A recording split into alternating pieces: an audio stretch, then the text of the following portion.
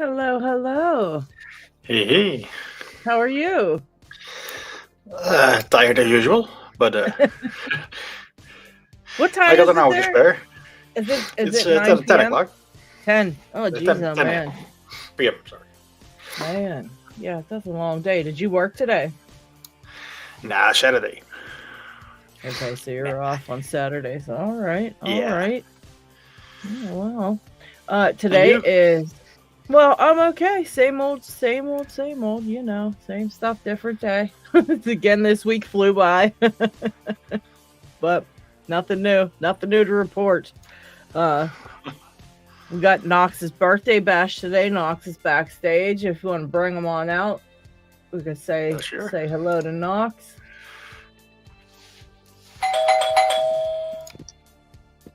There he is. Hello. Good happy birthday, Knox. Well, thank you very much, guys. Thanks for having me again. Of course, of course.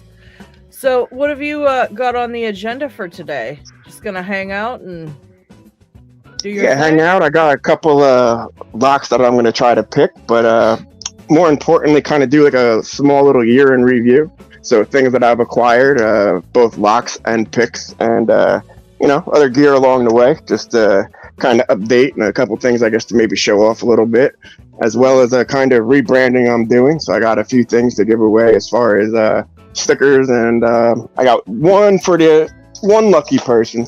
I have a regular pack lock, the 90A. I don't have a pro to give out. I have the 90A in the green stylus today. So one lucky person will bring that home. But I got a few sticker packs, and if you want to call them birthday, whatever, take home bags, so be it. But I got a few of those, and then like I said, just some things to display that I think are cool. All right, that sounds pretty awesome. I'm sure everybody can't wait. So let's see who everybody is. I know I saw earlier comments. I missed once the live starts, it cuts off the prior comments on my channel, so I can't see them. So I know. I thought I saw LockChuck was first. So hello, LockChuck. Adam Harris is here. AJ Magnet Fishing, Trucking Lock, Dog Picking Lock Sport is here with us. Let me see. Viper's here. Steve, hi Steve. I saw Steve saying something. All right. Gerard's here. G Keyman. Who else? I know I saw Brett Sucks is here. Did I say hi to Adam? Adam's here. I said hi, I think. Adam Harris. Or is there two Adams here? I don't know. Okay. Let's see. Going down. Thank you for the super chat, Trucker. Pixsmith is here. The Squiggledork is here. Otter Arms, hello guys. Thank you for birthday wishes. Kiwanaka, Zeph Trust, Piccolo, Pocket Woman's here.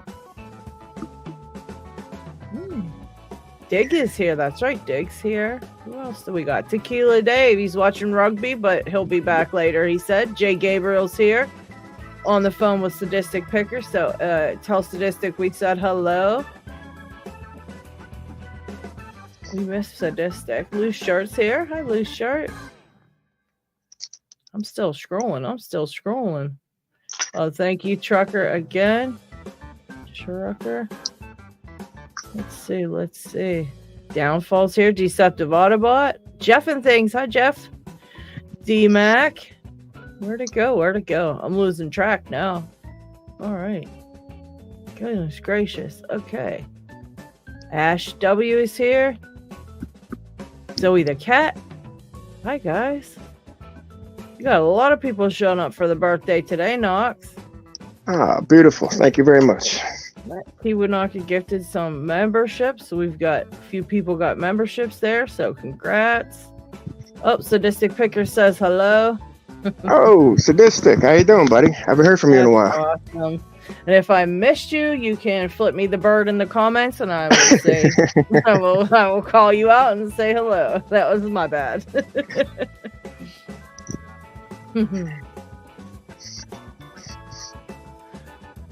So yeah, what do you got first for us, Knox? Okay, let's see.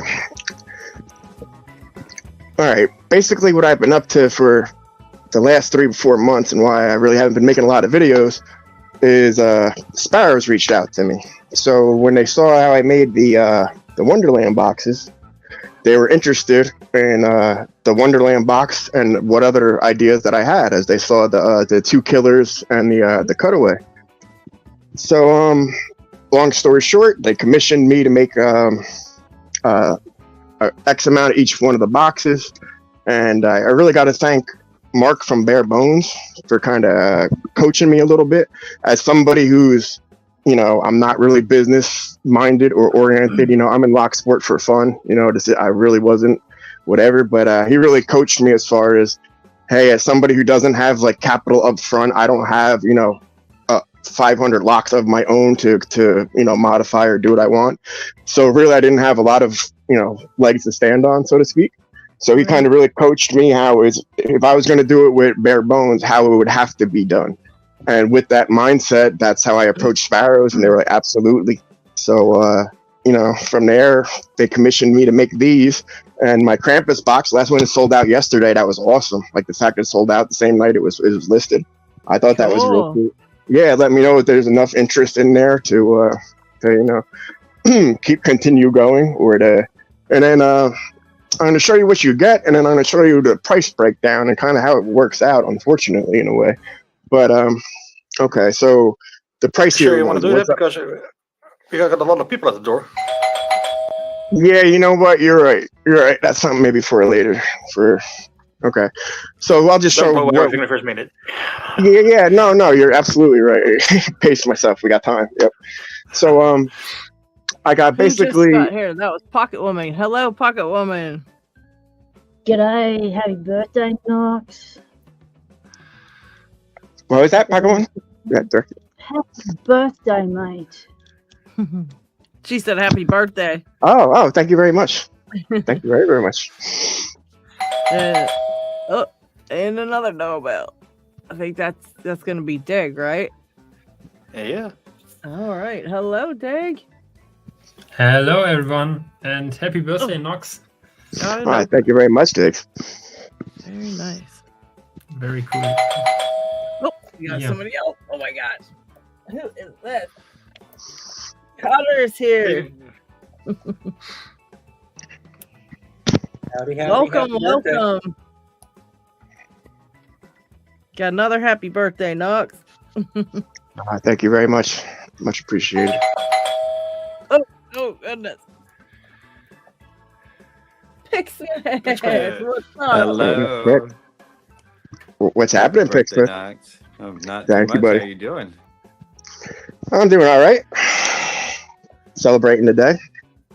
Good. What did you do to celebrate, actually? Did you do anything, or is this your celebration here? Yeah, no, this pretty much is my celebration. Yeah. Okay. How's it feel to be 21? Yeah, forever, right? Okay, so the point of me bringing up the locks is over to the last year from 2 angles. So I was going to bring up kind of like a question for everyone to kind of pass it around hot potato style. So for lock project wise this year, for me, it would have to be the chopped and screwed, particularly the 2 killers cutaway things for Sparrows. So that would be mine. And then on the pick end, the Jimmy Long kit that I put together. So to me, I mean, I just love, this is a repurposed Peterson pouch, and for Petersons, they're horrible, man.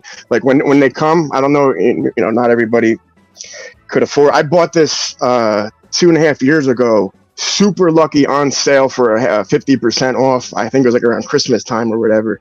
And it was the Phoenix Ultimate.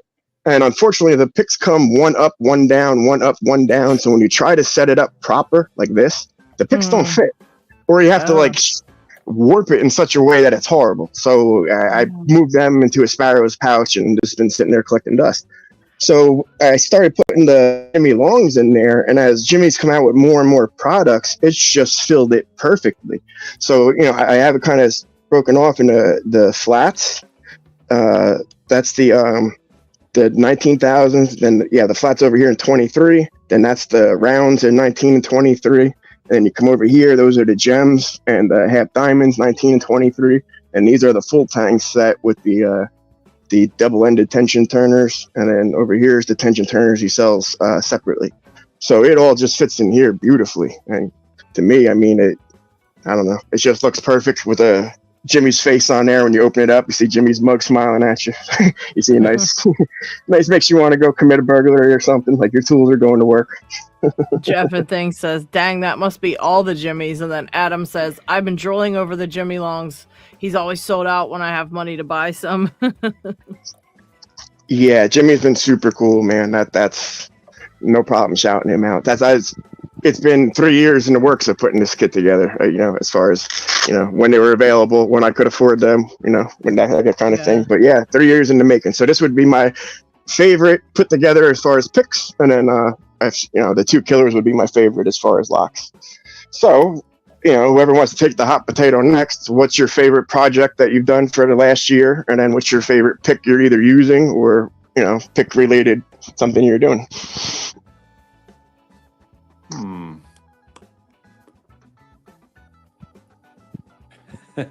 Well, I got a bunch of conversation topics. Someone's just got to answer the questions.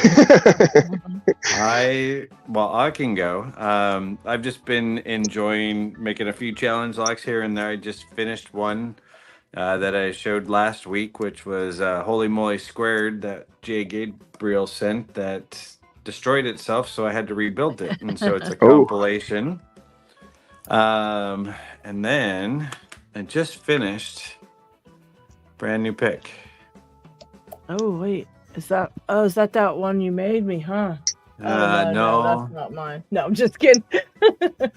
I just will get better light on this. That's pretty sweet looking. Wow. Desert ironwood. Wow, that wood is gorgeous. Yeah, that is beautiful, dude. Jeez, Silver tube with copper inlay, and then it's hard to see in this light, but there's silver and brass dot inlay to kind of create a little flower pattern. Another silver tube pin with copper insert in it. And then it's got the XP Mods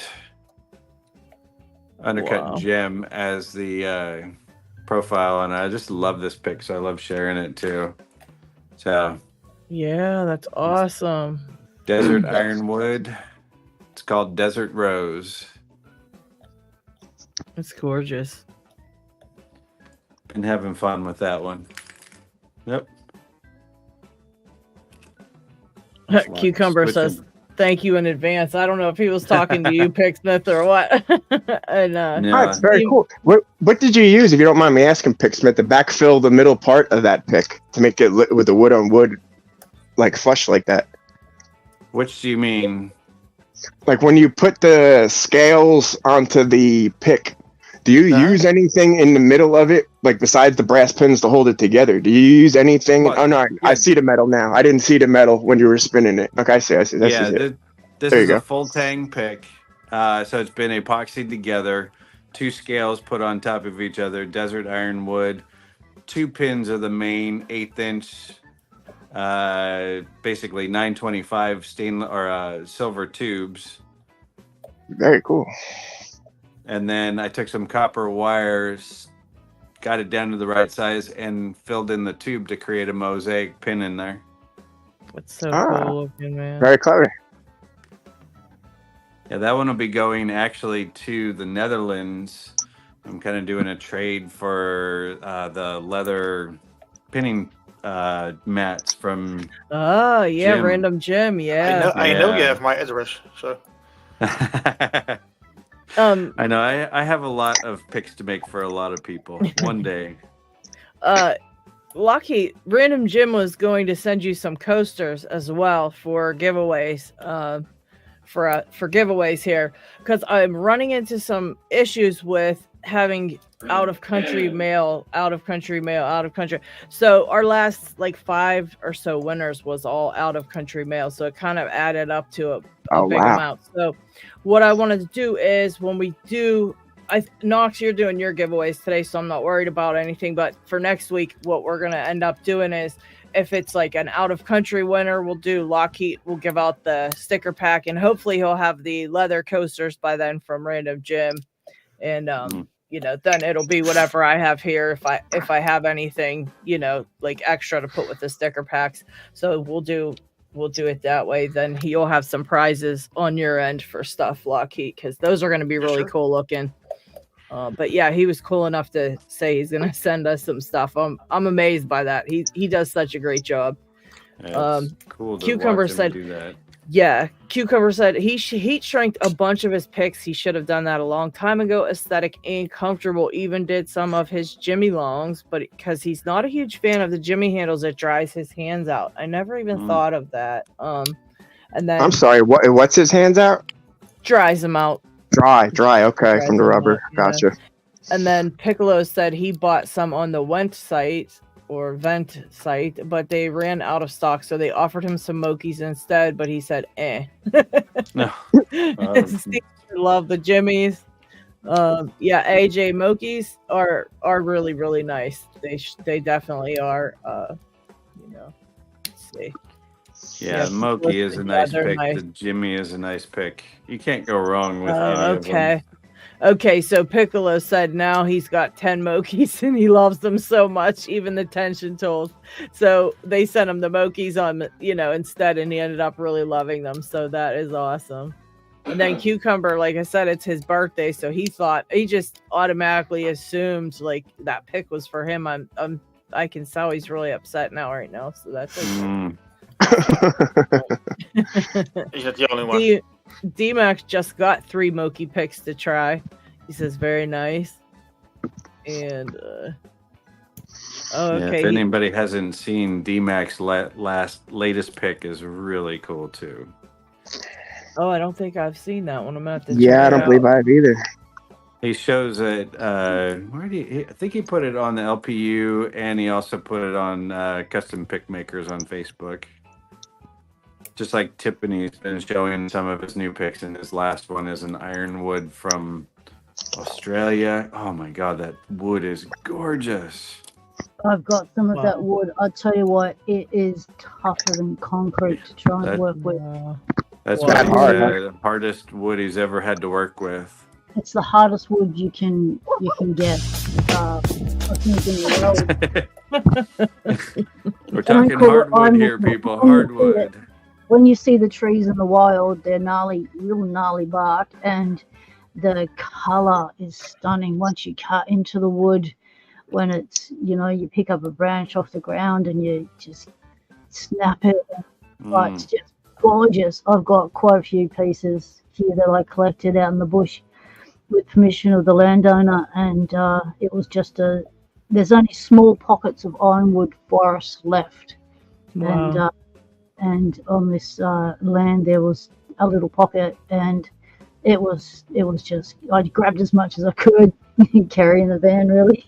Right. Well, Pocket Woman, now that you're talking, what was your moments, your best project for the year and your best your pick? Truth. Put me on the spot there, LadyLocks. Best project. Well, that was Knox's question, so I was just thank you for reiterating it. I appreciate that. I figured we would continue on that path and best project for this year. For last year, the Lock Explorers a lot. I'm digging the Lock Explorers a lot. They're a lot of fun. Nice one, LadyLocks. Yeah, that's it. It would be the Lock Explorers.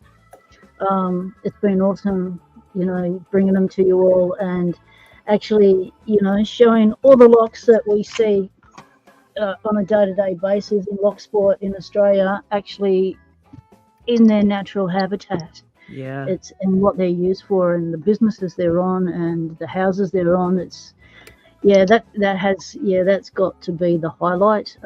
Getting the guts up to do that. I've been doing it for 2 years now, but really ramping it up this year since I haven't been able to pick as much.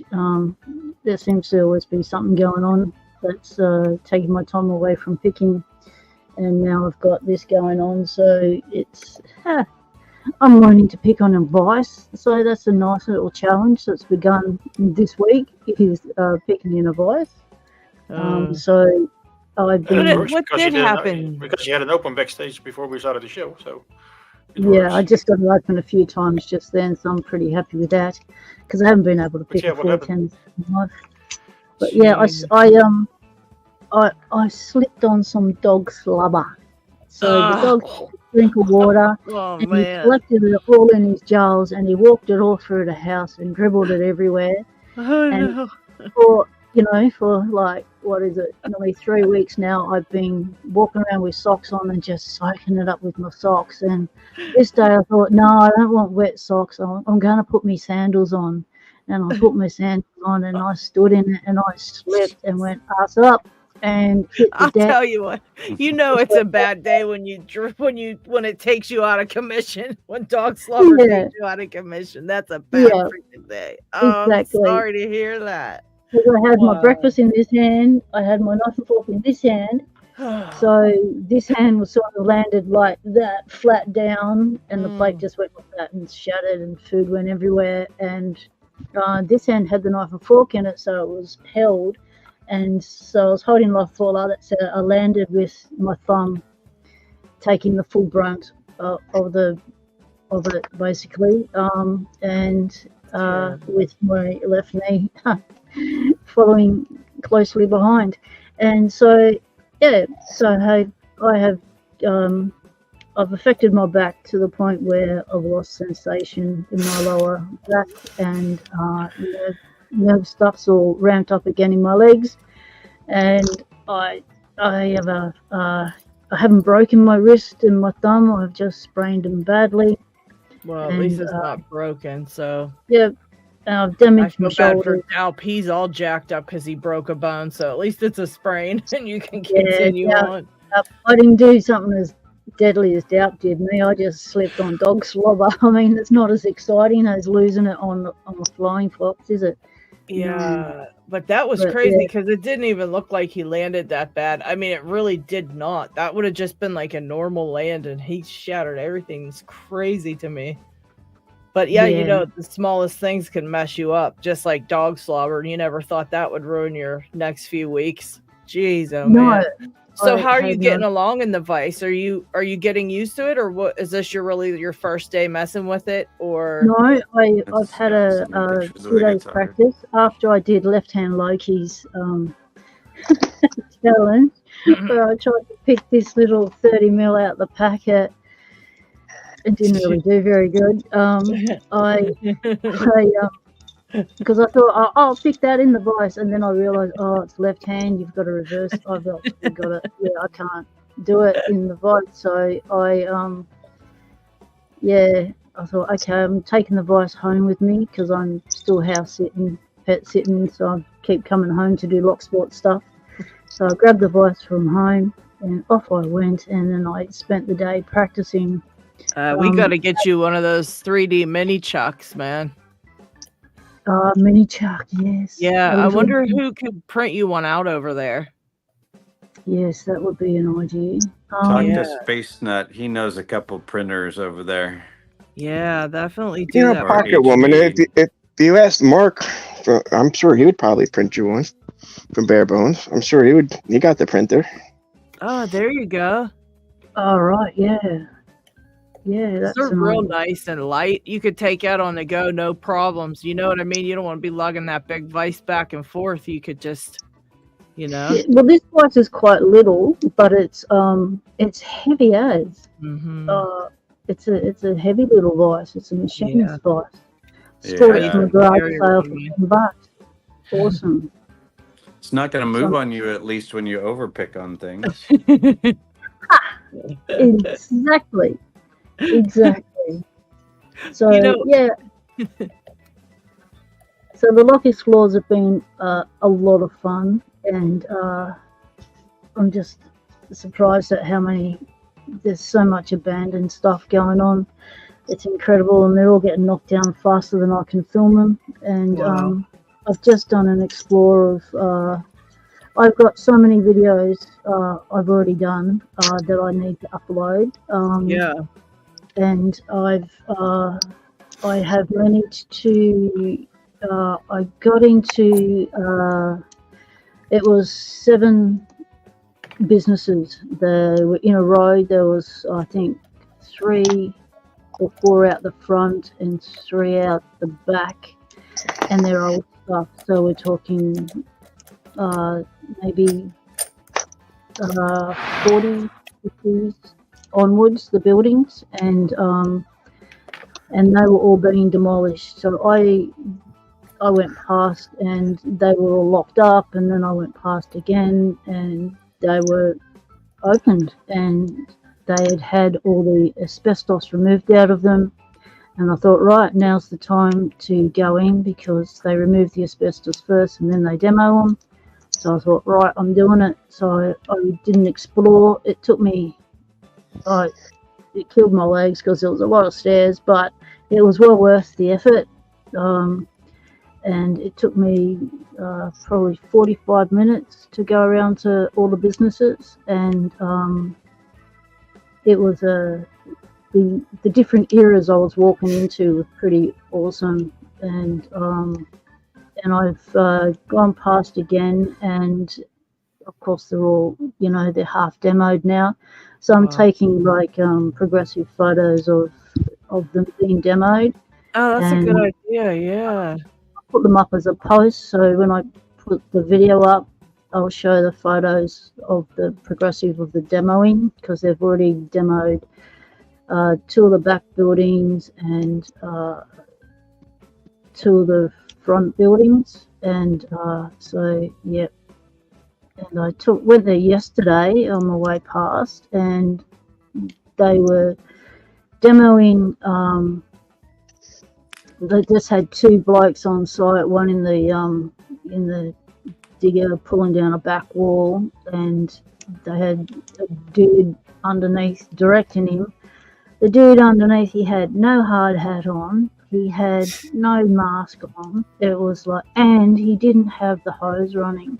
So he's broken 3 OH&S laws right there. And it's like, you idiots, you are 10 meters away from a digger that is pulling down a wall, a concreted bricked wall, and you are standing there with no hard hat on. And then the dude got out of, they had a smoke break, and the dude got out of the digger, and he didn't have a hard hat on either. And it was like, mate, the world. These dudes are these are doing. This demo team's doing it incognito, so there's no signage, nothing to say where they're from. Their vehicles have got no signage on them, and they'd park their personal car and work ute in and next to the building that they were pulling down the back wall of. And it's like, mate, it just takes one mistake, hit one of those supporting beams, and you brought down the whole building on top of your cars. Like, that, I was just blown away by how unsafe that work site was. Well, next time get yourself one of them little yellow jackets, and I know it's not called OSHA in Australia, but just show up and be like, yeah, hey boys, I'm from OSHA, I'm here to do an inspection. Give them all heart attacks. Yeah, well, I filmed them, and so I can if anything went wrong on the day, I could say, well, actually, this is how they did it. Right. This is why the accident happened, because we've just had a miner killed in a work site because the employers have got them to do something unsafe. So, workplace accidents are real. People aren't coming home from work, and if you can avoid it with simple things like, stand 30 meters away from the digger instead of 10, and put a mask and a hard hat on, simple things, because it was, an asbestos site, which means there's going to be debris and stuff around. So when you are got dust and going, there's nothing to say that there's not any more asbestos particulates floating about. I'll tell you what, when they do asbestos removal buildings here, Picksmith, I'm sure they like tent that shit and make sure they have like machines. They just put up a sign saying asbestos removal, and Wow. then they go in and do it with a little hose, and that's it. It's just ridiculous. Oh, that's crazy. Thank you very much. It's much appreciated. That's just me. That's right. Sadistic, where the hell have you been? We miss you, dang. I know. You could at least post a little video saying you're alive. Come on, man. You fecker. Yeah. Come on, do some of them lotto locks I sent you. Get them up on screen. He's just Or been busy. Are they giving you a hard time? Because they should be giving you a hard time because they sent you the hard time ones. So I wasn't going to pick them. I just got a batch that I bought off of somebody on Reddit, and he said, I sent you the one horrible one that I hated. It was like some 1100 that he said it was a horrible one. I thought, you sent that to me? That's horrible. You know, I hate them anyway, so. Who just showed up here? Parky. Hey, everybody. How's it going? Happy birthday, Knoxs. All right. Thank you very much, Parky. How you doing? And many more to you, sir. I'm doing pretty good. So you got your new Chuck Vice. That's awesome. Hey, LockHeat, LadyLocks, Picksmith, Dig, Cater, Pocket Woman, Knoxs. How's everybody tonight? We're here. We were just listening to stories of Knoxs sent out a question. I was just gonna say, hey, Dig, I know Dig has some cool stuff been going on. You want to talk about anything of your year that was pretty interesting? What was the question, Knoxs? Your most notable lock sport? Well, for the year, on two ends, either lock related and then pick related. So over the course of the last year, what would you say has been your favorite project or your favorite thing that you've done? So either lock or end pick, you know. So it's up to you how you want to answer it. Okay, pick. It will be definitely my project of my Destinator. Yeah, that was cool. I still don't have finished it, and I'm probably going to buy one just to know what a real one has to feel like and what my kind of lacks on features basically, because I'm picking right now a A++ with butterfly discs, and you have to, if you want to use a front tensioning Destinator pick, you need to tilt it into the disc and into the sidebar basically. And I think this one has problems with that because I only have the pick shaft to kind of build this momentum. If I go like lever on the back, it only allows a certain way on the tip to move. And I need to show it maybe like that. You see how much it moves. I don't know whether that's enough or it's not enough. And I'm testing around with getting the nose more far out. But with that, I don't have a centering aid. And yeah, I'm basically put it higher in the keyway, put it lower in the keyway, try to put it kind of tilted already in the keyway.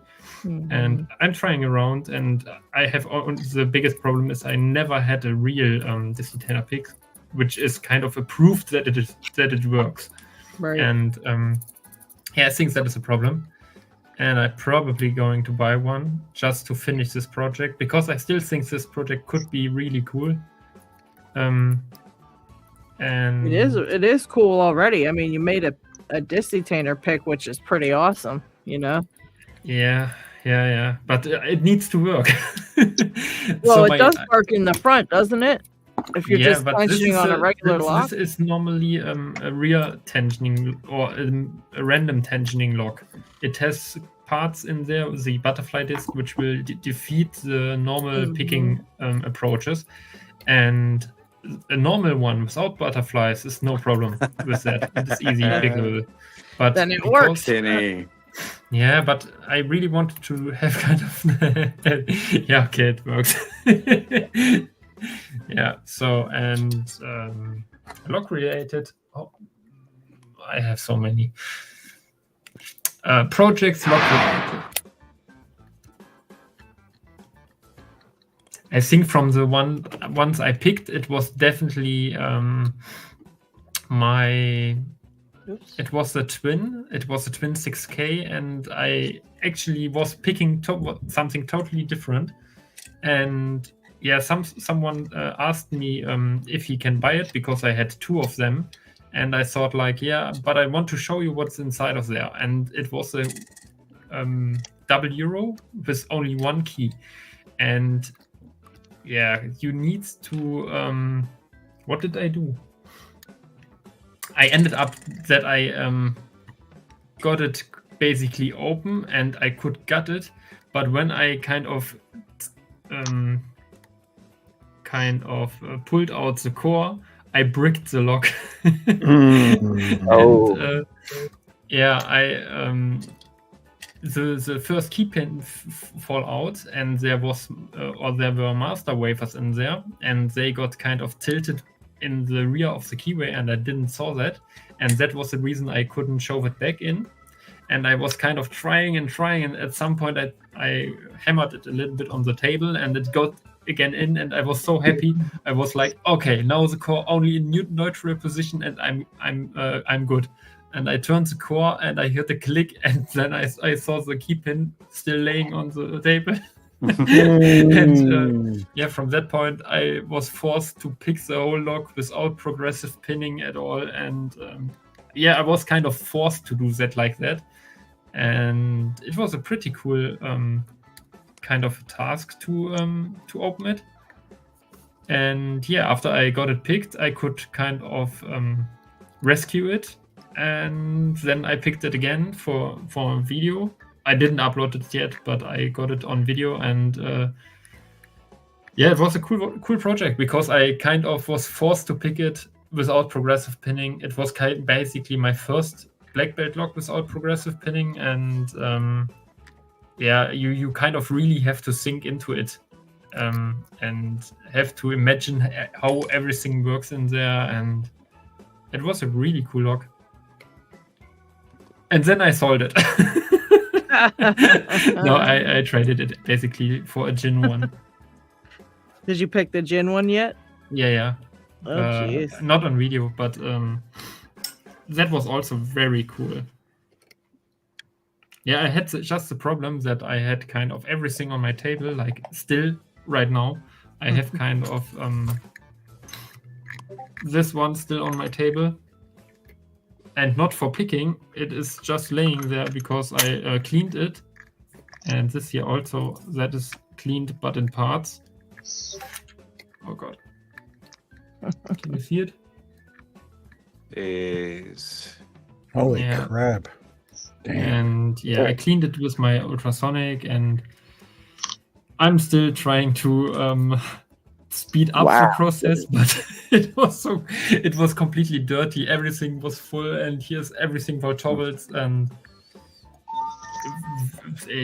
kind of paper towels like these things. And I have kind of challenged. What do you, Diggs, if you don't mind me asking, what do you use to pick those side fingers?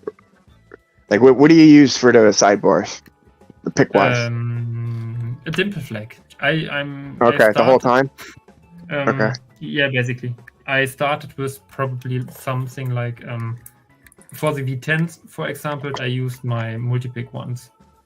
Gotcha.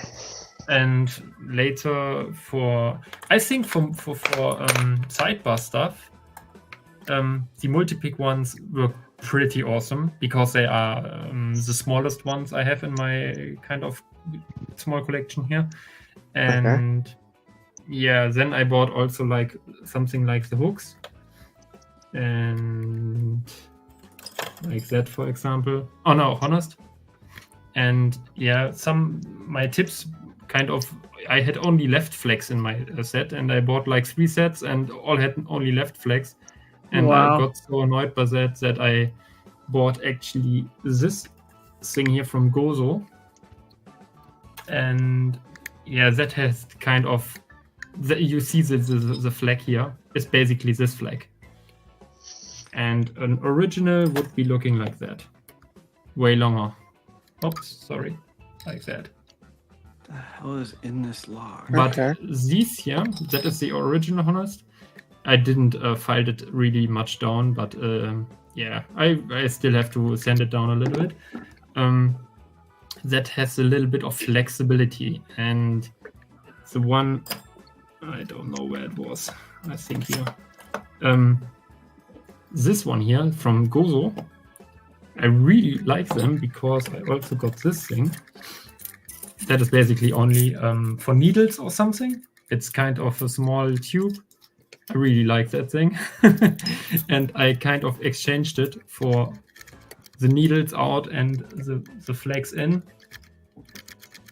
And yeah, that's kind of a spare flags I can use. Put it up higher. Oh, there you go. Okay, so it's like a pen set. Okay. Yeah, exactly. And I can wait. I need to find. So where's that one from? Wait. Outer I think you space. said Goso. Yeah, exactly. So this is kind of from this. That is a Goso set. Oh yeah. And they have kind of only this pen, and yeah, I with the first one I had problems, but this one is very good. You just unscrew it, then it opens here, and then you can pull out the pick and replace it basically. But I use that only as kind of a additional handle basically. And yeah, I kind of replaced the Honest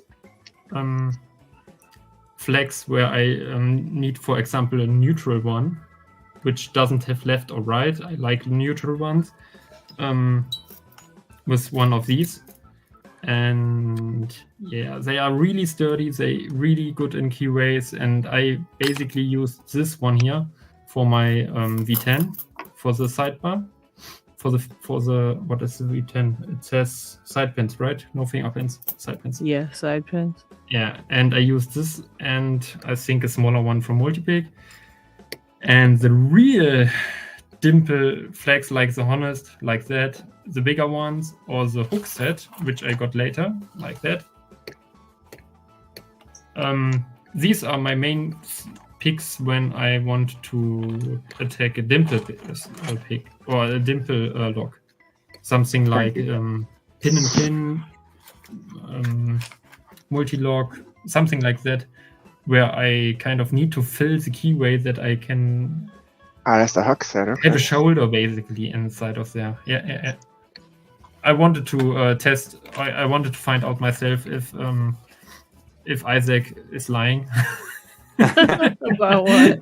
No, and LadyLocks too, because they both like the hook set more than the Honest. But they are very good. So these you don't have the problem on these that they come only with left flags or something, because I have numbers on, and there's I exactly like the hook set too. It's It very looks like good. they have nice wide handles on them, as opposed to multi-picks. Like that's the one thing that multi-picks are very slim handles. Those look nice and wide. So I really enjoy To be them. honest, I like the hook set too. Yeah. To be honest, I like the hook set. So the Honest Dongxi, I really love them because I can replace. Can you see something? There's a screw. You can replace the tips, but it's just kind of. But if you get all left, then what the heck's the difference? Yeah, it's size, but normally it should be half right and half left flags. And I bought like 3 sets, and in all of them there were like 8 left and 2 right flags or something. And it's basically really annoying. And but it's cool that you can replace it. The handles itself are worth the price basically, but if you want to go straight, just send a little bit down. And don't want to waste too much time with the stuff, get a hook. The hook set is better in shape. Basically, it is already slim. These here aren't any sanded down yet. And what the hell? Since when you can unscrew the rear? Is it supposed to be like that? No, it's Oh, no, they all that's spin. weird. The hooks just spin on the back. Okay, that's so you can, but really bad. It's nothing like a screwdriver. It's totally stuck. Okay. One of the things that I've done to my hucks is I added O-rings to the front. Yeah, I can understand that. But the back does just spin on all of them. Yeah, you're right. I didn't notice that. Cool. Yeah. Yeah, but I think it's basically the thing with screwdrivers that often have also like a rotary point, and you can kind of twist them, but it doesn't make sense for the dimple picks, I think, or does it make sense? No, not really. So that's again something like a company which don't use their own products, and they don't know how to make it correctly, but it's still. The price is very good for what it is, and you just need to sand it a little bit down, and then they are almost perfect. So, and I haven't even sanded mine down. No, yet. Mine neither. So I got to the point. I have now like the multi-picks and like the honest, and they are sanded, the honest, because I got them first, and the hook, and I got to a point where I thought like, when I go sand down now, all picks down to a certain size, what is if I need a bigger one? And I already got to the point where I had to use a bigger one because it was kind of a low quality dimple picks or dimple locks.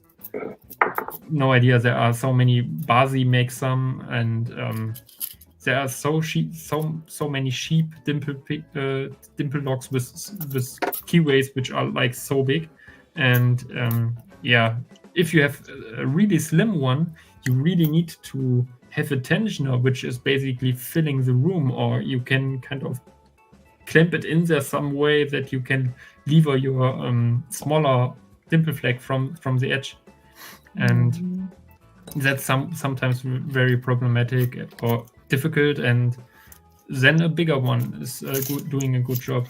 Yeah, I think if you're really getting into picking dimple locks or some of the, well, maybe just dimple locks, because once you get into those like side pins and stuff, the multi picks work fine, but I think it's worth it to get a couple of the different sets, like the Gosos and the Hucks, and just mess around with them, see what they can do you for can you.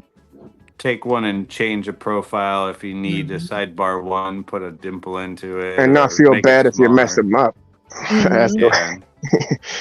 You know, if you shave off a little too much, it's not like, oh no, I just ruined a multi-pick. You know what I mean? It's not quite as well. The multi-picks just you replace the tips, and the tips aren't. They're kind of cheap anyway. So once you get your initial set, it's not so bad to keep up with them if you mess one up. You know, it's just the handles. Just like regular picks. Also, got to get some different ones and test them out. And I have a question here, Cotter. What? I see your vise there. It is super bright colored. Did you make that, or did you have someone make it? Yeah, no, I made this. I printed this the other day. I did have this one green, but I printed. So this is this modular arm I printed a long time ago. Yeah. But I was using a clamp for the bottom of it. Well, I thought, I've got this extra lock chuck vise base, so I designed and printed this little piece here to connect it to this. But I had red in it from this, so I just used it here. Very cool. Very cool. Yeah, so I like this. It's I just took the ball out of his kit, out of his design, and then one of the arms out of the modular one, and just put them in merge them. So that is what I love about this. I'm seeing a theme here. Yep, it's the alien chuck vices. There's just so many different things that somebody thinks of from something else, and it just kind of grows. That's pretty awesome. That's pretty awesome. Hey, Dave, could I ask a question real quick? Yeah, absolutely. So you were saying, you were mentioning what, like, I couldn't quite hear one part of what you were saying. So you were saying, you were talking about at some point what you were using to pick the sidebar on a Twin 6000, right? Yeah, I think it was something like that.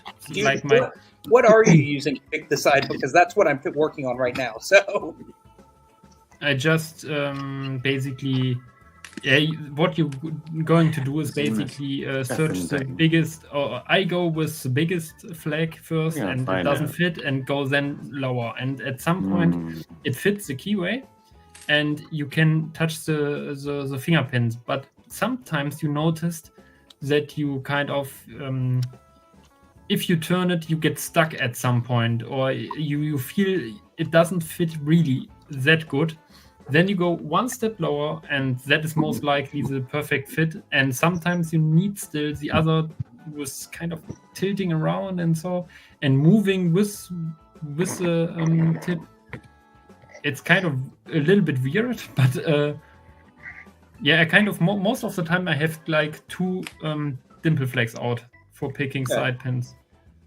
Yeah, I have some hucks on order, but I've just been using this little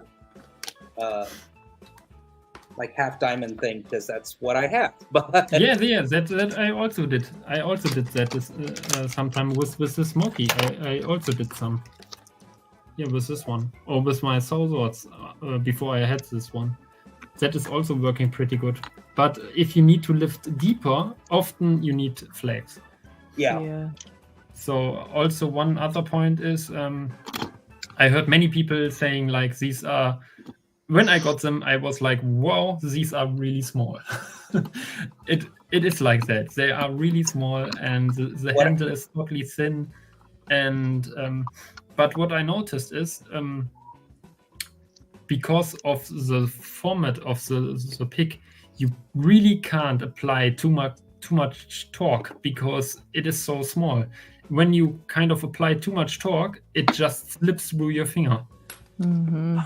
And I really have no idea how you can kind of break these flags because I can't pull up put up so much force on the small handle that this flag can break. Right.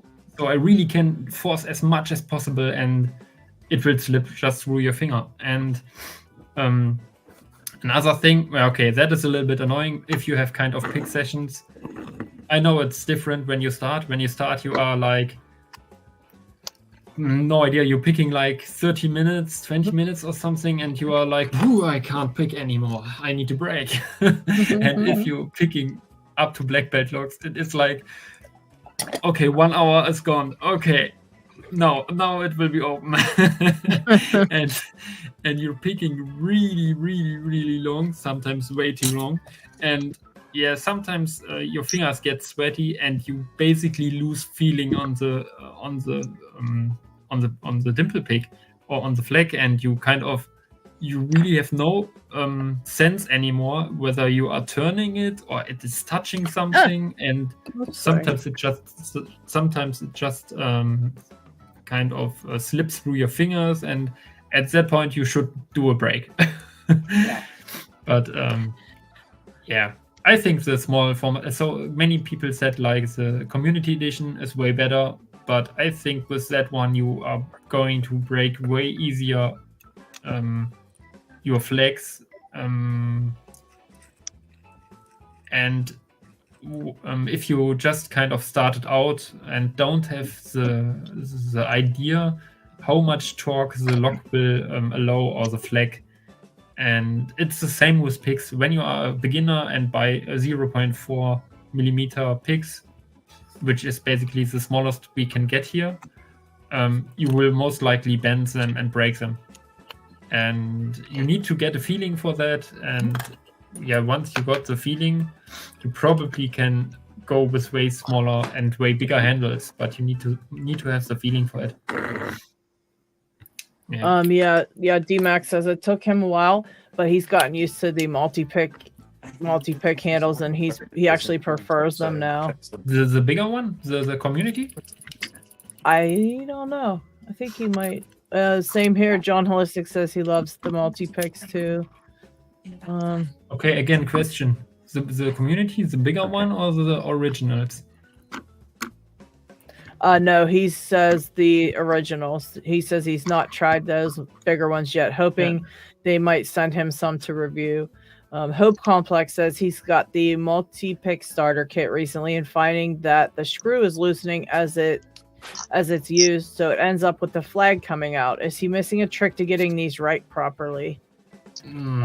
Just tight it, but the thing is, I never changed something on mine, and they sit so perfectly well in there, so I never lose. Are you putting the flag back in correctly? Because doesn't it have to be on the shoulder dig when you put it in? The screw has to be on the shoulder. What shoulder? The shoulder of the flag itself. So it sits flush. I don't know how the shape is under about? There. Is it a round shaft, the flag, or does it have kind of a flat point? Hope Complex says he's got the multi-pick starter kit recently, and he's finding that the screw is loosening, and so the flag keeps coming out. Is he missing a trick to getting these right properly? And I just know, I think it was coming loose. Yeah, I don't think it should be coming loose, but I had those Dongshi ones or whatever, and I know those had like a little shoulder, and I kept putting it in on the flat side instead of the shoulder side. No. That multi-pick don't have that. And I know what you mean. I did it like that. You can see it here. That is something I did because I needed to exchange, or I wanted to exchange the tips here. I tried to get my light a little bit better. Those ones. Here you see the screw, and there it goes straight. I kind of screwed this. I screwed the set screw, grub screw, directly to the kind of, what is it? Is it the blade, the shoulder? Yeah, I just small narrow part, shoulder or whatever. But on the big screen, I've got the tip out of a multi-pick. Yeah, D-Max said there's a flat spot on the tip. The screw needs to be aligned. Yeah, I've got it right here. Okay, let me see. Let's show how such a flag looks like. Where's Picksmith here? Hold on. Okay, I got you. You got me? I think I got you up there. Wait. That's not working. Hang on. Picksmith. Bam. Oh, it keeps putting. I was up a second ago. And it's okay. There you go. Okay, got it. The flag. Oh, sorry. It has a little flat spot. Let's see if it'll focus. I saw it for a second there. Yeah. There it is. So you've got to get your set screw into that. That set screw lines up with that flag. It even holds it. It's inside, and it stops rotation. Wow. Yes. That is a great idea. So if it's on the angle, it'll spin on you, but it shouldn't come out once they're set. And it's got to be set into that. You just kind of snug it, and multi-pick, the screws are pretty much flush with the top of it. Unlike if you're using multi-pick in a lock-picking dev, his are a little proud. But it's the same thing. This is a multi-pick into somebody else's handle. Wow. Okay. Mm-hmm. Yeah, he says there's a groove in the flag that the screw goes into, but I do find them loosening off often. So that's not good. That shouldn't be. That's kind of strange. I haven't had that problem at all. If you have problems with that, contact a multi-pick, because they kind of have really good support, and they really want to have a good reputation, and they are basically want you to have a good experience with their picks. So I just would let them know. I'm sure they're phenomenal. They ship in like 48 hours. It's at your door. Like, they're phenomenal with the DHL delivering it, and with their customer service. Like, they're awesome. Multi-pick. I really think if you are in the decision to buy one, they are so expensive, and there are way cheaper options which do the same job. But once you got them, they are so awesome. Yeah, and I won't sell them. Better for side pins sometimes. Those finger pins, right size. like the finger pins, I feel like the pick needs to be so tiny that it's so annoying to have to file one of those bigger ones down. But like Dig said, once you get them, you can always buy replacements if you wear something out or whatever, and they're not that bad to buy the replacements, but once you just have to get them. Brett Suck says he had a bad experience with multi-pick. That's not cool.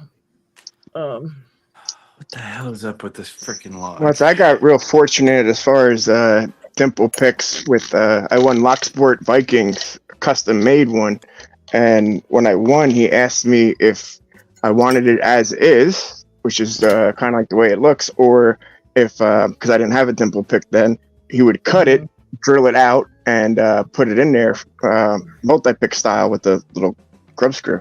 So he did that for me, and every other set that I've had, I have the small multi-picks. I only have 2, the ones that come with Lock Noobs, the Lock Noob set, and then I got the community one. And the tip of the community is about as wide, but then they taper, very sharp taper, so they're very small, like for the whole rest of your hand to hold. So really, like, I don't think I'm gonna find a better one for me. I got big, than this wide one that I won from Locksport Viking. So that's really nice. That's really nice. Wow. I like those custom made ones. Was that is that Nigby made those? Yeah. And then Dev makes some nice ones, and now Locksport Viking. That's crazy. Yeah, that was really nice of him to offer me to drill it out for me like that. So like you said, I could buy any multi-pick flag and just swap it out now, as opposed to it being, really cool. It was made for the guard, so it's like a very, very small, almost flat tip, because the guard got the pin and pins, so it's a way above my pay grade. Yeah, I've never gotten it. How about Brett Sucks? He had a really bad experience with multi-pick. He said the picks aren't cheap and they won't send him free ones. But it is super cool of them to stand behind their product. So if it ever breaks, you just give them the serial number, send them a picture of it, and they'll say they'll replace it for free. So I mean, that's kind of cool of them to have a lifelong. He's got the Nigby dimple, and it's great. Jealous, so jealous. Yeah. But Trucker says they're only $10.95 for a replacement tip anyway, so that's not bad at all. Yeah. But I once would you get the handles, sure, hope I would let them know. I'm sure that they'll fix it for you. One of my birthday presents to myself here was I got myself a Schwick, and I've wanted one for a while. I finally saved up and got one, and I was talking with the guy who works for them. He's a partner who makes these cutaways, and he saw that I ordered one, and he's like, hey, I'm the guy who makes the cutaways. Let me know what you think. I'd be happy to cut anything that you have if you wanted to have it in a cutaway version. So as I was reading the email and talking with him, I went to pop out the top of keyway, and the magnet came out with it. And it was like, oh man, like it's literally brand new out of the thing. Like the first time taking I don't want to touch it. It could, slide anywhere. It's fine. But I just got to, put a drop of glue, Loctite or something, JB Weld, whatever, and sink it back, anchor it back down there. But the first time plucking it out is whatever. And the guy explained that they had problems with that and since it's kind of been made, and to make sure I use something that's very thin. I don't want to say velocity, that's the wrong word, but very thin consistency as like a Loctite as opposed to a Gorilla Glue that would expand and possibly take over the magnet. So I just got to do a slight repair on the Schwick.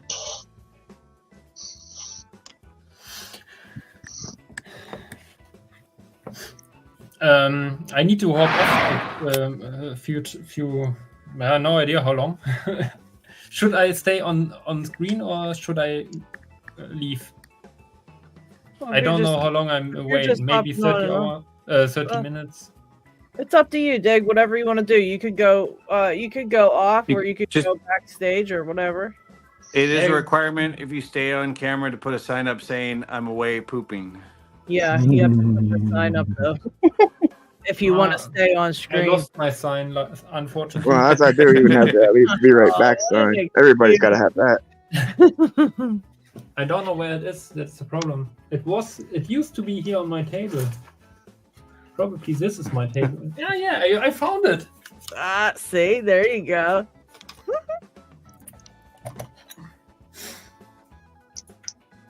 There we go.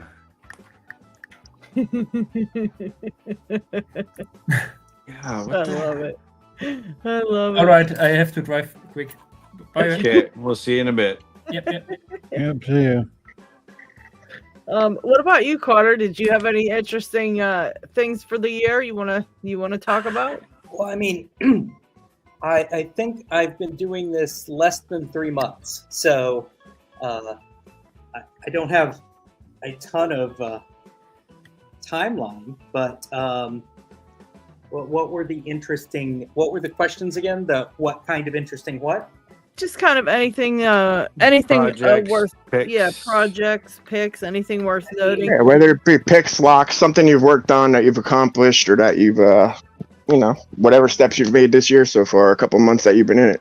Yeah, well, I mean, I got my Sparrow set for Christmas.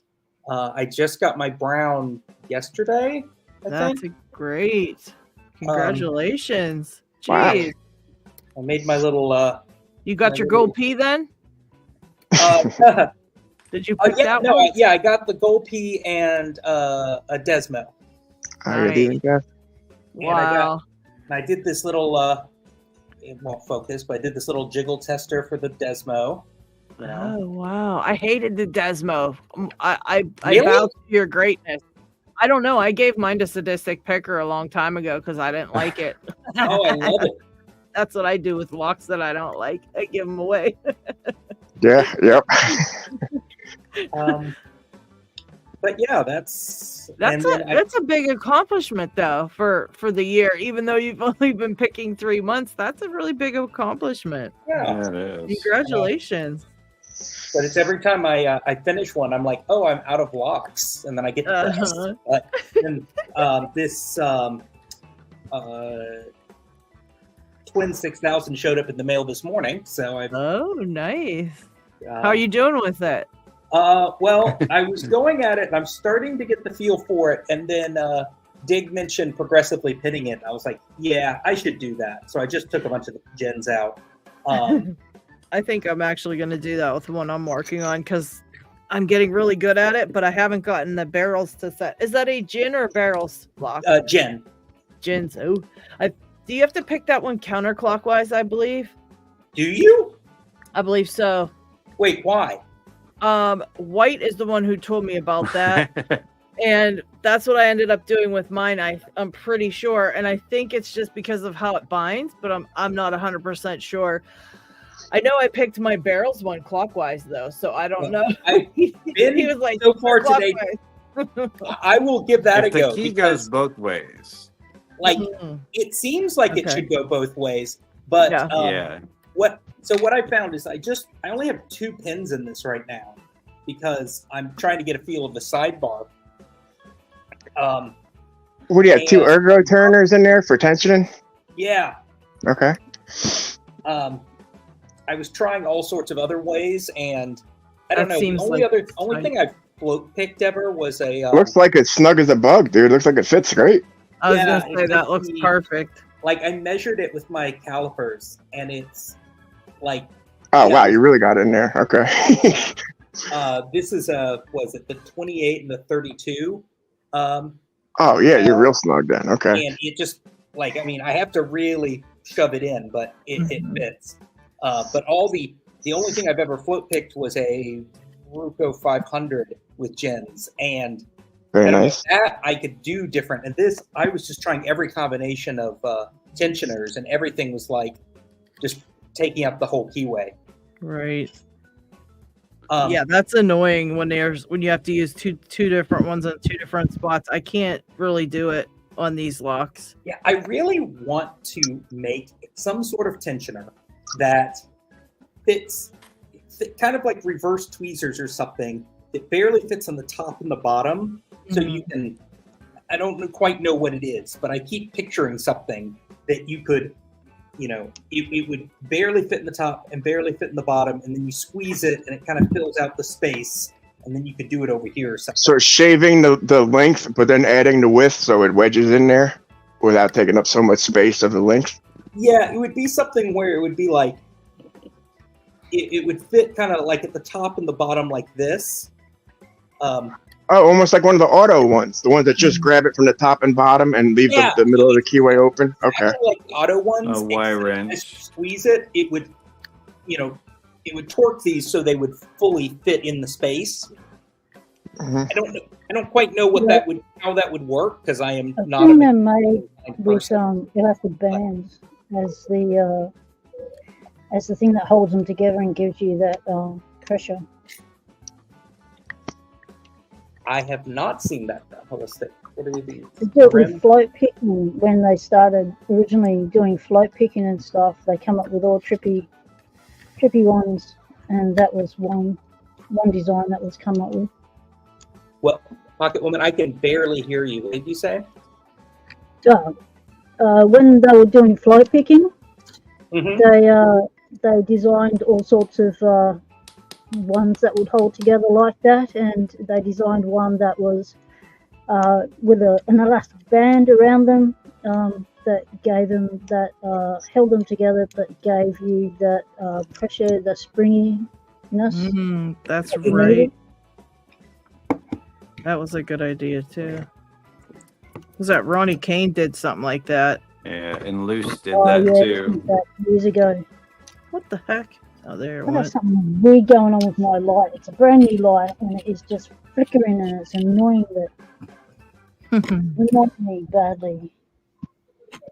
Can I ask you? Oh, sorry. Yep, go for it. Another pinning question on this Twin 6000. When just practicing with the sidebar,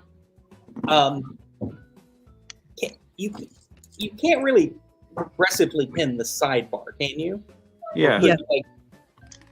You can. Does it? You can. Does it feel the same? It seems like the bar would wiggle. No, it binds a lot harder. You have to do it evenly. Well, you should do it evenly. I found that when you don't do it evenly, like 1 and 5, if you do like 1 and 2 instead of like 1 and 5. Oh, okay, yeah, that makes sense. Definitely feels weird, and it doesn't. Sometimes you can't even get them to pick because they just won't bind right and stuff. But if you do start out doing it, do 1 and 5. Now, when you go to do it and put more pins in, obviously what's going to happen is they bind less and less, but you still get them to bind. It's just not as more. It's like not as prominent. But you'll know, like, if you have to click number 5 3 times, you still have to click number 5 3 times, no matter how many more pins you put in. So at least you can get the feel of them that way, Or what about just taking all the gens out and just doing the side? You can do that. Because I think I feel like it's really, there's just something where I'm not getting the feel for it. Mm-hmm. Just remember not to turn the plugs too far without a key or something where if anything could fall into something. Yeah. Oh, geez, I am already in. Oh, shoot. Hello. Hello, chat. Hello, everyone. It's the other snake. I've seen the stream title, and it says Knox's birthday bash, so happy birthday to Knox. Why, thank you very much. Hey there. Hello. Yes, I'm still getting my things set up, but I figured I might as well hop in. Well, how are you? I am good. I hope you like my the outfit I've chosen for today. It's little different from the one I had last time, but you know what?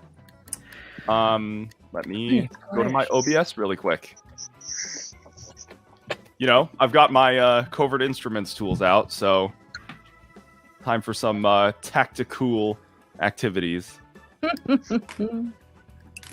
What the hell is with this freaking thing? That mini Dude, heart attack I'm one. having the same effing problem over here because for some reason my shim is stuck in the lock, and I don't know why. Oh no! Stuck tools are the worst. I had to deal with that while I was sort of testing things out with my Arbiter set before. I think when did I receive it? I think it was 2 days ago, maybe before that. This is bad. Snakes are everywhere. Yes, indeed. The OG snake number 1. I am Snake the Squeakquel. Yes, I think I am. I think I am about to make LadyLocks somewhat jealous because I very quickly learned.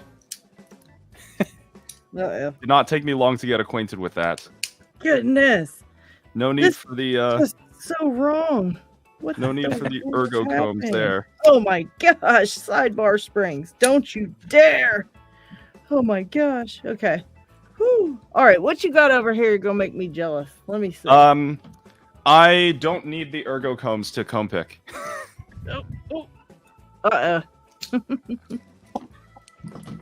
So these are the like full tang comb handles, and it took me like 2 minutes. Oh yeah, they were on sale. I grabbed them a couple months ago. They were on sale for like, I don't know, 25% off like or something like that. I grabbed them. $16 on Covert Instruments right now. There you go. Okay. Since they only have 2 major sales a year, I anticipate that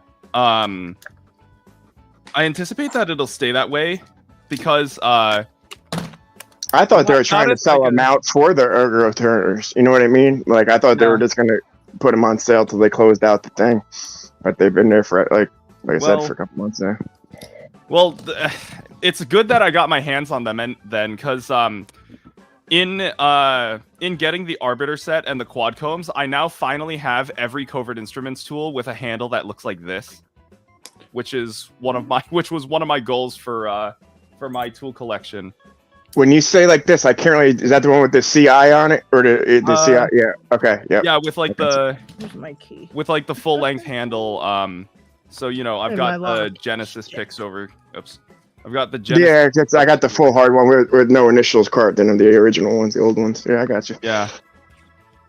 But yeah, no, I'm really happy that I now have. How many Master Lock 140s do you have? A lot, and all of them are susceptible to this bypass attack, including some of these black Master Locks. Some of these black 141s I actually purchased in 2024. So Master Locks still have not fixed this. See, I wanted to get a bulk like that on eBay, but they're all keyed alike. Yeah, that's kind of unfortunate. I did get 4 of my black Master 141s from a keyed-alike set, actually. Well, that's not bad when you have that many of yours, because you could just throw them in the pile and you don't know when you're getting the same ones again. You know what I mean? If you only have those 4, it's kind of a little redundant. That is very true. But thank you for the birthday wishes. Thank you. 4 of the 8 black 141s in my collection are keyed-alike. Gosh, that was ridiculous. But I swear, I really need to get I need to get like my wallet is shaking in fear because I now need to get locks that I can what the hell? that I can demonstrate all my Arbiter tools on. Like I need to buy an Adams Wright door lock. I need to buy a commercial door lock.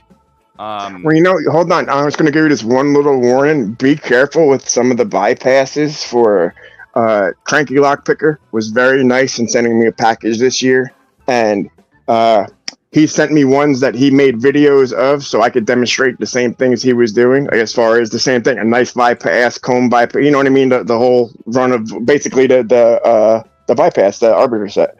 Yeah. So he's like, I'm going to send them to you. He's like, but warning, you need to fix them before you can use. And I see what happens. Like when you bypass it either wrong or too much, it makes it so it doesn't work anymore. Here's one of them for an example. So because he went all the way in, hit the actuator, it will no longer close. So he just taped it up so it doesn't fall apart. And so he has a couple of them like that. So the knife part worked, but it broke the actuator or the whatever. Yeah. The knife tool bypass. The knife tool bypass is the one I am the most concerned about because it's a pointy, pokey, stabby thing. Yeah. It's a pointy, pokey, stabby thing. So that's the one I'm the most concerned about. But I did experience another sort of mind-breaking fact while I was getting acquainted with these tools. This is, good old classic American Lock 1100. This was a lock that I purchased in 2024. it came to me with its core unshielded.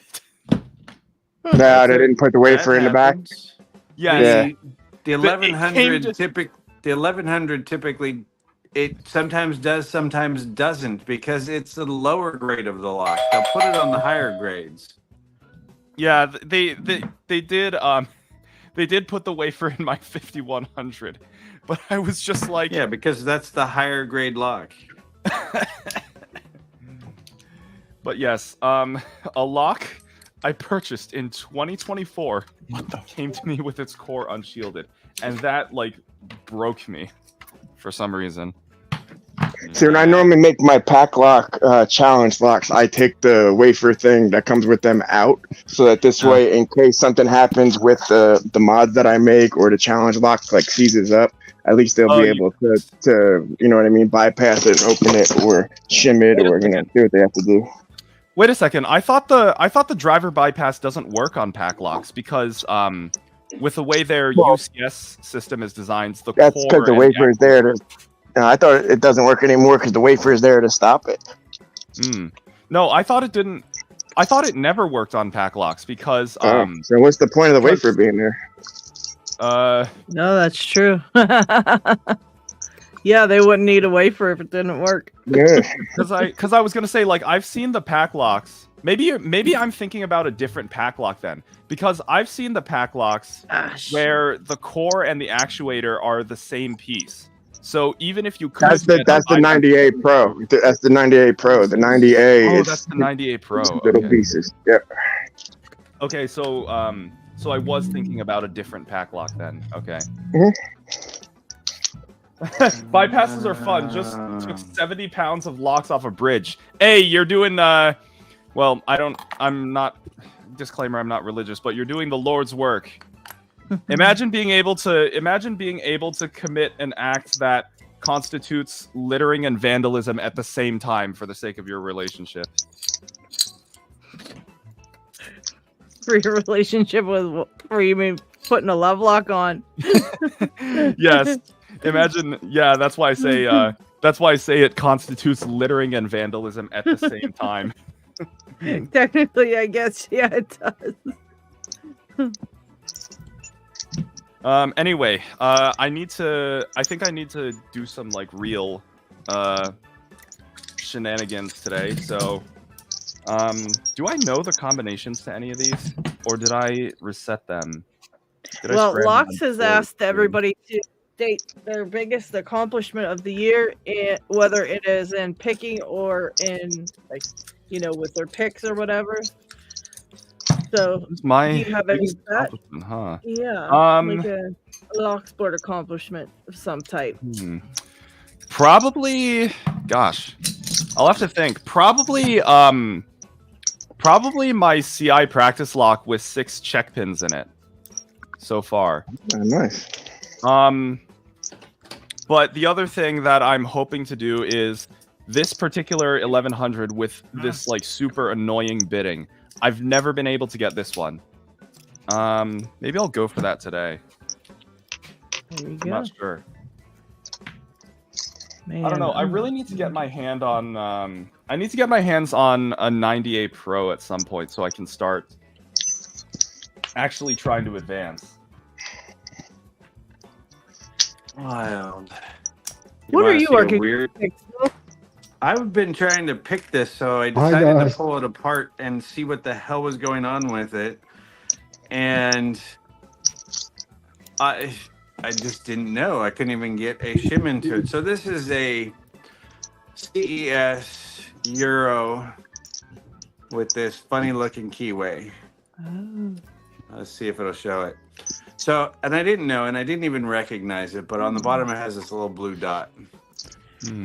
Well, and it has this little micro check pin that doesn't come out that you can activate through the keyway. I had gotten this into a false start a bunch of times, and it's like, what the hell is going on? Yeah. Just a heads up, your camera is running at like less than 1 FPS, by the way. Just a heads up. I don't know what that means. Frame per second? Basically, yeah. Your camera is running at like less than 1 frame per second. It's down to like seconds per frame. So it's kind of hard to see. Well, so is it jiggering? Strobe light.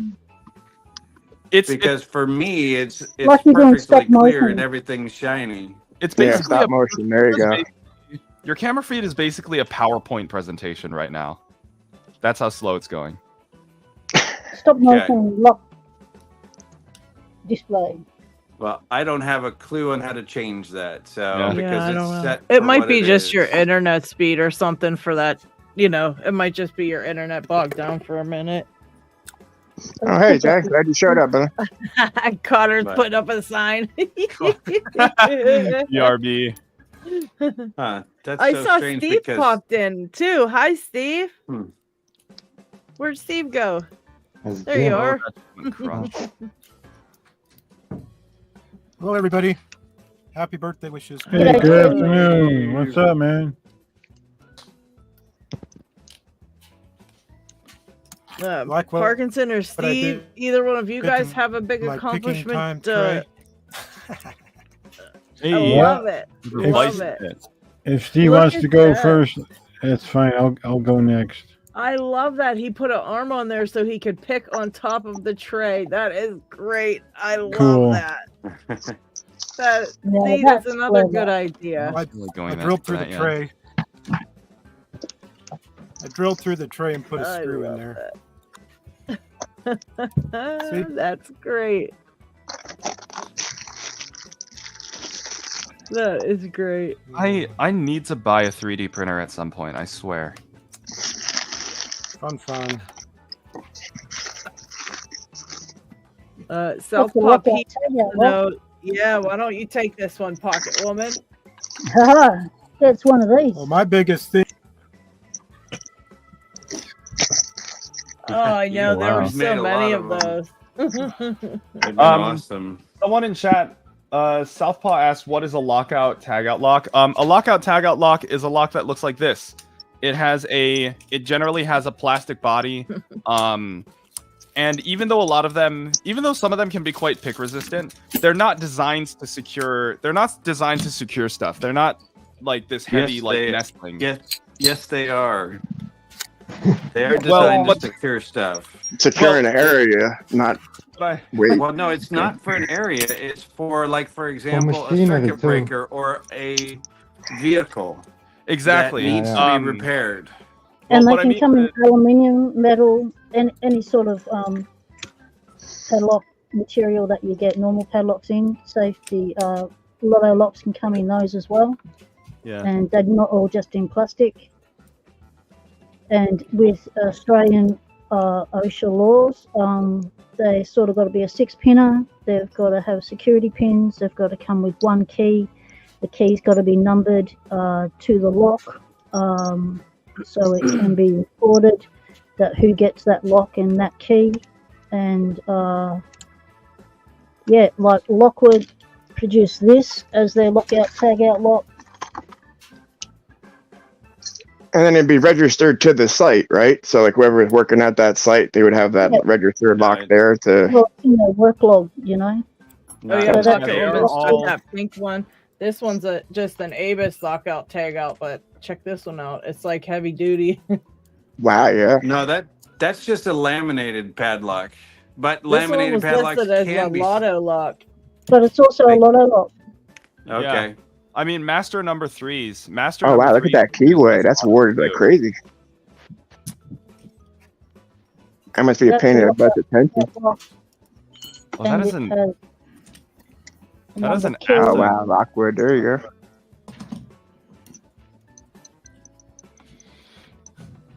So that's aluminium with a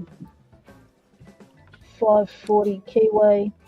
Yeah, and they usually have aluminum or plastic bodies because that makes them lighter, and people who use them typically carry like dozens of them at once because they have to lock up a whole bunch of equipment.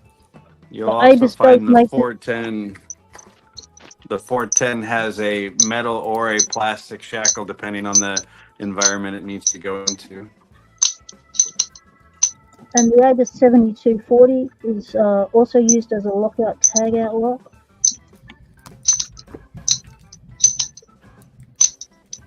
Yeah, true. Trucker. And Trucker said any lock could be a lockout tag out if it only has one key. I was thinking about when I removed the shackle spring, so it didn't pop like that. So it had the literal dead core. And then I guess if you only had one key, I mean, I guess if it was known at the site, key retaining. It has to be key retaining as well.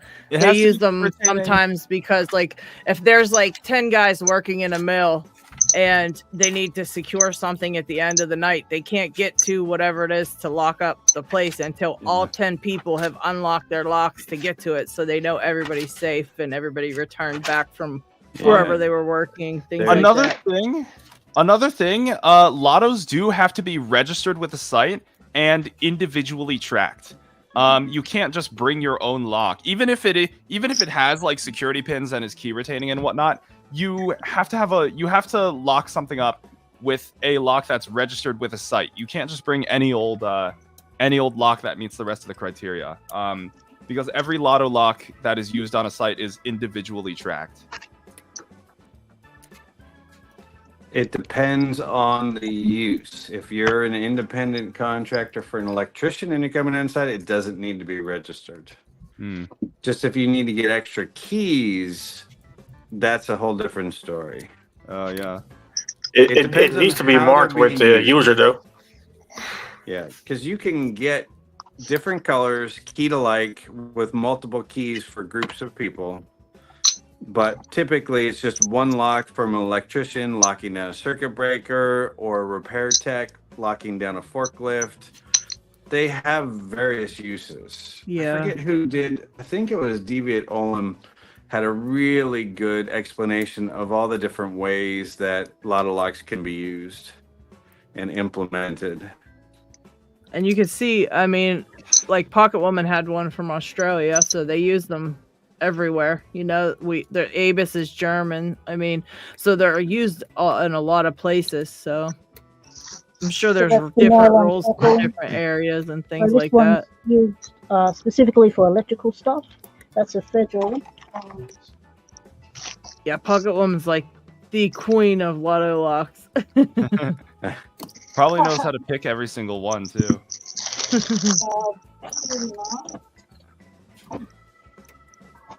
Wait, did I just?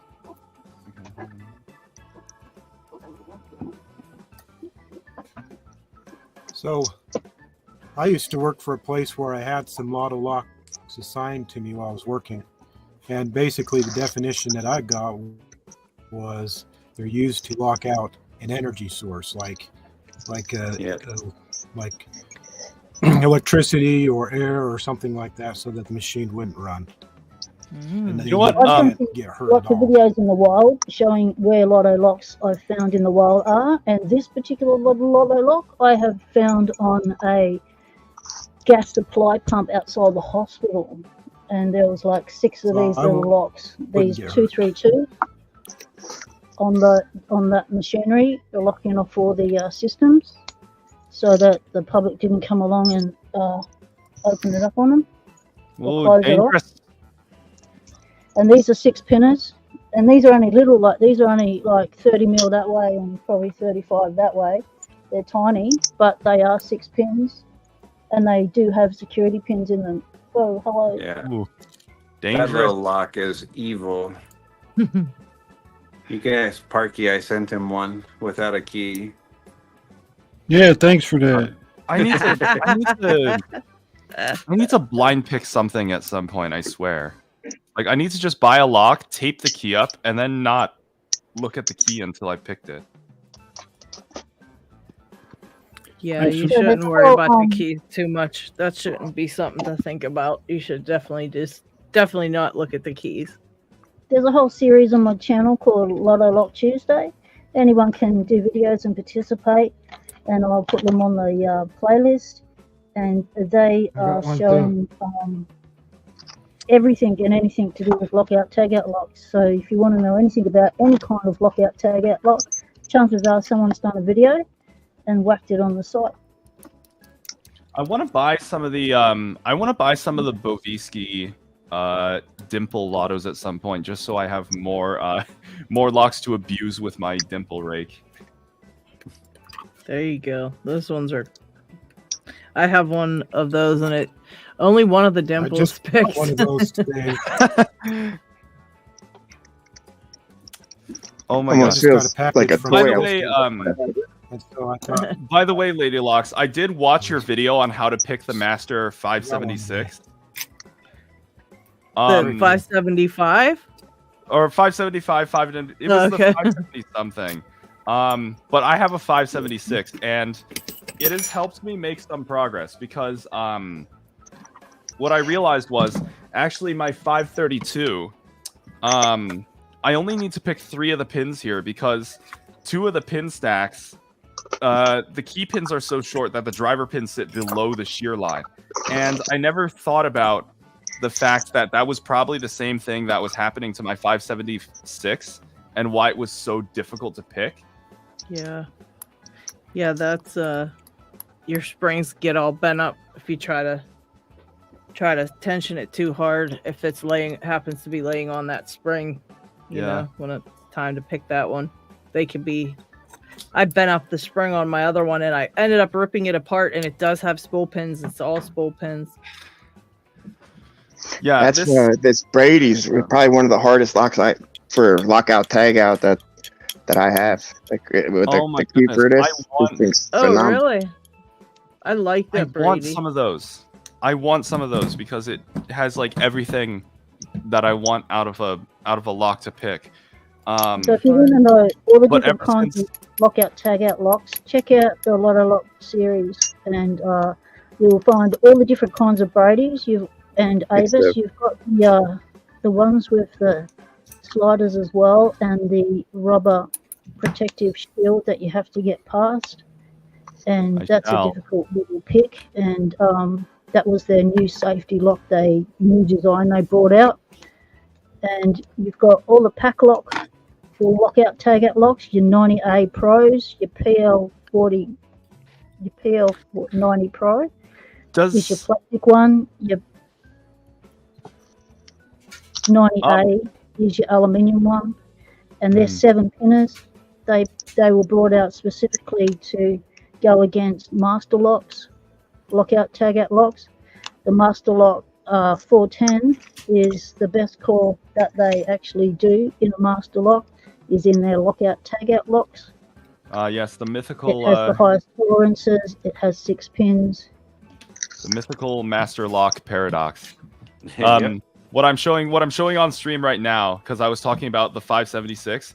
These two, these are my 2 nemesis locks. Is what I call them. These are the American 2 1100 is a lockout tagout lock. It is, yes. But these are 2 locks that I have never picked. I don't know what it is about this particular bidding, but I can't get it open, and I don't know what is happening with this 576. Show us the bidding on the 1100 again. The bidding on the 1100? I mean, theoretically, I know how to get past it, but in practice, I don't know. 0 lift.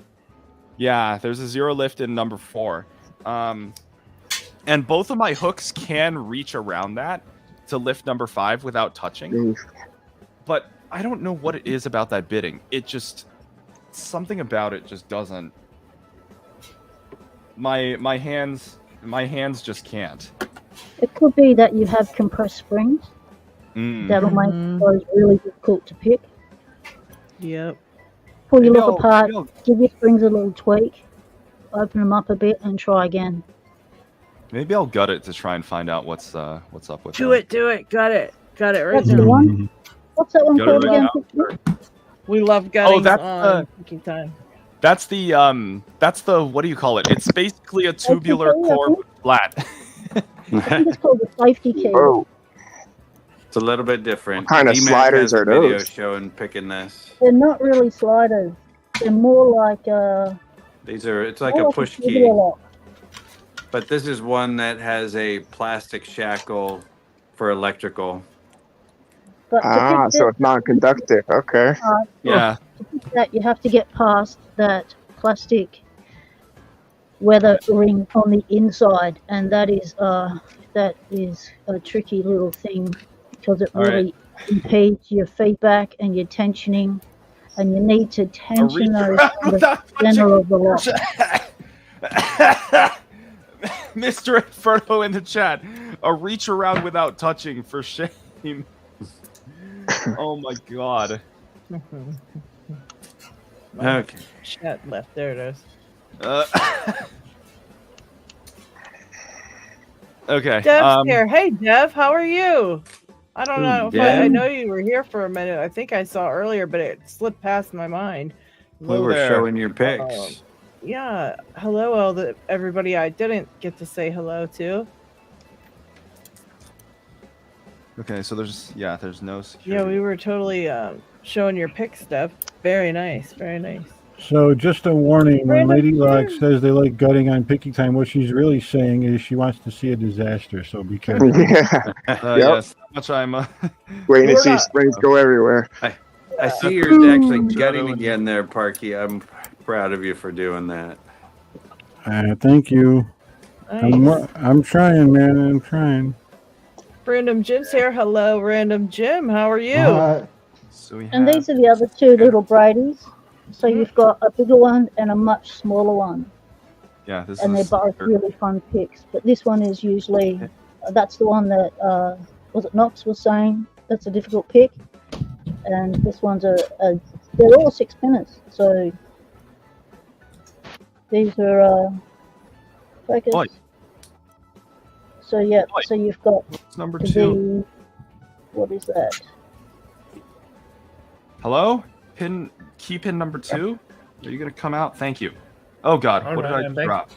I have one of those little Oh baby wow, that dolls. one can come out. Okay. I have that little baby doll. 4. Okay. It's a fun one. That's cool. That one's repinnable. On 4. Is this a serrated on 5? Yes, this is serrated on 5. And then we have I'm gonna assume a serrated on 3. What's that say? I can't read. I've had to turn my light off. Does anyone know if because Brady's actually no longer owned by Avis. So does anyone know if like the newer LadyLocks still have the like standard and 5 spools in them? And this one has the Avis keyway that says Avis. I don't know about that. Yeah. No idea, dude. Avis is doing a full-size Avis core now for the 8345 here in the States. I haven't seen it yet, but it's available. I want to order one just for the fun of it. Ooh. Okay, that's a full gut. Oh man, yeah, buddy. 4. It takes me a while to do it, but I can do it. If you use your imagination, that said Avis. Oh. It's what was in there? Standard spool, standard. What I want to do is I want to change one of these pins, but I want to make sure it's the right length so the key still works. I want to upgrade this lock. This lock is called serrated on 1. I call Gutty Works. This is my Gutty. Show me Show me your key, Show me your key, Parky. Okay, so in Quickset Defiant, they all use the same length of drivers in every single one. If you're curious to switch it out, stick the key pin into the plug and then just drop the driver on top. As long as it's above the top of the plug without the key in it, like it was in the lock, then it's golden. Just put it in. Do whatever you want to. Yeah, I thought I would upgrade and practice another way to practice gutting and picking. Just keep upgrading the pin here and there one at a time, keep it different and fresh. Yeah, so this number 1, actually, this number 1 pin stack, which is the highest lift in this lock. So it's not a problem with the fact that the entire pin stack sits below the shear line. Let me think. It is a problem I see nothing, if it fits it. I see nothing out of the ordinary with this Nemesis American lock. It's just got 2 spools and 2 serrated spools and 3 serrateds in it. Let me take a closer look. Oh, we got someone. Somebody's hopping in, doesn't it? Yep. Sweet. Chuck, the man. Yeah, Josh, what's going Hashtag Chuck Vice. Gosh, Chuck. Hey, buddy. Hashtag lazy Chuck. He never does shit for us. Thank you, buddy. You're the man. You're the man. He's there, but not there. There he is. Okay, so yeah, I literally have no idea. I have no idea what's wrong with this lock or why it's like giving me such a hard time. And gutting it has not given me any answers. What's your bidding? Put the pins inside of the core, the key pins inside of the core again, and then put all your drivers right on top of them, and let's look at your pin interactions. Yes. See what you gotta pick. And what's the bidding of the key? The bidding of the key code. Let me take a look. The key code on this one is 12374. Oh yeah. Oh, that's the same one you were working on last week. Yeah. This is a lock that I've not been able to figure out for the life of me. Let's see. The only pin stack number 5 will get me into a false set. Yeah. Number 4, theoretically, I'm gonna look closely at this. If you number can get 4 to the false theoretically, set, then you're just 2 pins away or 1 pin away. Yeah. Okay. And knowing if you can get back to that false set, and now that you know where those are, which ones are they actually in? What, the spools? Yeah. Technically only 5. Because the number 4 key pin is actually not short enough to put me in a false set. Where are your spools? 4 and 5. Take your spool out of 5. It's worthless there. Go have some fun and put it under 1. Okay. Because when it sits over 4, which is a 7, it doesn't even do anything. Yeah. Move it around and then make have some more fun with your lock. All right, let's do it. Because your 4, I think you said was a 3. It was like my 4 is a. No, your 4 is a 7, but this goes to the computer and this goes to charge. Oh, that's right. 4 was the charge. Your 4 cut is in the 5th position. It would be 2 cables. Yeah. And if you're getting a false set, then if you were in a false set before, it was just your 5th pin you had to pick. Don't put them in. Yeah. Okay, that explains a lot. Because what it is, the way the spool works in that particular lock, for example, where you had it set up that way, you'd have to pick 4, touch 5, pick 1, 2, and 3. That gets you to the false set, and then you just need to lift 5 for the win. Right. Well, I have moved the spool in number 4 over to what is it? Over to number 1 now. So I'm gonna see if that makes it any different. Moreover, I'm gonna see if that makes it easier or harder, because it's gonna make it harder because now when you hit your false set, you've got 2 spools to contend with. Okay. But now you know that they're in 1 and 5 when you hit the false set. That's all you need to play with. Yes. Have a look at your springs. Make sure they're not compressed. Oh, they always are. They're American. Their springs suck. I didn't see any compression on the strings, but I don't know. Maybe I already put the driver pins back. What you can do is the next time you go pull it apart, stick the springs in the Bible and then just stick the pins back on top of it. You'll see they're barely proud. They don't work well. I can just push it until the 5-pin reveals itself. Over the baggie right there. Yeah. The number 5 spring anyway is imparting a decent amount of force, so I'm gonna assume that it's fine for the time being. I mean, I know what happens when we assume, but I just want to finally get this thing picked, so I don't care. Well, if your springs are compressed, you might not be able to pick it. They're not. All the pins pop out when I push the core back. Did you hear the way she laughed when she said that? if your pins are down, you'll still be able to pick it. It's because it'll be under tension, then it's gravity helping you along. But if it's upside down, you can get it to a point where you can't pick it because a deep pin is falling into the upper chamber sometimes. And you're manually locked up. That's why it's like there's such a pain.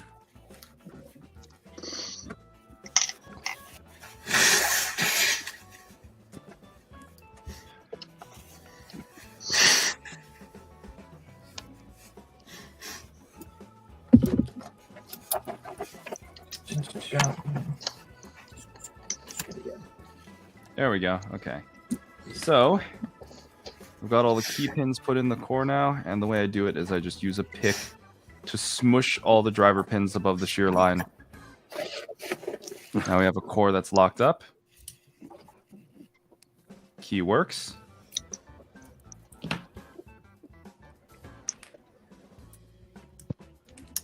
All right. It still baffles me that there's no security wafer back there. It's not needed. Yeah. All right. I don't think I've ever seen an 1100 with the blocker on it. I've had a couple, but I've had like 2 or 3. Have it. 2 of my 4 1100s. Oh, 5. I have 5. 2 of my 5 1100s have that wafer in the back. I know the higher end locks, any of the 5000s will have it. The 700 will have it.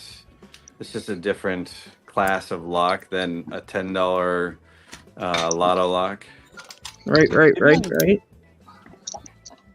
I can't handle this practice lock Jack Fox sent to me. Maybe it's the covert instrument. I mean, if it looks like this with the 6 with the 6 holes at the top and it has the covert instruments logo at the front, that's how you know it's a CI pack lock mortise. Is if it has the covert instruments logo on the front, right above the above the keyway. So it is a covert instruments practice lock if that's the case. That shouldn't be pack lock. I didn't think they were making mortise cylinders. It's usually Ilko is what people buy. Pack lock, no, pack lock does. I don't know where the mortise itself comes from, but pack lock does finish these. What's the keyway for it? They may finish it, but it's probably Ilko would be my guess. What's the keyway run? Yeah, it'll be like C. Is it from the pack lock line? Like, is it from like the pack lock style, or is it? It's an SC1. That's all I know. Oh, Sledge SC1. Okay. Yeah, it's a Schleg SC1. Oh, it doesn't have a logo, so it may not be the covert instruments. It may not be the covert instruments one. Then it probably isn't if the covert instruments logo is not there.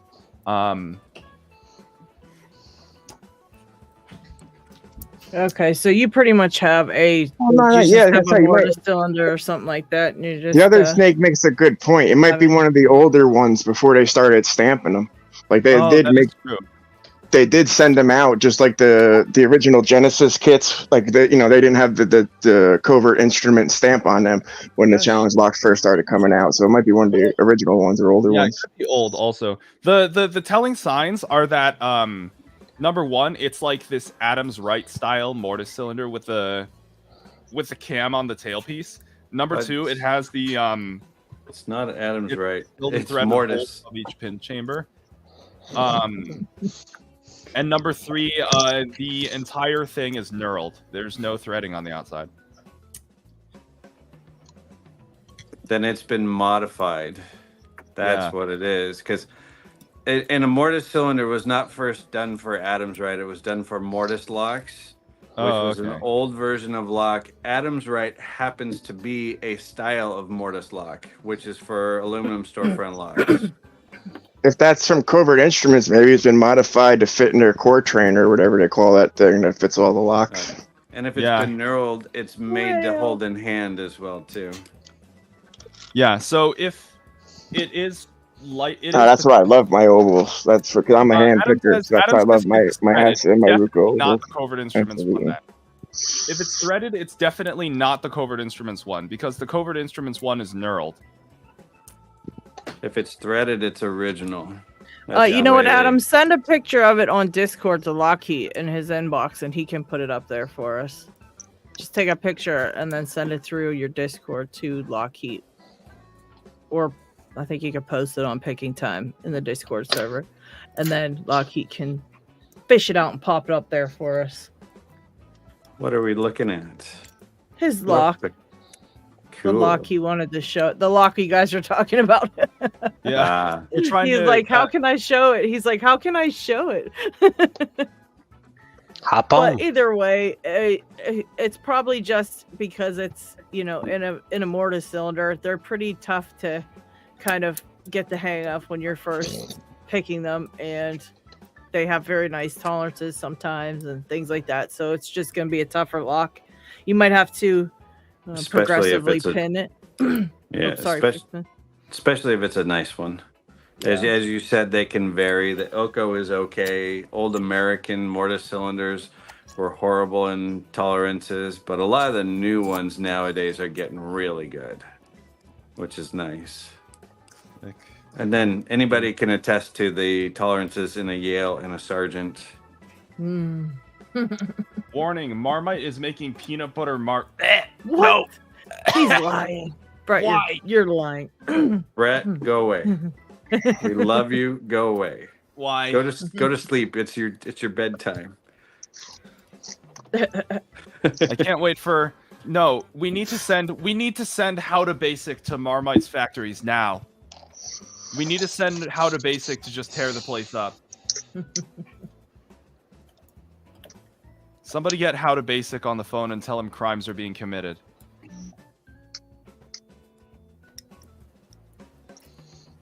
G'day, Isaac. Isaac. Hello. Hello. Oh, Southpaw Pete's got to run. Take care, Southpaw Pete. See ya. Hi, Pete. Stopping by. D-Max texting at you, LockChuck. Okay, I'm gonna get the vice Where'd he go? This is ridiculous. Wait, did LockChuck disappear? Where did LockChuck go? LockChuck's making way for Isaac. Ah.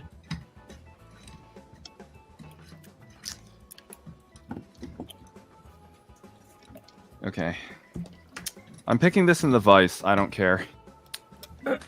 Can't pick lock today. There's Isaac. Hey guys. Hey, how are you? Isaac. Good, how are you?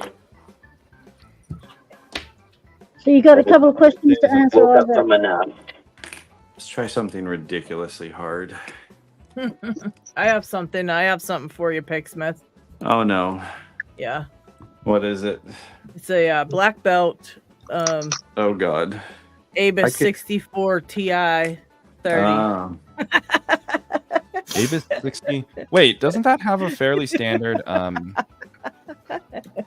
Yeah, it's like a yellow belt lock. What? It's like I sent you that black belt. Or did you modify it with a black belt core? No. Picksmith sent me a master lock that was virtually impossible when I went last year sometime, and it was like black belt. We passed it around the community, and I think Steve was the first person to get it open, and then we haven't seen another lock like that for a while. And then I just happened upon this 64 that I just cannot open. And I was like, open. Yo, yeah, I'm like, I need to send this around. So Steve, if you volunteer, I'll send it over to you, and then you can send it over to Picksmith. Perfect. It's ridiculous. I just don't even understand. I just don't even understand what I'm feeling in there. I'm just like, what is this? Isaac, you've got 2 birthday questions to answer for Knox. What's that? You've got to answer those questions. What's your biggest accomplishment this year? By the way, happy birthday, Knox.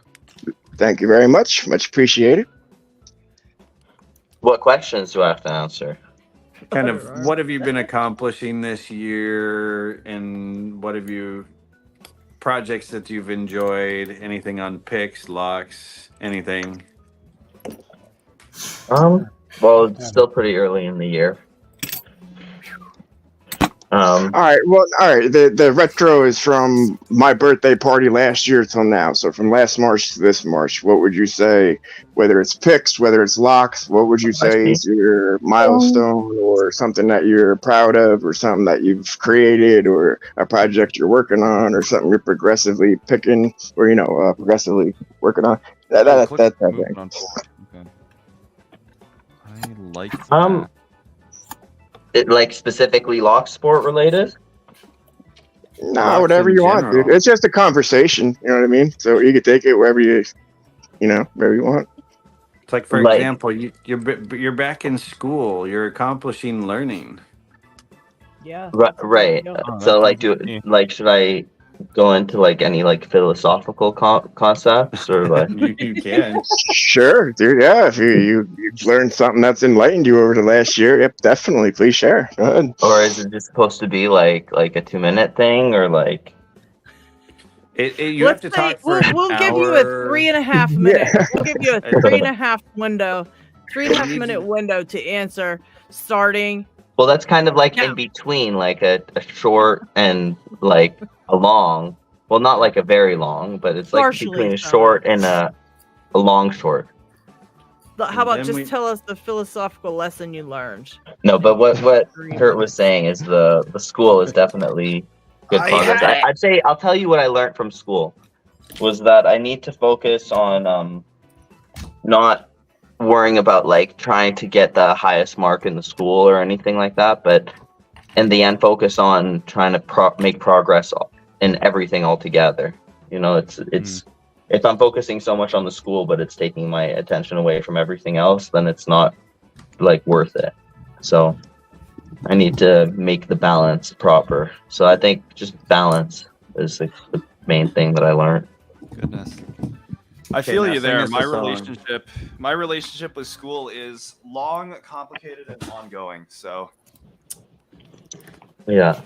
And then as for accomplishments, I'll talk about the challenge lock that HJ sent recently. It was a D12 keyway, and I'd never picked anything like that. So just the D12 keyway is just such a unique keyway. It was a cool thing that I kind of had to learn and figure out. And see, at first I didn't think I could get a pick to fit from the one side to the top, but very cool. Yeah, I got one of the challenge locks right here. One of John's is number 2.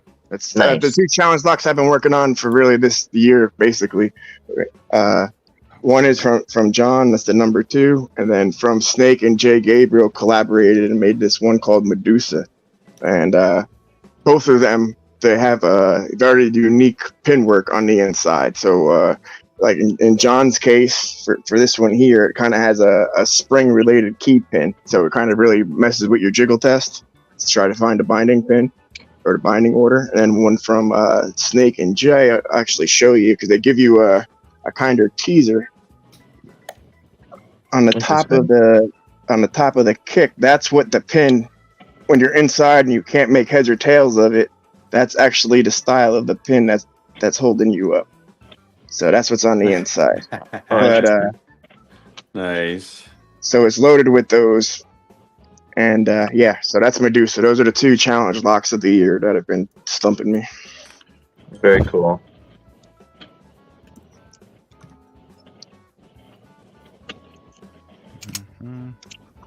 Oh, click with some movement on 3. Yeah, Adam, I don't see that on the general thread on there. I don't know if it didn't upload yet, maybe. Okay, hold on. Oh, no, I did not like that. That was an overset. God. This lock is going to be the end of me. Do you use heavy tension or light tension? I'm kind of leaning on the heavier side at the moment. Perfect. That you need to lessen just to feel if something needs to move or not, but I find heavier tension is better.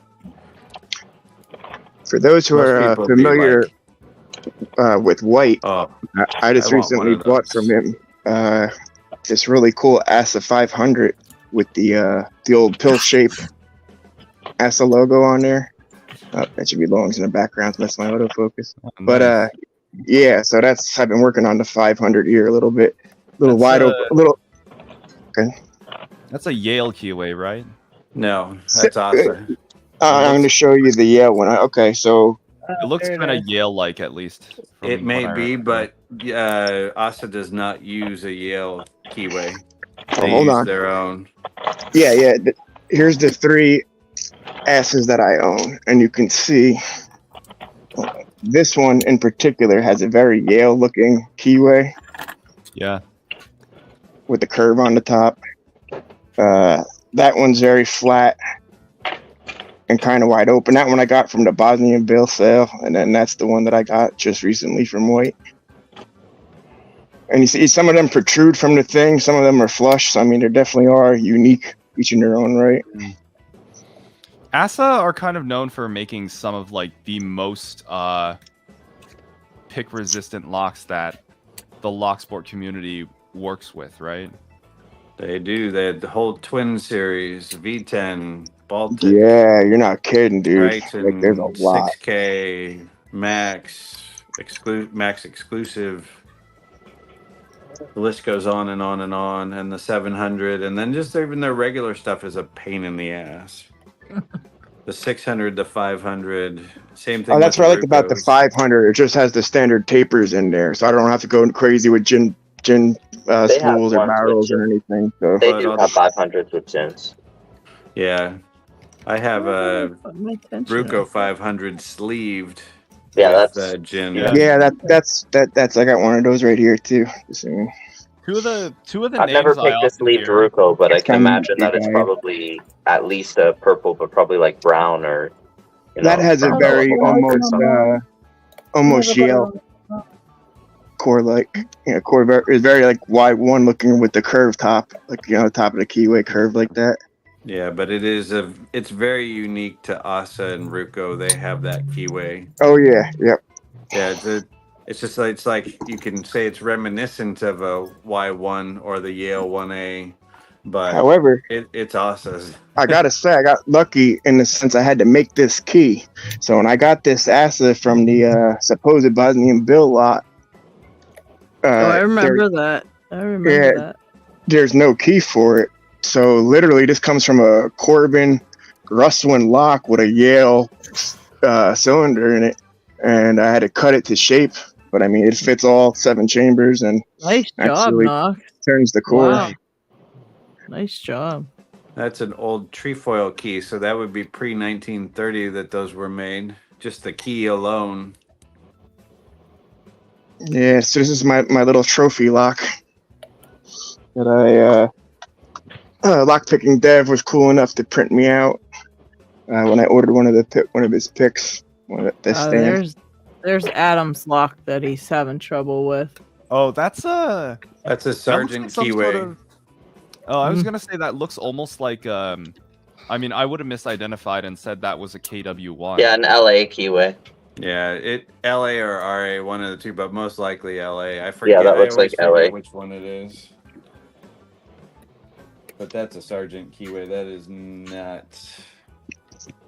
That is definitely not the CI pack lock mortars. No. Yeah, Sergeant, in my opinion, is like harder than any of the other commercial types of. But that is so that is in LA. You're perfect, Isaac. But that's a knockoff cylinder. That's probably Ilco or wouldn't be GLS yet. GMS, one of those knockoffs because it's not labeled. So I find even still they're still okay. Yeah, they're still pretty tricky, even the knockoff ones. They're just a pain in the butt, and it'll have standard pins and everything in it. There won't be any spools. I think my dad once showed me. My dad once showed me a key that I wasn't sure what it was that he uses to get into his workplace, and I did some asking around and figured out that it was actually a Sergeant signature, which was interesting. Yeah, they have the dimples on the side for the 2 sidebars. They're kind of cool. They come in the regular keyways too. That's as a hand picker on it. I got this Ruko 500, and unfortunately, the half that I got, it has the I don't know what the cutout exactly is for, but it has the cutout to fit into the whatever slot it's supposed to be in. And man, does it make it uncomfortable to hold in hand. I mean, like the cuts here are so sharp. I mean, it's really uncomfortable to hold. The two locks fit like that. So the cutout is for a screw to go in one side, and on the other side of the door, the cutout's on the other side for the other screw to go in. Oh, so on both sides you had it. Oh, wow. Yeah, Okay. I actually have the other half of the cylinder. This is the inside version of it where the screws go through to lock into yours. It's for the old Scandinavian oval cylinders. Ah, gotcha. Okay. Okay, guys. They look really cool. They look like a face. I'm out of gas. I'm gonna say good night, everybody. Good night. Night, Parky. Good night, Parkinson. Good night, Parkinson. Thanks for stopping by, brother. Hey, no explosions tonight, so good for me. Yay. There you go. Take care, buddy. I love you all very much. Good night. Have a good night, buddy. We love you too. Take care, Parky. Okay. Okay, what is... Good Lord. All right. What have I done? Here we go. Okay, I fixed it.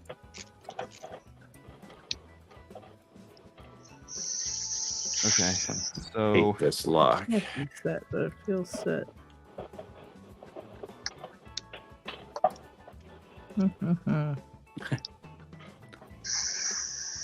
Jeez, oh man. Max, what about a giveaway? Yeah, good idea. Go ahead, run one. Let's see. I'll show you what the what it is you'll be winning. 1 second.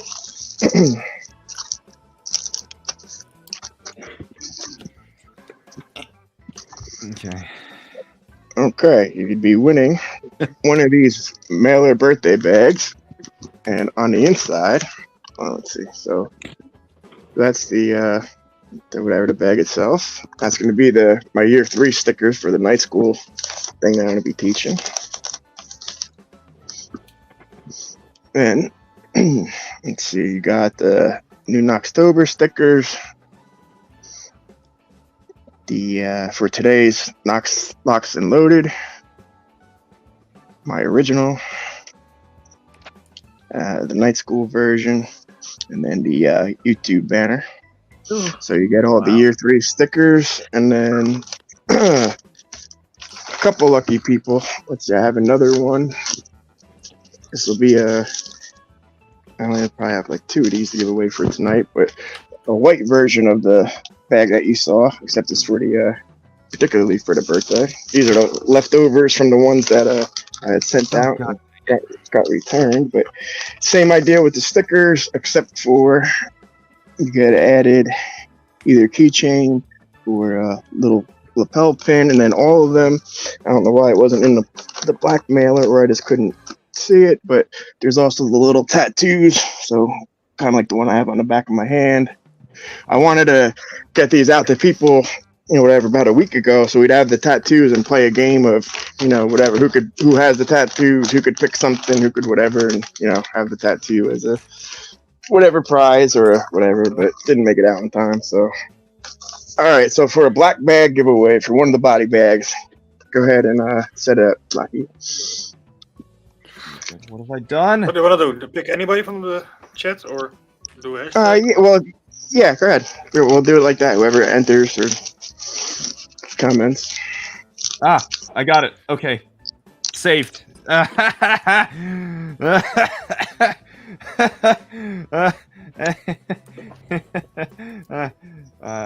hate this lock.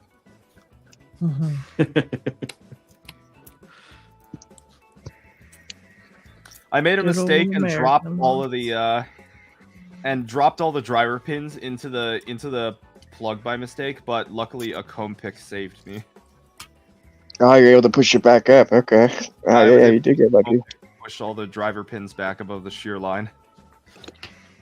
So I didn't brick this core when I thought I was going to. Oh, and ding dong.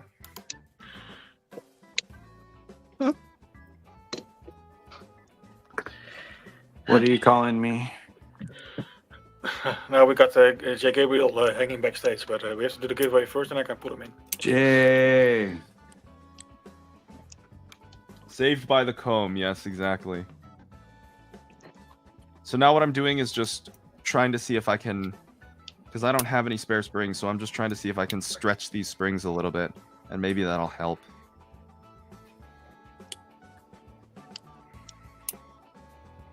So you know how it works. If you haven't done so, leave a comment in the chat to be entered in the giveaway.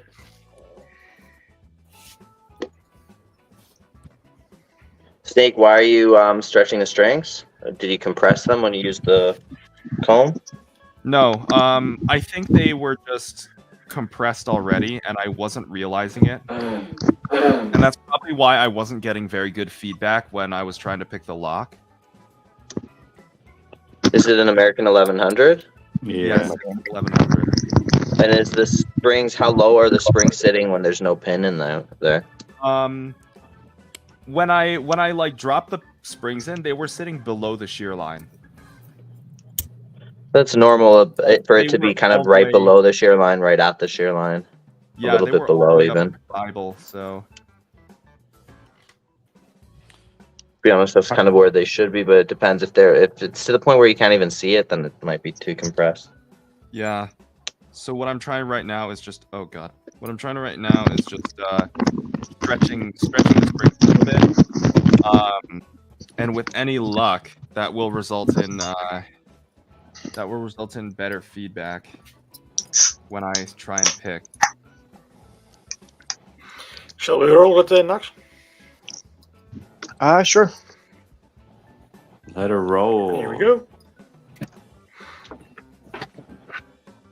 Where is it going? Oh, hey. to Steve. Nice. Congratulations, Steve. Nice one, Steve. All right, Steve. Thank you. If you can, Steve, either hit me up on Discord through Picking Time on Discord, or my Thank you. My email is locks4 Knoxs@gmail. Just message me with your info so I can get that to you. Yeah, we'll get it to you. I still can't believe we don't have ways to send stuff to people without their addresses yet. Like, if you wanted to... Everyone would have to rent a P.O. box, basically. Oh, God. Okay. Well, what will probably end up happening in the next, decade is that everybody's going to have 3D printers. Anytime you need to send something to somebody, you'll just send them the file, and then they'll just print it. Yeah, it's a print out right there, almost like the way Star Trek or whatever just has it beamed out right there to whatever There'll they want. still be a lot of things that need to be sent molecules. normally. But I'm just saying that I think a lot of stuff will be, transferred over to that kind of... It'll be almost like teleportation. Okay, my lock has just done the worst kind of magic trick. Jay. Hey, y'all can hear me? Y'all can hear me? I didn't know. Yep. I didn't know. Okay, You're right on on, the man. big screen. You are live, sir. Yeah. You are live. Oh, All right, okay. I well, thought I was still LadyLocks backstage. did faster, I was and I concentrating think on got it. this. What?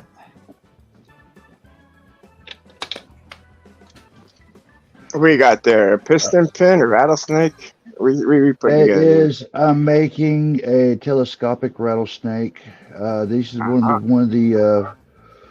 You said that you wanted me to make one, put one together for you. I was going to send one to Truckers, send one to Knoxs, send one to Tenny. So here's one I've already got made. This one, a little bit different. I don't know if you can be able to see exactly the smaller segments on the inside of the inside. So basically, it's like a double pip, but it's all segmented like a telescopic rattlesnake. You're not going to be able to. Why do you hate us so?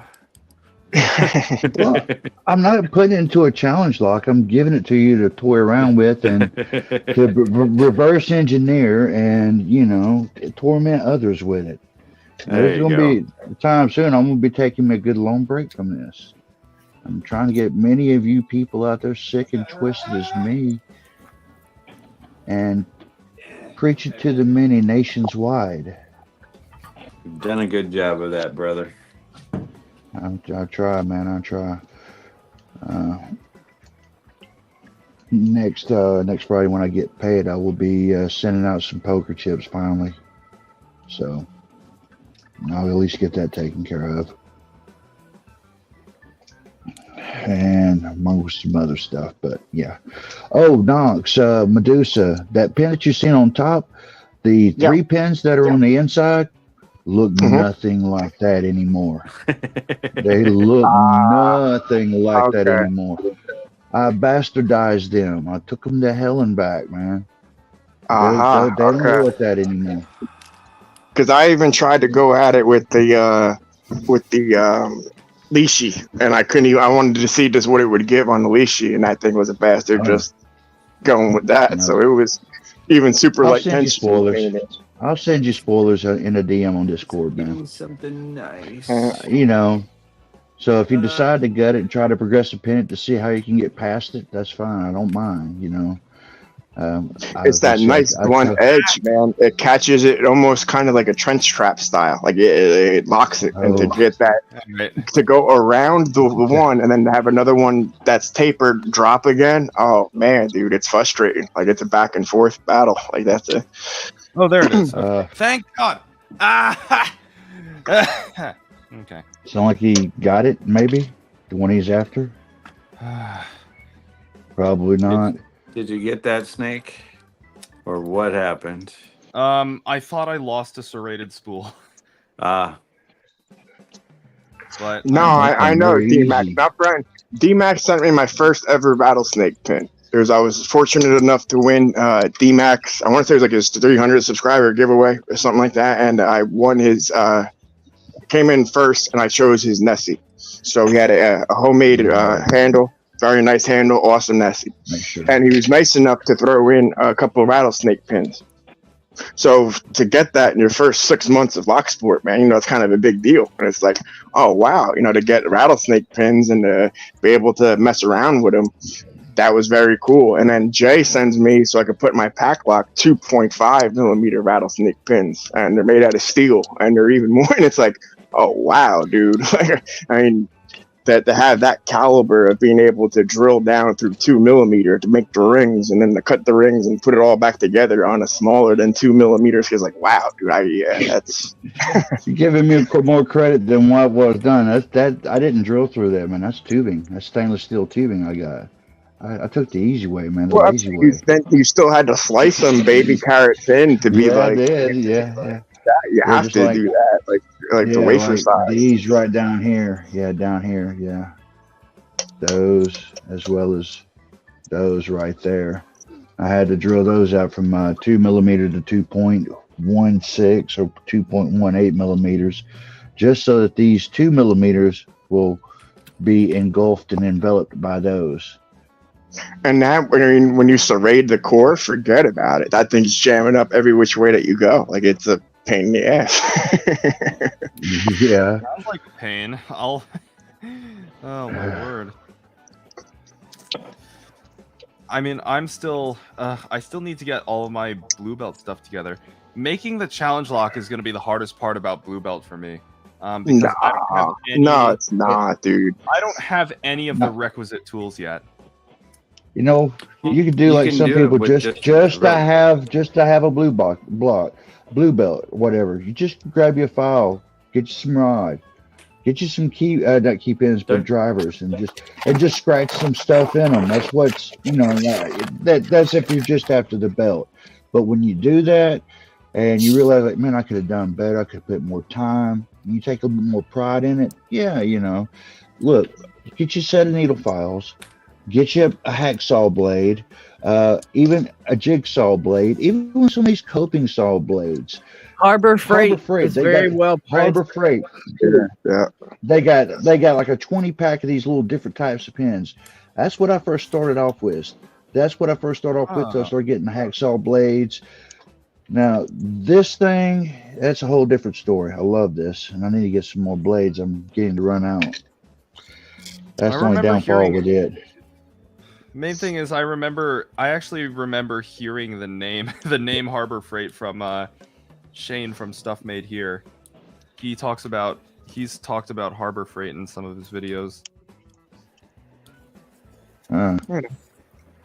Yeah, you can find a lot of stuff there. You take $50, you could probably get everything you need, don't you think, Jay? $50? Oh, you don't even. Oh, need even that. cheaper. Now I was gonna say from Home Depot.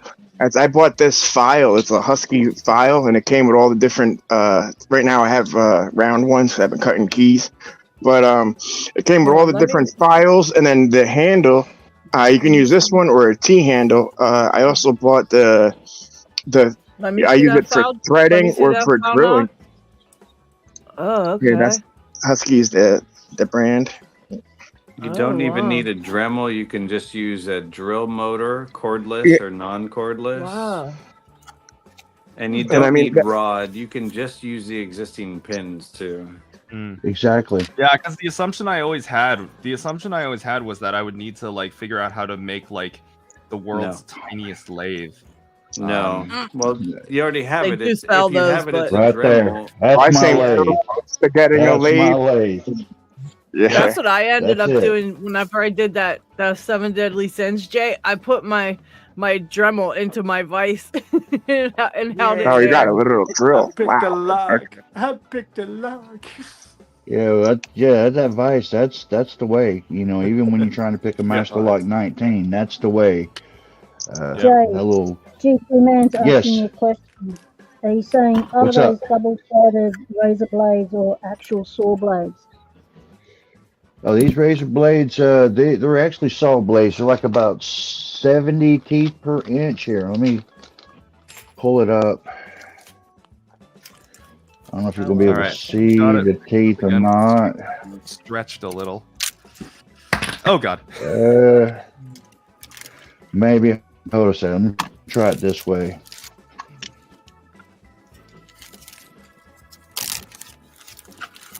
Watch, at the very end of this, I'm gonna lose my mind. By the end of this, I'm gonna be like speaking how to basic.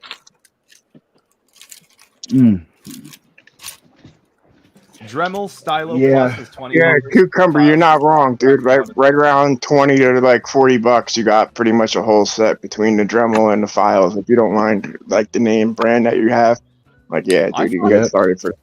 Wow, I thought Dremels always costed like upwards of like $50 or something. When it's you get off brand. I got it's in the garage where all my stuff is. I got it's called Tech something, I believe, but it's like $15. I got it off of eBay, and it's a rechargeable cordless one. I mean, it does the job. I mean, all I really need is like a thing that spins, huh? Yep. That's it. Yeah. And some files. And mine has a little phone charger, like it recharges the battery, so I don't have to have it, plugged in. I don't have to worry about whatever, and just do whatever mods I need on the fly. Kind of cool. Yeah, it's not. A lot of people underestimate how simple it can be, but then again, we also understand that a lot of people are tool challenged. I think it's also. I mean, I'm decent with tools. I think the main problem for me is that I just get caught up into like the idea of wanting to do something really extravagant. Oh yeah, for my challenge lock. But you don't need to. Yeah. I just need to buy like a commercially available lock and modify the pins, huh? Yeah, that's as simple as you need to do. And if you mess one up, go tear apart one of your other locks. I mean, just get the basic mortise cylinder. That's all you need. A kick cylinder. Mortise cylinder is just easier to work with. I might have a couple kick cylinder. I might even have a mortise cylinder with a key around here, but I might be able to send you something, Snake. Just get a hold of me on Discord or something. I have Picksmith sends me 75 pounds of locks every 3 months, so I'm good. I can send you a couple. It's funny seeing the pictures of the scales too. Like it's literally, I had to take 2 pounds out. Sorry. Like it's literally. Yeah, my wife said, you cannot send her 69 pounds of locks. Pull it out. Come on, they say 70. I'm trying to get to the. I want to see if UPS will actually deliver the limit. I know. I was thinking like I would probably find a trail of locks around the neighborhood where like the rest of the while he dumped them out so he didn't have to carry it all. That was so funny. Somebody say 69. It looks so unassuming. Like the box just looks so unassuming because it's just like a box, you know? And then you go to grab it and it's stuck to the wall. I'm like, what the hell? Yeah, it's a medium parcel box that weighs 60 pounds. It just looks hilarious. It's so weird compared to how heavy it actually is. Yeah.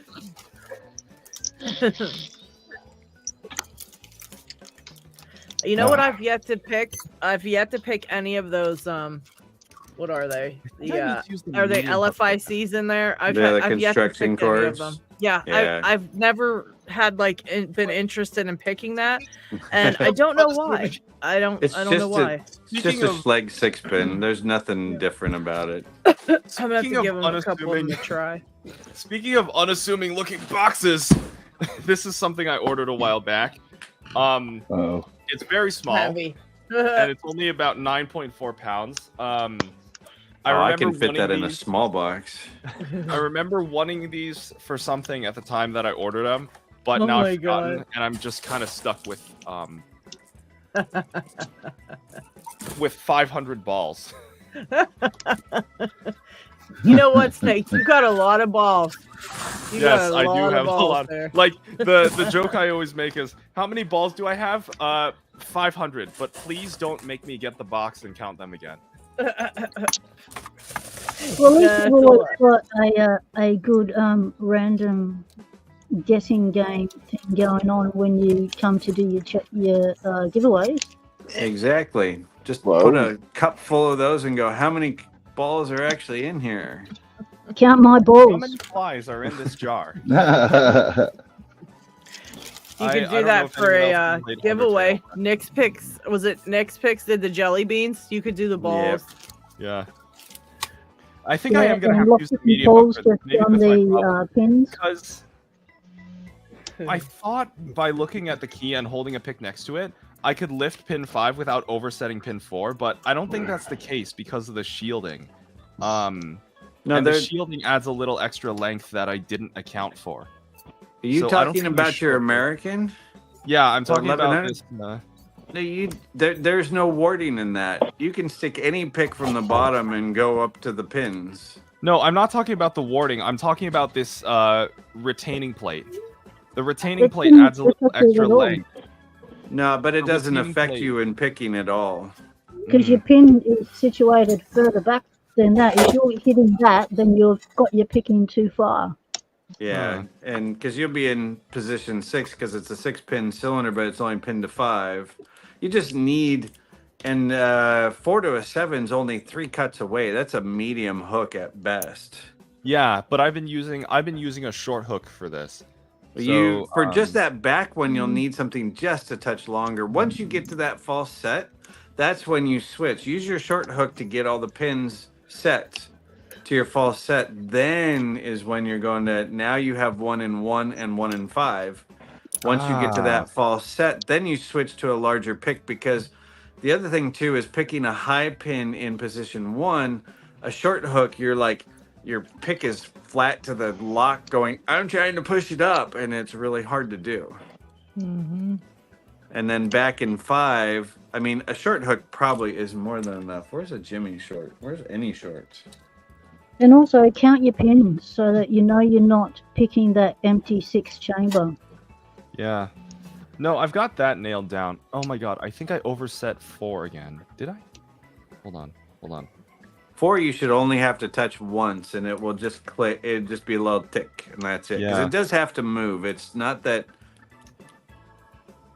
And that's it. And then just get behind it and push up on the next one. Wait, hold on. I'm gonna try this again, because I literally just got the false set. Okay, so let's see. This is 1 right here. Okay. One should be about 3 or 4 clicks. One has nice springiness to it. Okay, so let's see what I can do here. Okay, so Actually, that's right. One's a spool, so you're not going to feel it. So just ignore it. Concentrate on 2, 3, and 5. Okay. And you'll Knock on probably Chuck. nudge 4 right by trying to get back into 5. Okay, so we got Chuck just got his Lockwood 334B 45. 6 out of 2. Nice. Nice. Okay, 2 won't go. I can only pick a Yale. What the hell is this today? 3 is going crunch. 3 won't go. Here comes 4. Click out of 4. 4 won't go.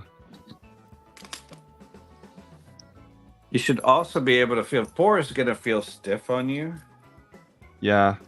4 won't go, so I'm pretty sure it's set. 5? Click out of 5. Okay.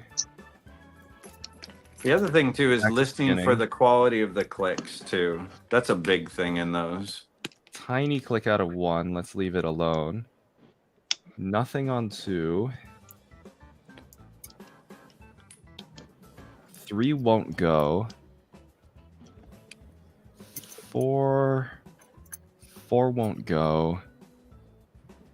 Okay, let's try resetting. No, you were good. Yeah, Okay, hold you on. should have went back to 1 and just. Nothing on 1.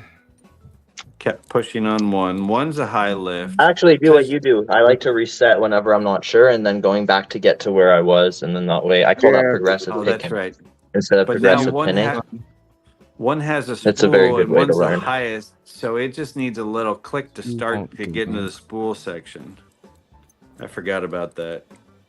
Okay, 3 went crunch. Now, now 3 won't go. Sometimes it's a matter of just understanding the Click out kind of of pick movement. pressure and tension that you need in order to set the pin properly. And doing also it a bunch of times will help. Yeah.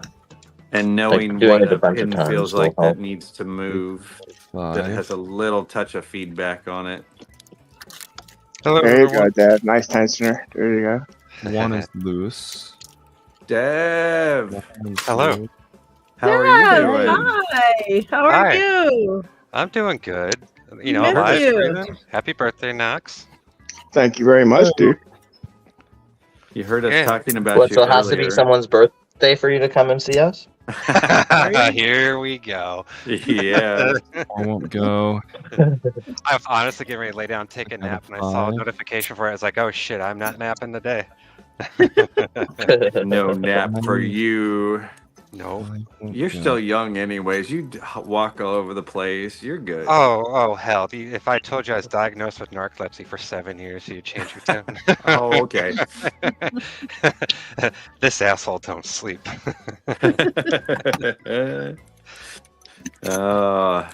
Click out So- of 1. What's your year been So like, Dad? technically, On Oh, 2. sorry. Go ahead. this is Sorry a about that. Master Lock. This is a Master Lock 19 core that I have. So Ooh. technically, since I put standard, or I made standard driver pins for this thing, technically this is been modified. No way, Taking out the- lockpicking lawyer. Wow, thank you very much, dude. Thank you very much. Took all the Yo, Yeah, lockpicking lawyer in the chat. Wow. Oh, hey, LPL. Hey, That LPL. was Yay. not something I expected Welcome, today. LPL. Anyway, Hello You put there. standards in. You're Here we supposed go. to make the pins normal, like what they're supposed to be. Or Now, you this just really practicing is it? the well, I lockpicking did that lawyer. already. Oh, I okay. did that already. Now you just do. Now you're Then I just was putting having regulars fun in to and pick I it.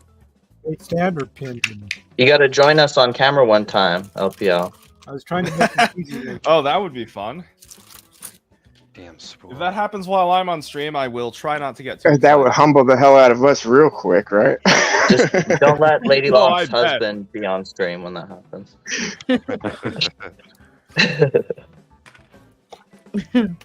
Getting some motherfucker. He's just gonna get like I don't know. He's just gonna get like 5 Packlock 98 Pros open in 2 seconds. You know who we haven't seen in a while is Pugs. Remember when Pugs used to come on here and Yeah. just do crazy stuff? Okay. He's been publishing videos at least. LPL wants to know how does he join on camera. You want to explain it? It's There's a link in the description. You have to we go to need the somebody to- StreamYard link and then. Does somebody need to get off to get him on here? Oh, if we're 9 deep, yeah, right If deep. we're 9 deep, I'll step off for a little bit. Yeah, I think. Yeah, let's give Well, him let's see if room. he can figure it out first, and if he says that the studio's full. Yeah, there's a But, link. yeah. Follow the StreamYard link. Then you just. That's good. One of my questions too, for a conversation was, who's your favorite YouTuber / lock supporter that's no longer making content? And that's kind of wow. That's awesome that LPL's coming into our. The first name. Right on cue for the question. The first one I can name. Even though I need to get into more of his content, but the first one I can name is Bosnian Bill. Yeah, I know there are for probably sure. others. Oh, gee. I tried to think a little outside the box. I figured most would go my route of from the gut. So first thing, Bosnian Bill or lockpicking lawyer. So my thing was, my person would be fish pick. Lockpicking lawyer still makes content. Well, no, I get it, but it's mostly for covert instruments. I mean, his long format, meaning a whole 15 minutes. You know what I mean? I the see, whole. on really challenging locks, right? Yes. Yeah. They're more Lockpicking lawyer Otter. I miss informing the Archer. public of how. I mean, I had a lot of downtime, and I binge watched a lot of both lockpicking lawyer and Bosnian Bill. You know, multiple dozens of hours. So in my time being sick. Yeah, Okay. I would agree though on Fish Picks. Fish Picks is he just really had a style to him that was really cool. Yeah, dude. And he connected with me. Even calling my people who weren't lockpickers muggles and saying stuff like that, even just using Harry Potter slang, you know, and stuff like it was just cool. I liked his flow, I liked his explanations, I liked his. LPL laments is lamenting in the chat. No one watches his long videos. Yeah, so I can understand. I mean, he talked about it. He talked about it in his SaintCon presentation too. Oh, that was great! I love his SaintCon presentation. That was game changer. That was awesome. That does give some insight into why he moved. You should make away like a from, second channel for long format videos or something, so that way it doesn't need to mess with your main channel. Because I mean, all channels kind of what I call run the gambit, meaning you say, okay, here's the lock. This is the parts where they're called. This is how you pick the lock. Here's security pins. And you go, you know, like spooled, serrated, mushrooms, and then what the core mods do, and then that Bible mods, that's what it is. Challenge locks from then on. So, and then, you know, every couple of years, they remake their, you know, or re-go over the same content. So, because there's only so much you can teach. So in the teaching of that, you know, just the way, for me, Fish Picks just, I mean, on my other board, you know, besides today, what I had out in front of me, my normal board, I had the big three and the small three listed on there. And the big three was Bosnian Bill, lockpicking lawyer, and lock noob. And then on the small three, those were just YouTubers that got to me. Like after I've watched so much of the big three, but yet they were, so that was number one would be Helpful Lockpicker. He just made things make sense to me. Like, I don't know why, you know, I watched enough about of the big three to kind of almost like one-on-one tutoring, you know what I mean? Almost one-on-one. It was nice. It was slow. It was, if I watched him now, it might be a little too slow in the long format, you know what I mean? But at the time, that was exactly where my education needed to be. And then in that bottom three, or the small three, that Fish came in fast paced. I already knew a little bit enough to, you know what I mean, understand things. And from Lock Lingo, which was his first breakdown video, to, you know, his whole line, and, you know, it was very short. But I mean, to me, I thought he was great.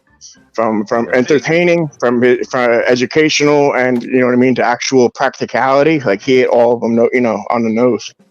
I mean, I think for me, my big three started with actually more entertaining, and that's what got me into lockpicking. And then my small three go into like the more educational. So my big three were definitely lockpicking lawyer, McNally, and lock noob would maybe be the third. And then my small three right now are probably Sandman, George Jim, and Jim. Gosh, I'm trying to think of the third one. Jim's legend for sure.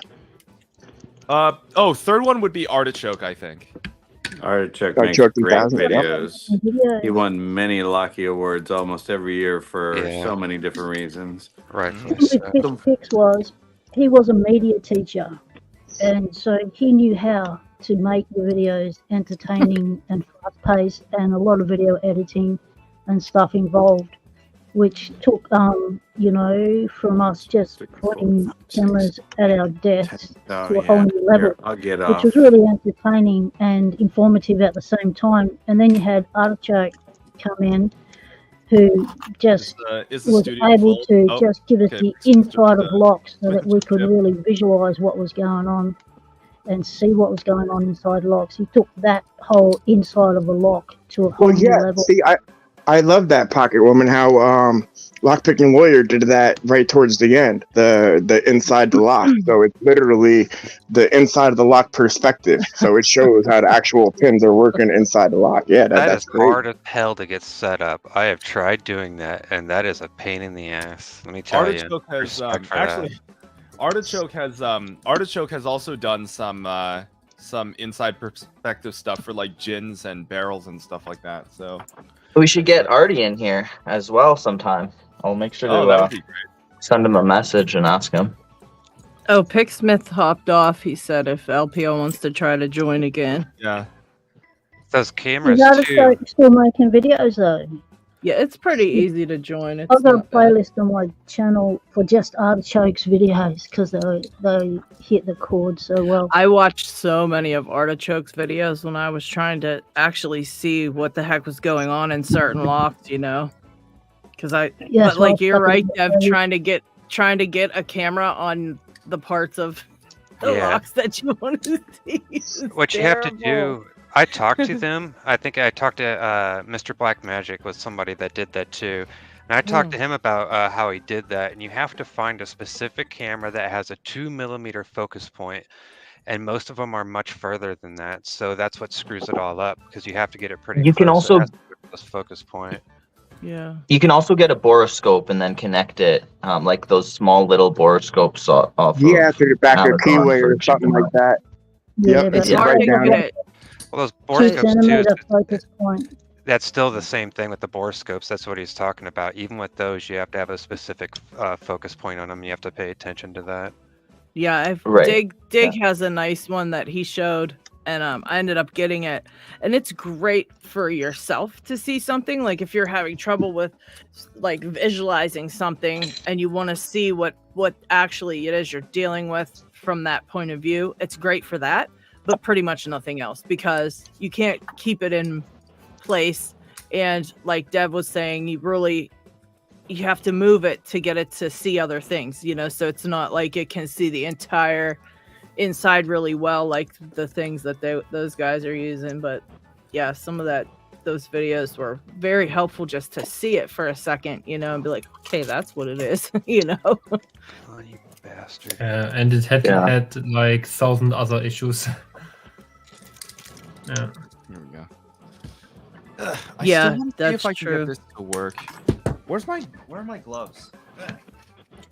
Norland and Snow are also really, really good. And Legend of the Samurai.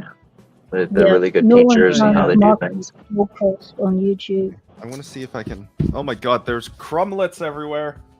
Everything is getting covered in crumblets. But for those who don't know, Fish is actually a teacher. That's his profession, so that's why he's so good at teaching. He's a media teacher. That's why he was so good at videos. Oh, no shit. Yeah. I wish I was better at making videos. I would do a lot more teaching. 'Cause I feel like I wish if I was did a that student many in his videos, class. it's tough. Oh, really? No, I said I wish I was a student Oh, in his you class. wish. I thought you said you were. I was like, holy shit. Wow, what a We coincidence. all were a student in his class. Anyone who watched the video, we were all students. Yeah, no joke. Okay. I figured it out. Kind of. You got it? He's hitting it. There it is. By the way, Mr. Inferno, did you show that M-Heart video to your boss? Not sure I can join without my full name showing up. Maybe next time.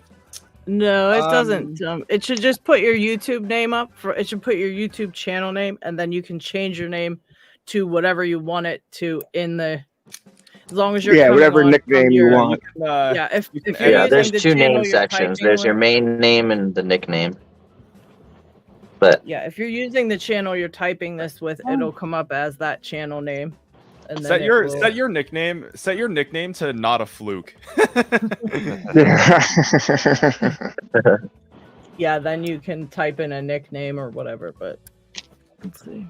Isn't your snake in the chat? Yeah, it doesn't bring snake- you right on snake. camera either. It takes you to your own spot where it's like They have to before admit you. backstage. So you get to a before backstage spot.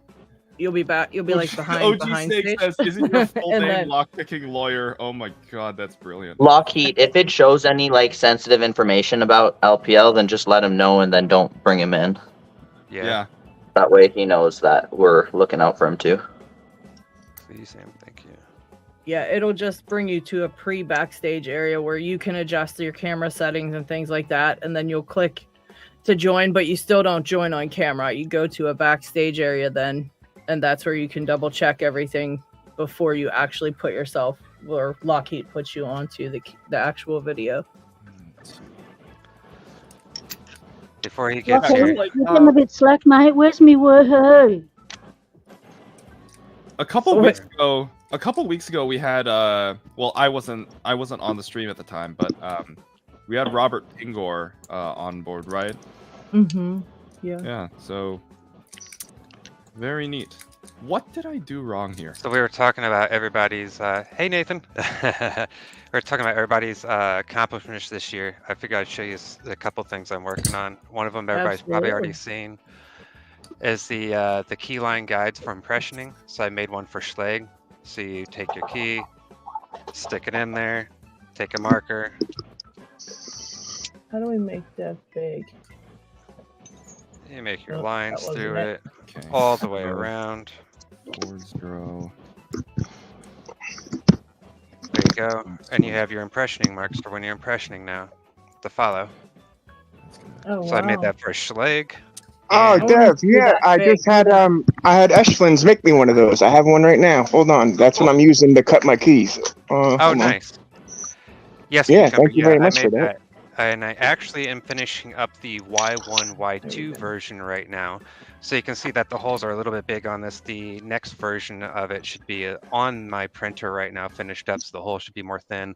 But I should have one for Y1, Y2 for all those impressioning the Euro area. If it would stop being blurry. Man, that's There we go. awesome.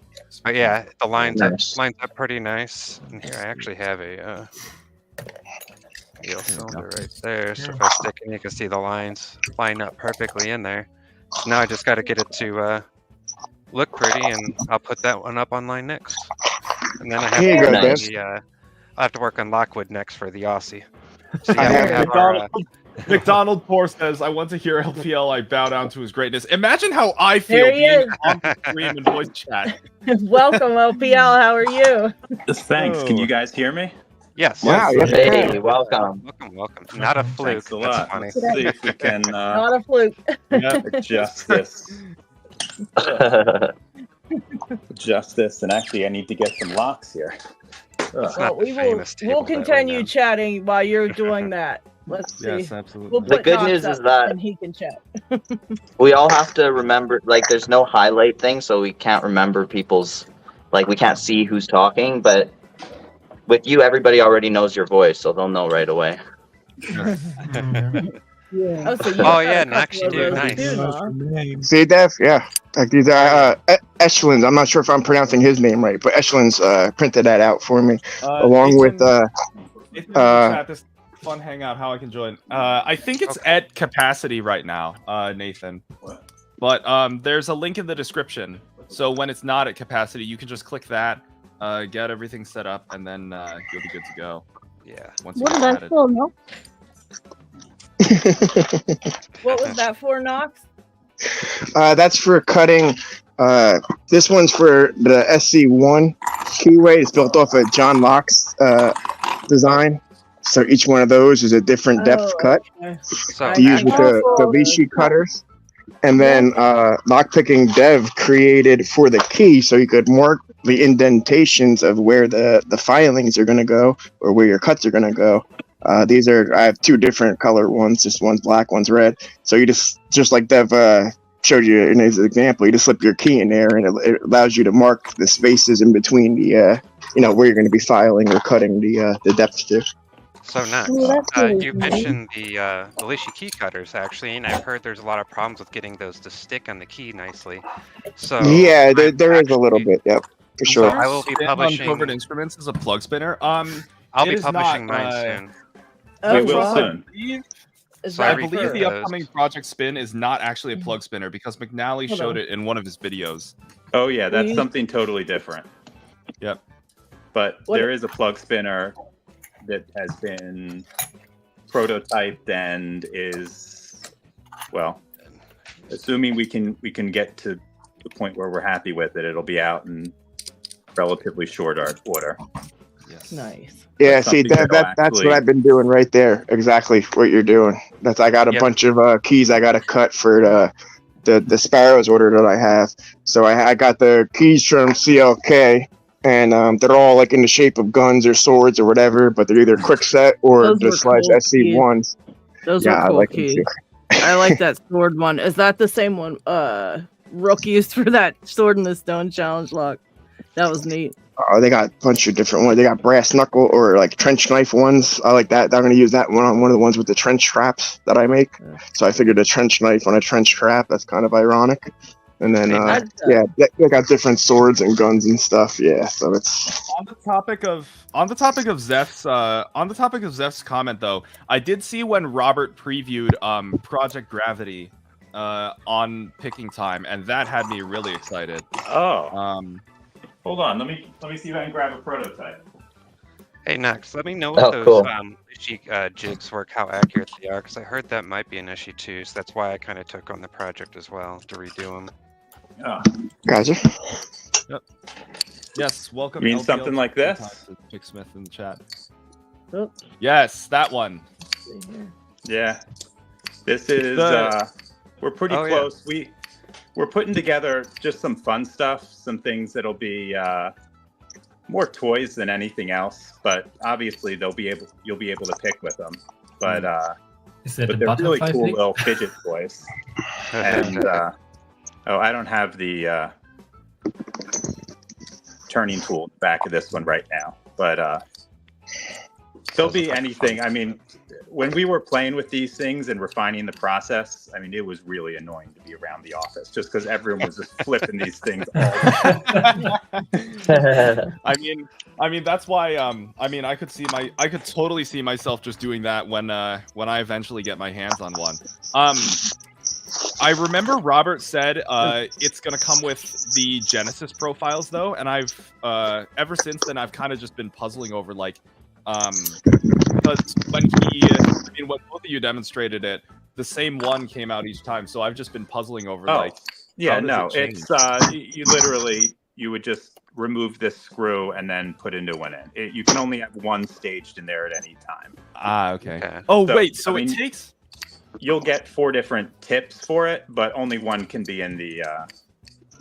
Hold on. If it's held in with a screw, you got the gears in my brain turning. That means could that potentially mean it takes the what is it? The same like SSF tips that go in the Covert Companion? No, we tried to do that just to make it easier, but it just didn't fit. We couldn't make that work. That's unfortunate. Yeah, and just so you guys know, there's we have at least 3 fidget picks planned. This one's in production. The other one, the next one is in the prototyping stage. We actually just got the first prototype yesterday, I think. Right before I left the office, it came in. So. And that one is as or more fun than this one. Easy way to get people into Locksport as fidgeting more. That's what I saw it as. It's a great. I know McNally previewed Spin in one of his shorts, so I'm guessing that's another one of the fidget picks. No, that was just something that he was having fun with, and we just thought, why not? Let's give it a try. Oh, okay. Because I think it said in the comments that it was in the vault, but I could have been mistaken. I don't know if we did put it there or not. I don't remember, but yeah, I'd have to go look. At a minimum, it has not reached the prototype stage yet. I'm not even 100% sure we've decided that it will definitely be a product. But it's something that's a lot of fun, and that's what we're all about, is just putting fun stuff out. AJ in the chat. AJ in the chat. At LadyLocks, please ask LPL to introduce himself. Oh yeah, they want to hear you say, and this is what I have for you today. No, I got nothing for you. Listen, he's more than just a voice box. Yeah, that is true. It's not just a button that we can press. Oh God, somebody's gonna add that as a soundboard now that you've said that. Let's see. That I would did actually see. be pretty cool. Yeah. Have I you did guys see seen Robert the? preview the Someone made a replica rap also. video of my of like normal statements, like "This is the lock-picking lawyer. That's all I have for you today." Oh, I saw that. It was a while ago. Or did you see the one who made like "This is the lock-picking lawyer" like 1,000 times over? No, I missed He that. took all the intros to every single one of your video and then cut that intro section and then my stitched it all together in one like hour-long video. The click on 1 and click on 4. There's another one where if someone smashes together, you're saying to click on this and to click on that, which is great. Or the one where you break into the bathroom. You can do with that. There's someone sitting on the toilet and it's like, oh, click on 1, click on 2, you hear your voice. Oh yeah, the soundbite. I forgot about. I was trying to think for a second, and I realized that wasn't on. That was on the CI channel, right? I can't remember where I saw. I saw it years ago at this point. Oh no, we're taking different things then. I don't know what. If I can find it, I'll post it in the so Picking much Time on the channel. internet. Is it possible that I just have a video I don't remember? Jeez. I don't know. I'm almost 2,000 of them up there. I'm sure there has to be a couple I slip Right. remember. I mean, I've always wondered how when you get in the thousands, you remember which locks you've already done. Yeah, I was gonna say I can't even imagine how many like. you I'm at don't 300 and I repeat don't have the that same one. memory. Yeah. I have stuff that I could have sworn I've done, and I can't find the video. Yeah, this one's just sitting on my desk because I could have sworn I did a video on it, and I was looking for it just because I couldn't remember what pins are in it, and then I realized I didn't do a video on it. So Something so basic. this is Schleg's version with just a normal key and knob cylinder in it, so you can put anything high security in it, but it comes with just a garbage lock. Yeah. All standard pins, super easy to open. I never get those ones because they're so heavy. I mean, I can't even imagine how much a drawer full of those weighs. Heavy boy. I mean, I've got this Magnum M930 right now, Master Lock's strongest. Yeah, with the pin that can be ripped out to defeat the lock. You know what's weird? The M930, when I featured it a long time ago, I mean, it's probably pre-100 videos. The one I happened to get had all standard pins in it, I think. Oh, wow. And I've never seen one like that ever since, but that's going back a number of years. But Oh yeah, I guess you could start doing repeats on locks because of some, pins changing what's inside of them and changing them by now. You have to do an update on this one. I've had stuff sitting on my desk waiting to do repeats of it as soon as they close the freaking vulnerability to comb picking. But I mean, it's been since I released this exploit in November of 2000, and I can still walk into Home Depot and get locks that just so you can comb pick them. And I have these sitting out just to remind myself every now and then to check.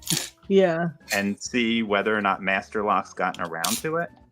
And they just haven't. Yeah. What a My coincidence! friend had a theory, and I think it goes into. I think it goes into that a little bit. Oh, sorry. Go ahead. Yeah, no, I was I was kind of freaking out because I talked about that early on after I joined the stream. This is a Master Lock 141 that I purchased in 2024, and it can still be combed. Same goes for this American 1100, also purchased in 2024. It came to me with its core unshielded. A lot of 1100s. I was actually just talking to McNally about that yesterday, and we were debating what the percentage of 1100s that come with unshielded cores, and he thought it was lower than 30. I thought it was around 30, but it's a decent percentage of them. Yeah. Maybe I should check the 5 ones that I have in my possession. There you go. I know I can bypass these two. So that one's definitely unshielded. This one. Well, some of even the unshielded ones are not. They modify them in a way to make them hard to bypass. They put less space or something. Yeah. I think you just got to put a little more force on them. The newer the lock and the less kind of beaten up the actuator in the back is, the harder they are to. You really need to kind of give it a what for to get that tool in there. Yeah, well, there was one that I was able to get the tool in constantly, but I wasn't able to turn the thing but I was using a Sparrows one at the time, and I had heard that one wasn't working for a lot of people, for some of them. This is a surprising one on the that you're still able to bypass. They've needed to shield this forever. Oh, thanks. Wow. And for some reason they just don't. I mean, it's this big, massive lock, that ball bearing locking mechanism, great boron alloy shackle. Was that just a straight knife? No, this is a. Oh, you have the turning type. The American lock bypass. This guy. Okay, I'll have to try that on this later, because I have this in here. I've been picking on it. It has some heavy tension, but I didn't know there's a bypass to it. Yeah, well, I did the same thing. My original video, I was comparing this to an equivalent master lock, and I gave this one the, oh, this is better. And I had to make a video 2 weeks later saying, I fucked up, guys. There's a massive bypass on this one. Oh, wow. Damn you, live demos. Yeah, well, I don't think that happened I think on, what was the one I messed up in that? I think that might have been my wife's beaver. Yeah, no, it was the beaver, I think, yeah. Yeah. But I was just quoting that because I recognized that lock from when you said that, even though you eventually got it open. That was these guys that messed up. Or one of these. I don't know if I did the smooth one or not. I've seen those sold in my city.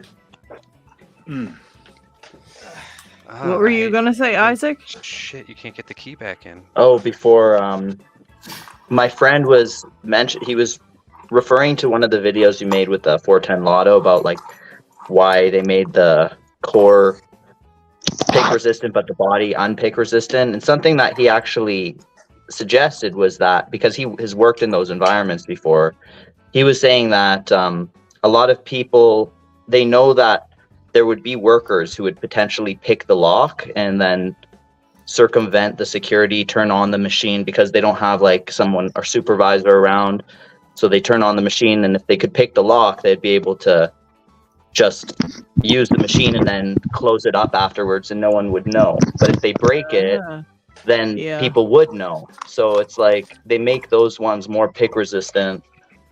This was a theory, but that way workers wouldn't actually pick those locks to try to get into those work areas. And on that same note, with the master locks that are easier, I think that they know about a lot of those vulnerabilities, but they just don't care. They want their locks to be easy to pick. Yeah, I mean, I've spoken to people who actually design it, and supposedly, I mean, I understand why it has 6 pins as far as the number of differs, which is important. But as far as having one of their best keyways, I don't know. that still confuses me, and I can't imagine. Maybe I'm wrong, but the idea that they're that concerned about picking in the middle of a factory floor, I don't know if I buy that one. That's I guess it's plausible. I don't know if it's Master Lock themselves that are concerned, but I think it's the people who request Master Lock to make those specific locks. Originally, they're saying maybe these people are getting into these locks because before the original Master Locks were the Master Lock Lottos. People use like the regular Master Lock 1s and 2s and 3s as Master Lock Lotto or just Lotto locks. A lot of old number 3s that used to be used as Lotto locks in factories. So yeah, definitely they used to use very easily picked locks on You probably can't, Brett, because I mean I have to have the chat pulled up separately on my phone whenever I join the stream. So no, unless you pull the chat up separately when you join the stream, you can't see it. Wow, my chat just completely stopped, so I gotta turn it off and turn it back on. What a jerk. I missed all the chat. Okay. When that happens. Way to There go, we go. YouTube. Oh my gosh, my gloves are leaving crumblets everywhere on my desk. But Time to retire the gloves. let's see. No, they're just old. They're like really old. I only when did I unearth those? I don't remember. But let's see. What was the point I was trying to make? Oh yeah, 4 out of the final test result, 4 out of the 5 1100s in my possession have their keyways completely unshielded, and only this one has the wafer in it. Huh. So yeah, I bought a pack of 100 one time and none of them had it. Wow. Oh It was So that like matches gold the statistics you told us earlier. Yeah. Yeah. That's wild. Wild Surprisingly, indeed. I've had a few that have had that on there. I just assumed the newer ones all had it, but the last, little bit I've been finding out they don't. Yeah. I know that every time Lock and Key buys a whole stack of them, he goes through them and puts wafers in himself. Yeah. Yeah. And all 5 of these 1100s were purchased in 2024, by the way. So make of that what you will. New or But then you used? get the one sold in Europe, new. like the one Lock Thunderless New. They were just done. purchased He new. did an out the pack pick of it, and it had a wafer in it. The camo one. So maybe it depends on where they're actually selling and whether they actually put the wafers in or not. Oh, Rhino, dinner time. I'll check back in if it's still on. I didn't even know you showed up, Rhino. Hello and Yeah. goodbye. Jeez. Yeah, take it easy, Rhino. Have a good one. Hey, LPL, this is Knox. I just want to say first, thanks for help getting me into Lock Sport. How I got into it was my brother actually did a video with Demolition Ranch, shooting the 50 caliber at the padlock. I believe it was a Master Lock. And yeah, obviously it does. Oh, it's Squire. Okay, so obviously it does open. The 50 caliber does work. Yep. So in watching that one, that was my introduction to Lock Sport. So YouTube algorithm just kind of, did its thing from there. Started running with your videos, and then eventually the Bosnian Bills. And a week later, my brother came home, and I had my Vice and my Amazon kit, and I was off to the races. So thank you for that. That was. And second, would you ever be open to an interview? I've written questions for Lockpicker 1969 and for Lock Noob. So I like to do like deep dive, nothing personal, as far as your name or nothing like that, but just all lock related questions. Best questions, by the way. Just as far, like who got you into Lock Sport, as far everybody has their favorite pick, and I kind of brought this up to Lock Noob, so his tends to be the Peterson Gem. And every year it's been consistently the Gem, where I've changed every year. So every year that you've asked me in the 3 years, I could tell you a different answer every year. As I've learned and progressed, I tend to get pointier and pointier. But just things like that, I'd like to ask you as far as how your progressions went. What were your milestones? What were would you be open to an interview? Like his thing dropped. Oh, where'd he go? Did he hear you? Or did he drop? Yeah, it looks like a trap. That would be Oh, yeah. I just noticed in the background, LockHeat has the happy birthday music playing.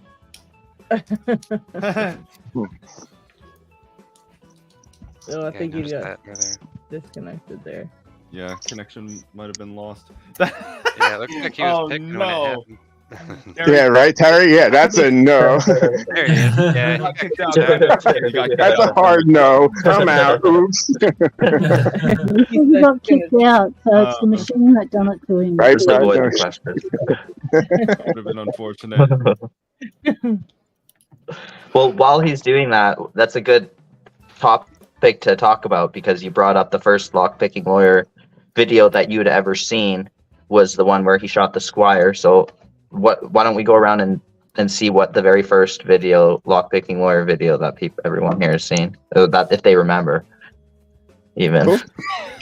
I know the first one that I ever saw was the double wrench method, the new and improved double wrench method that he did to bust open the shackle on a padlock. It wasn't even a picking video. I think I'm back in. Can you guys hear me again? Yep. Yes. Yeah. Yeah. Did you hear Knox's question, by the way? The last thing I said was I just noticed it was birthday music. I only noticed because it was so quiet. I didn't hear you guys anymore, but the birthday music kept going. No, what's that about Knox's question? Go ahead, Knox. For an interview, I've written questions for Lockpicker 69 and for Lock Noob for their personal interviews, if you will. So I mean, I would love to write questions for you to answer on any terms you see. I mean, it's nothing personal. I'm not asking about your name, where you are, nothing about that. All about locks. As far as like milestones, who encouraged you? What made you want to pick up your first pick? Where'd you order it from? Or as far as where'd you back then? What was the place to acquire it from? Who'd you look up to? Who do you miss from then? You know what I mean? That's no longer around now. Knox has the best questions, so I think shoot me an email, lockpickinglawyer would be a cool thing to see. And if I do not respond, shoot me another email because sometimes, that's that email address. People sign me up for stupid lists. People spam me. Sometimes. Sometimes I'll go through there and I'll just look like, damn it, I have 300 new emails today, and sometimes I just skip past them. So if I don't respond to you, ping me again, but shoot me an email and we'll figure something out. Okay, sounds good. Cool. That's cool. When he says like, "Who's your current favorite lock sporter?" I know you're gonna tell him it's me, right? Obviously, we don't have to discuss it here in front of everybody, but it's obviously. We can just answer that one right now. Yeah, we'll just get that out. Put that to rest. Like the kind of stuff what I enjoy watching has nothing to do with what I produce on my channel. I actually enjoy watching what people do with challenge locks. Oh, okay. Oh wow, okay. And challenge locks, you said?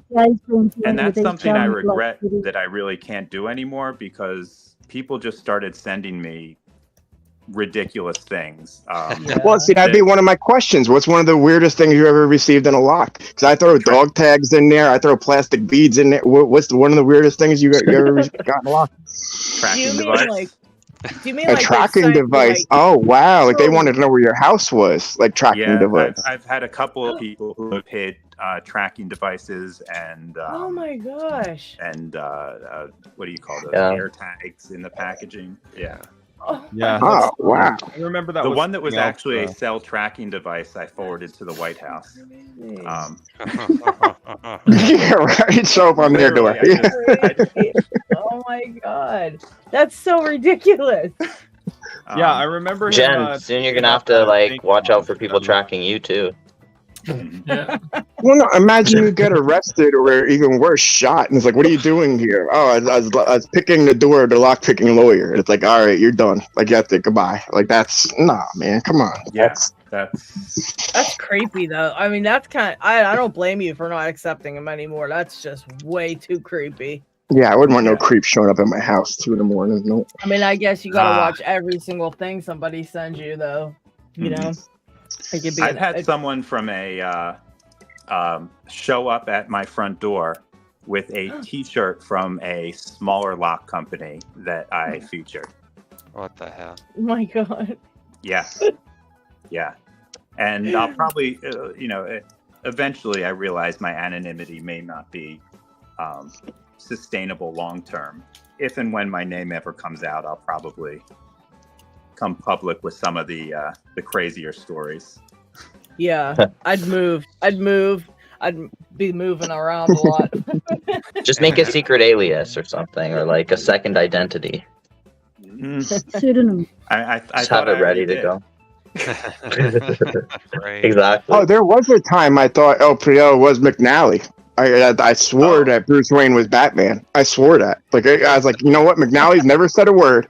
So LPL is now doing covert instruments. Doesn't want to affect his channel, so he's running under McNally and just making short edited, chopped videos. Like that's what it is. I wish I was as good at editing as he is. He's a freaking maestro.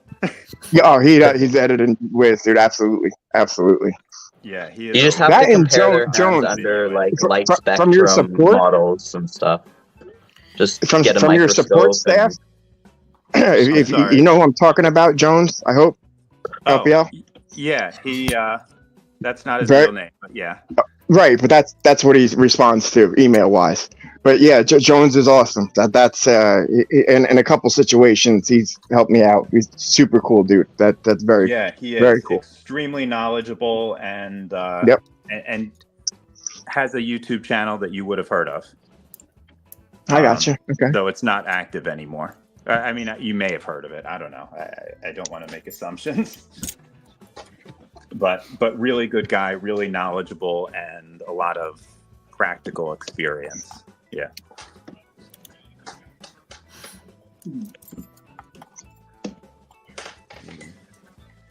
Well, we were going around saying what was the first lock-picking lawyer video anybody saw. And I can't even remember the very first one, but I know I didn't even know that there was people that picked locks on YouTube for a while. Like I was in Facebook for a while, and then I started seeing people posting YouTube videos. I'm like, oh, there must be lock sport videos, because I just watched, random ones. The very first one I saw was a guy picking a lock for survivalist things. Like it wasn't even a lock sport video, so I kind of didn't realize there was a whole big community full of lock sporters and there was videos, but I'm guarantee one of the first ones I watched was something stupid like a master lock something or another, because that's basically where I was at when I first started picking. But I can't even I couldn't tell you which actually one I watched. Anybody else have specific ones? I remember the very first picking video I ever saw, and it was Bosnian Bill. And it was one with the one of the chain key locks. Oh yeah. Oh yeah, that's a very cool one. And I actually didn't even see it on his channel. I saw it on might have been Daily Dose of Internet. Oh, okay. That YouTube channel that takes kind of stuff from different places and stuff. Yeah. Yeah, and aggregates them for a daily, clip of 2 minutes of the 5 most interesting videos. That's pretty cool. Trucking Lock in the chat says the first one I watched was when he picked the Sentry Firebox because I used it as a tutorial to get into mine. Oh. Wait, lost the. Wait, who? Which video on the Sentry?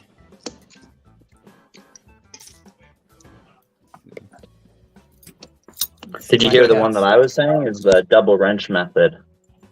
Just before you pop back in. The real double wrench method. Working. Yeah.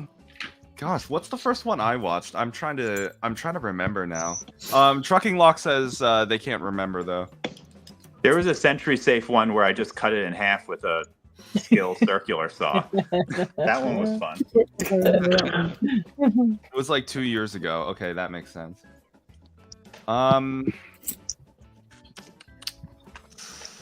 I like watching the one I will took say, it down to the garage. I will say, to the garage. even though I can't remember the first video of yours I ever watched, the one that like kind of stuck out in my mind as one of the things that really got me into lockpicking and locksport was the video was the video on the original Bowley lock. Oh, yeah. Oh, no way. Yes. Yeah, I for picked it sure. with 6 pins. Goal Z. So one more pin, and then I have all 7. Oh, That's nice. a carbine. Congrats. It's your custody. Or dual This was entry a lot. This was a lock I paid a lot for originally seen on LPL. While it's not this particular lock, but I've never seen another with the dual core. I mean, I have both versions of them, one both shackled, but to see him do the dual core and one not for sale or even buyable for or purchasable anywhere for over a year and a half. When this finally popped up, it was $50 on eBay from Australia.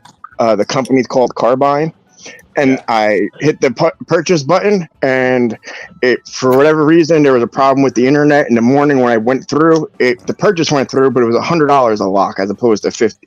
But nevertheless, I got it. Wasn't shipping?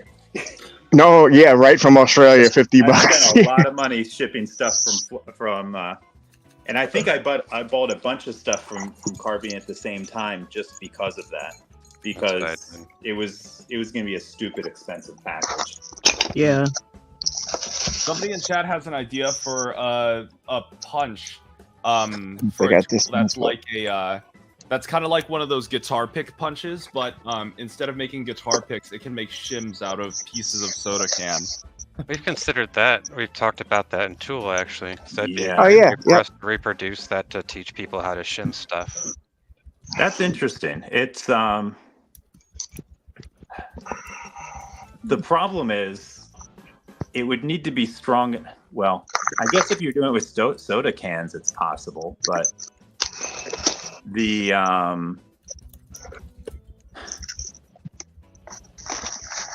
I don't find soda cans particularly useful unless it's a really, really easily shimmable lock. And if the material is strong enough to actually shove into some place where there's a little more resistance, then you'll never be able to punch the stuff. Then there's the additional problem of if it's strong enough to actually bend that curve into it. I don't know if any of you guys have tried I don't want to shit on another lock company, but tried the Sparrow's little credit card lock shims. Almost unusable because they're flat. Interestingly enough, that was an idea that we had prototyped at Covert Instruments before Sparrow's, and it was so hard to use that we decided that it just because you have to bend it. You mean you got to bend it yourself? Yeah, getting a curve. It needs to have that circular shape, otherwise it just gets jammed up when you try to shove it in. Let me see. I'm actually going through a little bucket of prototypes I have next to me. And while you do that, I just want to read what Nathan wrote in the chat. He said, "Hey LPL, I wanted to thank you for your videos. They were a gateway for me to get into lock sport and help me get into the community after I came back from Afghanistan." Thank you for your service, by the way, Nathan. That's cool. That's really cool. That's awesome. I try to do as much support with veterans groups, and I was actually close to, before I moved, the Bethesda Walter Reed Hospital, and I spent a fair bit of time volunteering over there, teaching lockpicking just as a rehab for manual dexterity. Very cool. Oh wow! Oh, cool. But yeah, here is one of the earliest prototypes. I have a big bucket of prototypes next to my desk, and oh wow, we tried stamping curves into them, but just the problem was when they were flat and would actually fit into something. I mean, I encourage you guys, if you want to spend the money, try the Sparrows one and see if you can actually get it to work, because Cucumber in the chat. I like that Sparrows sent me Shackle Shims pre-rusted. Very cool, unusable, out of the box. No. That's so. Oh no, pre-rusted. Wait, Sparrows or us? Or Sparrows. Oh, okay. That's almost like if you get something rusted from us, dude, give me a freaking call. We'll take care of that. It's almost like Peterson picks being pre-burnt for you on some edges. Yeah, I have a bunch of those.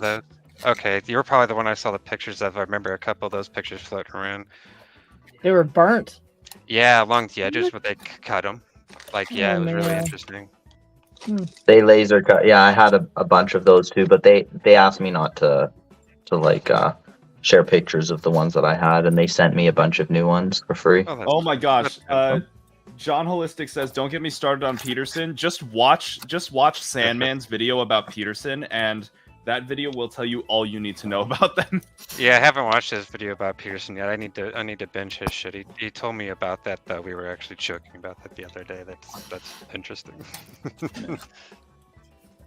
Okay, Alpriel, here's a question I would ask you. So rewind 2 years ago. Covert Instruments does not exist. Who's better, Peterson or Sparrows? You're going it down to 2. It's one or the other. This isn't a Mary fuck kill situation. This is I would prefer not to discuss competitors because. Oh, that's I don't. Okay, see, I feel so. Well, my thing is okay only to give a reason. So for my example, I'd say Peterson only because of the handles. I need a wider handles. My hands get cramped with Sparrows a lot, so I need something like a bare bones handle to put on it, or Peterson, wider grip on that. So I'd give a reason why. You got to keep in mind that it's also like a legal gray area. Molded handles. Oh wow! Well, I mean, handles equals usability. You know what I mean? If I can't wait a couple months, that's a lot though. It shows you went through a lot before you finalized one. Oh gosh, Wow. we have dozens of. We really try to get stuff right, and we put it through a lot of testing, to the point where we've actually invested in molds and then scrapped the molds and remade them, which is tens of thousands, but it's important to us to get things right. Yeah, That's exciting. that's good to know though. Thanks for the little sneak peek. Yeah. Yes, that was Project Apex, right? It is indeed. Yes. That's I forget how much we showed in that picture online, but only like the very back end of the handle. That's how I recognize them, with like the hole in it. Joel. You know, it's something cool that you guys almost got. Instead of the Riv pick, it was this. And watch carefully. Oh, it snaps. Oh, it locks into place. Locking in place. Very cool. We could never get it. We had tested it, over thousands of opens, and we could never get it to the durability to stay. Yeah. Well, the durability. That's the annoying point of all jackknives. That little tiny slip point. That little tiny, just enough to give a false, jiggle test, or just enough for a false read. Yeah, that's huge. The one that does stay, the Swick specifically, it's really stiff too. I could see how that would be really hard to get to stay. Yeah. Well, the problem, we didn't do this any farther or develop it any farther just because even if we could make this perfect and it would last forever, the amount of weight on the back was just too much. And even if we put it at an angle like this, where the weight is not as much of an issue, it still would dampen feedback. I mean, I always would prefer a full-size pick. Yeah. I remember you talking about that in the video where you announced the Riv pick for the first time. Did I show this? I don't remember. Yeah, you did. You showed the original idea for the locking mechanism. And that was how I've got my slim picking set right here. Nice. So yeah, in the you did discuss the locking mechanism for the Covert Companion in the video where you announced the Riv pick. Gosh, it's terrible. I don't remember that. I mean, what was it? Close to 2,000 videos at this point. I'm only around, I think, 1,500 or 1,600.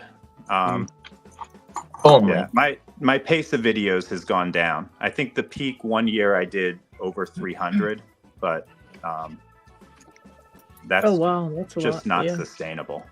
Yeah. Well, certainly though. Videos. That's another long-term, in a way, question I was going to ask you. Is I call it running the gambit, meaning, okay, you teach everyone what there is to know about a lock, meaning security pins. Okay, here's spools, here's serrated, here's mushrooms, here's custom rattlesnake, whatever. Here's core mods, whatever. And you do that, once a year, a couple of times. So on the repeat, I mean, it's hard to keep something like that running on the gambit fresh. You know what I mean? Like once you kind of taught the lesson, and you could refer to it at any time, refer to my video, whatever, if you want to go back to that. It's hard to keep things, once they're taught, unique or fresh. I mean, and everybody on their channel has a running through their own version of running through the gambit, and that's where I found, where I was speaking right before you hopped on, the big three, which, obviously you're one of the big three. One of the smaller big three or the lower three was Fish Picks. And I was just with his video of, I was going to name mine what to call it, whatchamacallits, but that's not what his is called. What's it? Lock sport terminology. So he told, lets you know what each part of the lock is called and how to refer to it. And, to me, that was just a great, person that no longer makes videos. So that was another question. So that was something I'd ask you. So you've been around now for a hot minute. Who would you say you wish you could see? That might be Bosnian Bill. But who would you love to see return to picking? Who no longer makes YouTube videos? Love to see Bill come back. Yeah, he's a great guy. And obviously, not everyone knows him personally, but I have the chance to meet him. We've spent time together. And I think he was a great part of the community. He got a lot of people involved, myself included. Are you still in touch with him? Very rarely. Maybe I talk once or twice a year. Not often. Do you know how he's doing with his new kids and everything? I know that was that's an unimaginably tough situation, what he had to deal with. And what the kids have to deal with, I'd prefer not to talk about any private information. Okay. I don't know what he would consider private or not, so I'd rather just say nothing. So, sorry. No. I understand. Let's take a the question question's from coming Brett. from a place of concern, so I get it. I totally understand. Brett has a good lock question. Where is the word Bible invented from, and its relevance to locks? So how did the word Bible come into play? That was a good question. I always wondered that. My understanding is just the shape of the top looked like a book or a big thick book. Okay. That's all I know. That's how it was explained to me. Now, do I think that's a pretty shallow explanation? Yeah, and I mean, it is a massive jump from lock to book to Bible. There's a couple logical disconnects there, and somehow that became a term. Yeah, I can tell you what I've heard, but that's a term that predated my involvement in the lock community by quite a bit, and well, because inside of the book is the secrets to the universe. Lockpicking lawyer Chris Depending on who Capone wrote says the in secret, chat Gabriel. that Slinky says g'day. Now Slinky is Chris Capone's Black Cat Lock Lab manager and has done a fabulous job since the previous Lock Lab manager, Suki, the white cat, passed away at a very old age. She ran the Lock Lab beautifully, and then Slinky, the younger version, took over and often appears with her butt facing the camera, walking across the set. So Slinky says, "G'day." I can just hear Chris just laughing right now. I'm confused with the question. There's no question there. It's just a statement from the chat. Slinky says, "G'day." Okay, fair.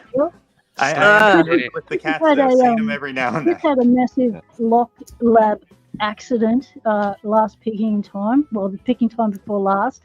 He opened his drawers when he was chatting to me backstage before the show started, and everything came down on top of him. He's got the old the mechanics drawers full of locks, and the whole thing came down on top of him. Took out his leg, took out his whole lock set.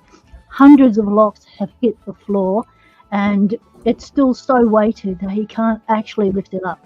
He needs a mini crane. So if anyone's got a mini crane that can head over to Chris's place to help him lift up his lockbox, that'd be greatly appreciated. Oh, wait a second. I just remembered I have something over here that I discovered at my local Lowe's. This is a Master Lock Magnum M515. This has been sitting on the floor for a while. This is a Master Lock Magnum M515. It's basically the same thing as the M115, but for some absurd reason, no, what I meant to say was it's basically the same as the M115, but it's bigger and has a wider shackle clearance. Yet for some absurd reason, that's enough to bump it up from an 8 out of 10 to a 9 out of 10 on the security scale. Huh. I will never understand Master Lock. You're not alone. Yeah, the security scale thing is just a marketing thing. It's not like any actual rating of any, it's their own arbitrary thing. Yeah, that is true. DMAC, that question was discussed earlier in the stream, but you might have missed it. It's a high security lock would probably be longer form content, which I forgot the exact details, but basically the best idea if LPL wanted to go back to videos on high security locks would be to create a second channel for longer form videos featuring those. Son of a fucking luck. If you did that, you should make it a separate name, and then anytime you talk in that video, like talk with a deep voice so people don't recognize. Yeah. Or a high-pitched voice. That'd be even better. Well, see, it's because of that voice. That's why I swore he was McNally, because McNally doesn't say a word. So when LPL first disappeared, and all of a sudden McNally videos pop up. McNally talks all the time on his videos.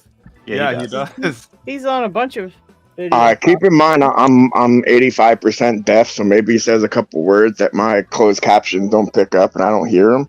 But most of the time, he's throwing squares, beating locks with other locks, popping them open fast, or chop fast editing, type stuff where I don't hear words spoken, or I don't hear, I hear what I thought was audio. Like, this is a master lock, whatever. It could be open with another master lock, whatever, and smacks it open, and that's the most I hear out of McNabb. I don't really hear. That's totally his voice, for what it's worth. Okay. Yeah, it sounds totally like It's not Google AI. Okay. Yeah, it sounds like one of those AI voices. So there you go, Snake. Off because Yeah. he needs to get some rest. He's tired, so he's dropping off, guys. So everybody Have a good night, thank you, LockHeat. Night, LockHeat. Have a night. We'll see you next week, Okay, mate. LockHeat. Late happy birthday, brother. Yep. But yeah, I got this master lock the other day because I thought it was hilarious looking. Let me see if I can get my mouse to work, and I'll show you guys. There we go. There we go. That was for my birthday. I got a 19, and I didn't. Oh yeah. Did you see this thing? Oh wow. I've seen You those should little. take That the is a plastic off unique and take looking it one. apart. You'll be shocked how little of that is metal. Yeah, you know what? I think it has spool pins in it. Believe it or not. What?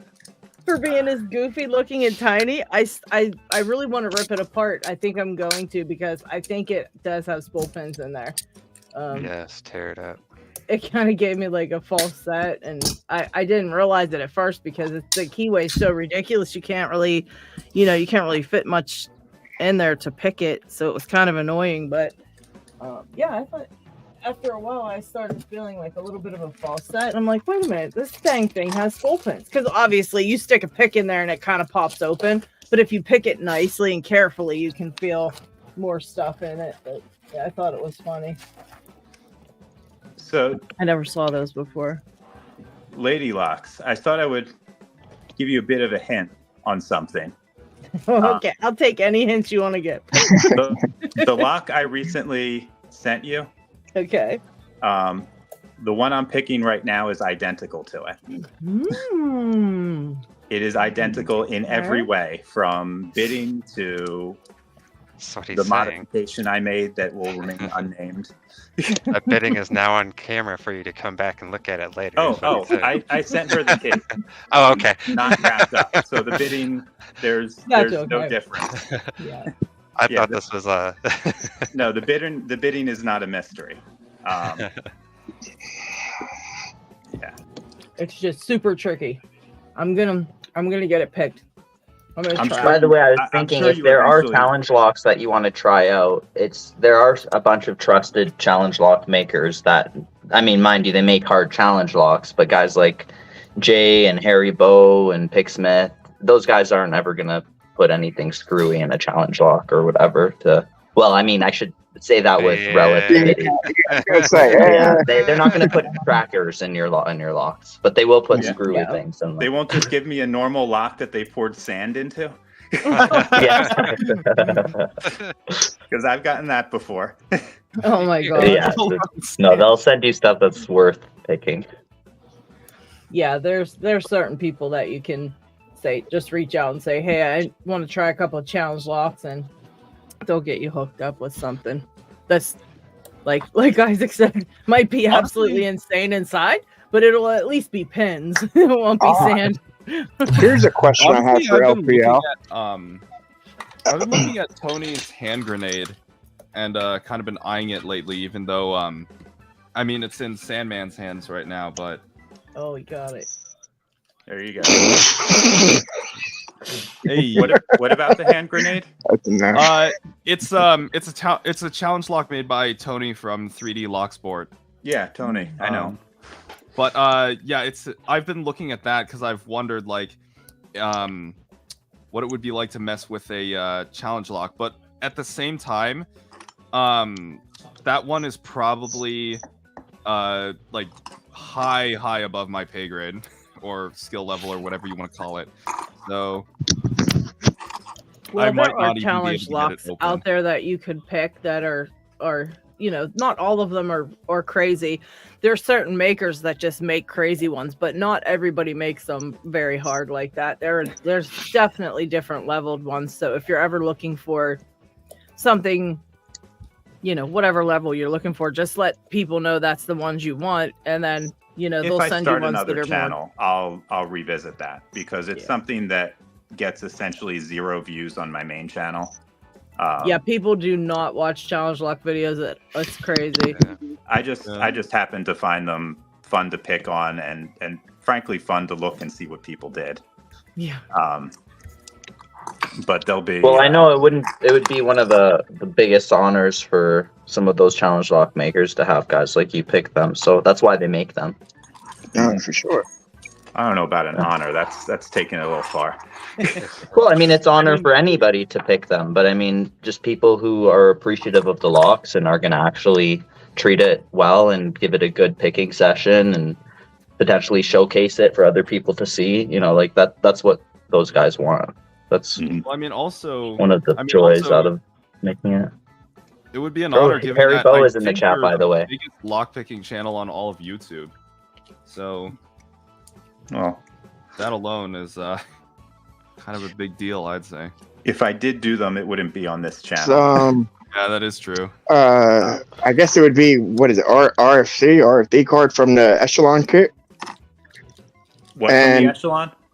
From the, it's not a magic card, but the, man, hold on. I don't want to say the wrong initials here. Oh, sure. Yeah, no, it's a magic card. You're right. Okay. Well, that made me run out. Or 5577 or whatever they're. Yeah, I forget the number. So it made me run out and get one of these guys, the flipper here. And before I went and paid for it, I hit up Jones and I was like, hey, any chance you guys happen to have these? And he's like, not yet, but keep an eye out, wink.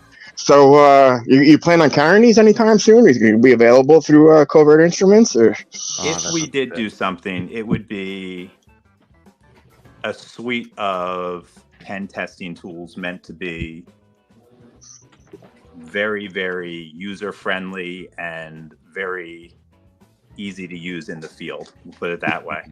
And there would be a suite of products that would go along with it. It's something we've investigated and is not on our front burner right now. but it's a possibility going into the future. Okay. By the way, Jay Gabriel says if it lasts more than 1 minute, it's a win against LPL. That's not true. Come on. A minute 30. Come on, give it a minute 30. There you go.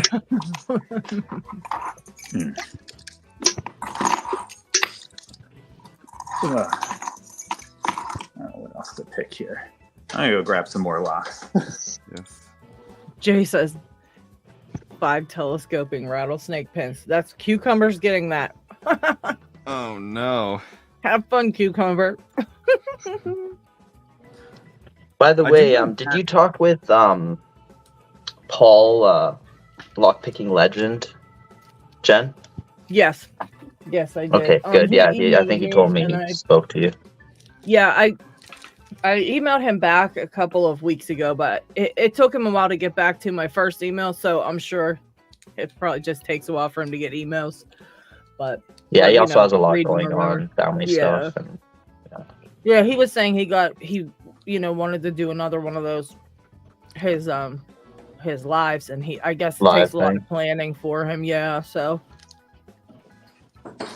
What is this? Is this? But yeah, I think that'll be fun.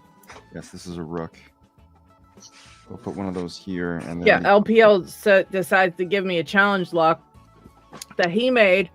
That he said there's no modifications except one mod. There's a modifications to the Bible only. Then he says he'll be very happy if I can pick it without knowing what's wrong, what he did to it. But he'll be super disappointed if I can't pick it after I do know what he did to it. So now I'm thinking, I'm probably going to end up being a huge disappointment because I do that regularly online anyway. It's just disappointments left and right. If you need, don't sell yourself short. No, Mate, somebody set you up. Don't do it. You've been set the up. modification isn't to the Bible; it's to the plug. Oh, to the plug. Okay. Yeah, I'm sorry if I maybe I misspoke when we talked, but He still set you up. Maybe you did say plug. And I think I might have just said Bible. Okay. He's trying to misdirect you. He's setting you up. No, it's I think you'll find it interesting. Yeah, I'm excited. I like picking challenge locks a lot. Although Trucker recently was making challenge locks and he says, I want to make you one. I said, oh, that's awesome. Don't make it hard. I had just finished like 8 of LockChuck's challenge locks and like 2 hairy bows, and I was over challenge locks that day. Oh my goodness. Oh yeah, you're gutting a hairy bow with the magnets. Forget about it, man. It's crazy. Yeah, you got things clicking and snapping all over the place. Yeah. I gutted one of his. I wish I could find the video because I was like, are you kidding me right now? All this shit went into one big pile in my fitting tray. I was like, it all stuck together. It was like, whoosh, and it just all come together in the middle of the tray, all out of the blue, out of the blue, because I started setting them down in their trays and it was far enough apart, but something must have, like when I set something down, it bumped into something else and it shook just enough for them to go all together. I was so mad. Jen, here's one that would be a nice challenge lock. Oh, it's like an Ingersoll. Oh my that one. gosh. You ever seen? That. It's one of the only U.S. military dual custody locks ever made. Wow. So it's essentially 2 of what you find in the 951, the Medico course. Oh, whoa. That's Medico, gross. Is that the same as does it work in a similar way to the only Medico I really know is the biaxial? Yeah. No, it is a form of the biaxial with a proprietary keyway. Wow. Biaxial. But you don't I cannot say the word biaxial for the life of me. my brain just doesn't know whether to decide on biaxial or biaxal. I keep saying biaxial because I don't like biaxial, but I don't think it's right. This is an interesting lock for show and tell. Oh, Terry, you got National Lampoon. Look at this. This goes in from the outside of the door would look like this. This key, it's a rack lock, goes in. Then you have to turn it, and you pull it that way. Oh, that's neat. Oh, yeah. Wow. There's a few interesting locks out there that I thought that was going to be a form of bully at first. I was gonna say that looks like a bully lock before the bully lock. Yeah, it was well before the bully lock and has a, it has some similarities in that it's a cross between an old warded lock and some more modern mechanism. And these rack locks can be pretty high security, though I don't know if anyone's familiar with the carrot exploit. Oh yes, I think I am actually. Just shove a carrot in it and it opens. Oh jeez, oh man! Oh my gosh! I was wondering where that was going. I mean, good luck getting a carrot. Good luck getting a carrot with that U bend in it, though. That's great. That would be hilarious to see. I've seen it. I've seen it demonstrated on one of these. This is an Israeli lock that I think is one of the truly high security rack locks out there. Cool. Interesting. Wow. He locked up again. Locked up. Okay. He's stuck with the happy birthday music now. Man, I want to ask if there's any lock that's never been evicted from his naughty bucket. That's one that I wanted. We'll wait and see if he ends up getting back. I think it might be maybe the internet or something. That's wild. Yeah, I don't want to dig into him too deep. I got a million questions. I mean, I've been watching him forever. I could ask questions that are deep into did I make that video with that lock? What are you talking about? I mean, I remember better than you. My goal Z with all 7 pins. Finally, yes. You got it. There you go. Congratulations. Yes. Nice I job. did it. Luck. There you go. Congratulations. Trucker's working. Oh, it's for myself. Number 12. I got this master lock number 19 for my birthday it's got the red bottom on it. Oh, It's comes sealed in this, and I don't want to open it just yet unless I'm ready to play with it. So I'm just gonna let it hang out in its little protective case. But I finally got my 19. There it is. That's awesome. He's back. There he is. By the way, Trucker, you were a big inspiration for getting back into it because I saw your post and I was thinking, while he's working on it, I'll work on it. Trucker's the gold king, dude. Are you kidding me? Absolutely. LockChuck's here. He's at 6 out of 7 pins himself. Like he just got 6 out of 7, so he's pretty close to getting his 7 out of 7. But yeah, that's a major release. I've been working on this lock on and off for a while, so I actually kind of buckled down. And last week I was working on it. I couldn't even pick it with 2 pins, and now I got it with all 7. Is that the P or the Z that you're working on? That's the Z. Z. Okay. Cool. Very cool. Yeah. Well, it was the first time getting it with all 7. Congrats in the open. Yeah, that's a good job. Sorry, I hopped off for a minute. I'll gut it and I'll show the inside. You're fine. Oh, no worries. Got disconnected again. We have issues here and there with it. It's just we expect it sometimes. Sometimes someone will talk and nobody will know that they're talking for like 5 minutes, so it comes in late. We get some wild stuff here. It took me less time this time to figure out I was gone. And yes, I was doing exactly that. I was talking. I'm like, wow, it's awful quiet in here. Right? No one's asked me a question in a whole half a second. Something's wrong. He's like, man, you guys have a lot of awkward silences. What the hell? I'm just glad that LockHeat doesn't have that song that I made playing in the background, and then he was stuck with that, listening to me shrieking and singing the weird opera. Oh my god! I wonder if it's on here for us to use. Hunt that down, LockChuck. That's a good one. Isaac likes to make original music with some of his videos. I have a lot of music that I use in my videos too. Do you? Yeah.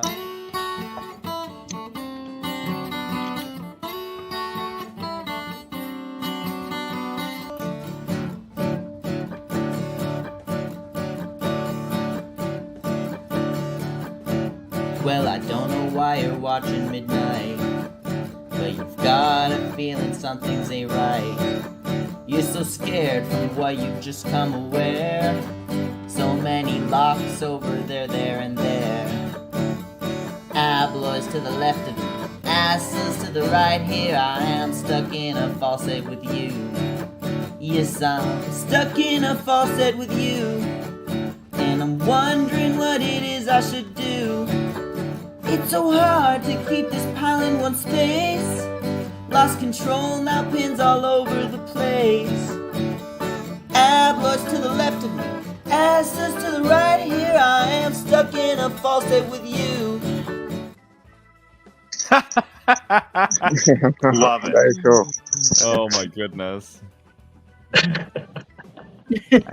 I need to get over to your channel. I wasn't familiar with your musical prowess.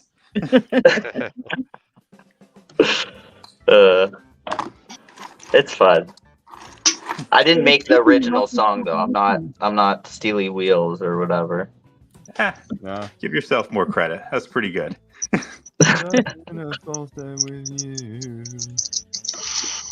Yeah, that was really good. You played the guitar and sang. That was great. Well, I have a fun one coming up here soon, but I have to get around to actually finishing the video. I don't know if anyone here watches Real Civil Engineer. Yeah. Not so Civil Engineer. That's different. Not so Civil Engineer. Yeah. But if you've ever watched Real Civil Engineer's Polybridge videos, during like a building montage, he will just inject in one of those a song like that. Great. What songs? You, like, I'm just curious. Thank you for the happy birthday. What is the? I don't know. They're all like I mean they're all like parodies of popular songs with lyrics that are bridge themes because he's playing Polybridge. Is he the one making the music himself? Yeah. Oh, nice. He does the singing and the beatboxing. I'll have to check that out.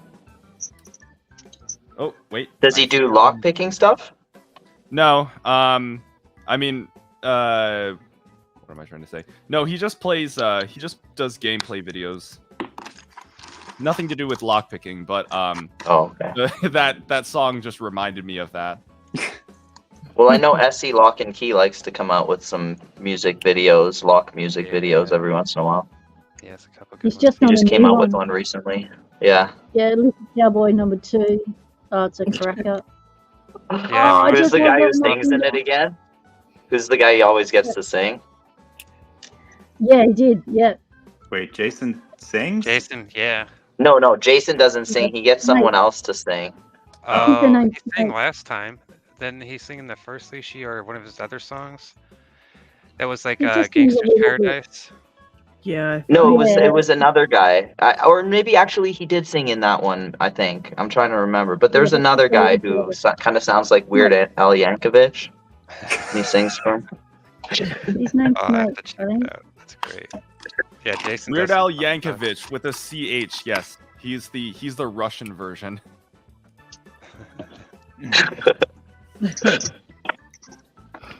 I need to. By the way, here's the insides of the Goal Z. If you guys want to see. Let's see what we got. Oh, are those are long spools, right? Oh no, wait, those are what do you call them? There's a couple of them that are gins, like pure gins, and then I think how many? 5 of them are looks like they're of the like sharp gins, and then I have these ones here that have a little bit fatter heads to them. If I can get it to focus. About to okay. On the topic of that, Trucking Lock says about to set a new world record for longest punt of a Goal Z.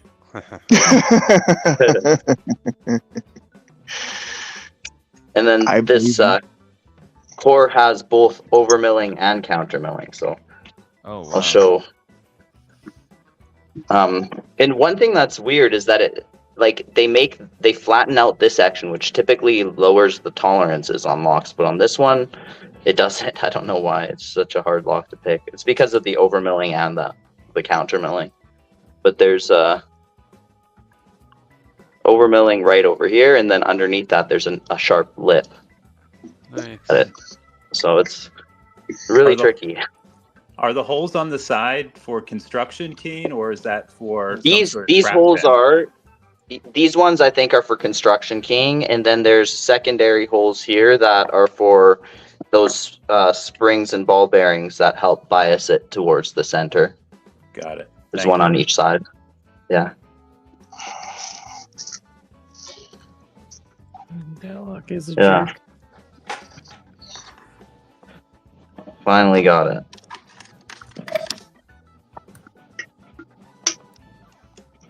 And all these key pins also are like torpedoes. LPL from the chat. Lockpicking Gal is looking forward to your April Fool's video. When can we expect that out? April Fool? 1st would be my guess. Well, Very good, very good. So, in the future would be good. So a day earlier would be good. So we'd actually get it on time. Here I can in give you a Australia. little preview. This is a small part of it. If you can read that. Oh, hang on. wrong. I'm not the only one who keeps it on the desk. Oops, hang on there. Wait, am I still there? Oh yeah, No. LockHeat's Yeah. gonna put you up in Yeah, the middle. hold on. He keeps putting Isaac in the middle. Hold on a second. There you we are. go. I don't know if this is focusing all right. King. Oh, okay. Very interesting. Very interesting. So I see you keep your KD on your desk as well. This is actually a legit tool company in the UK, Yeah. and I have a couple of their products. That's it. What's it called? I'll say it enough in other stuff. So, but let's just say this 4-inch version is not the only one I have. Oh, jeez.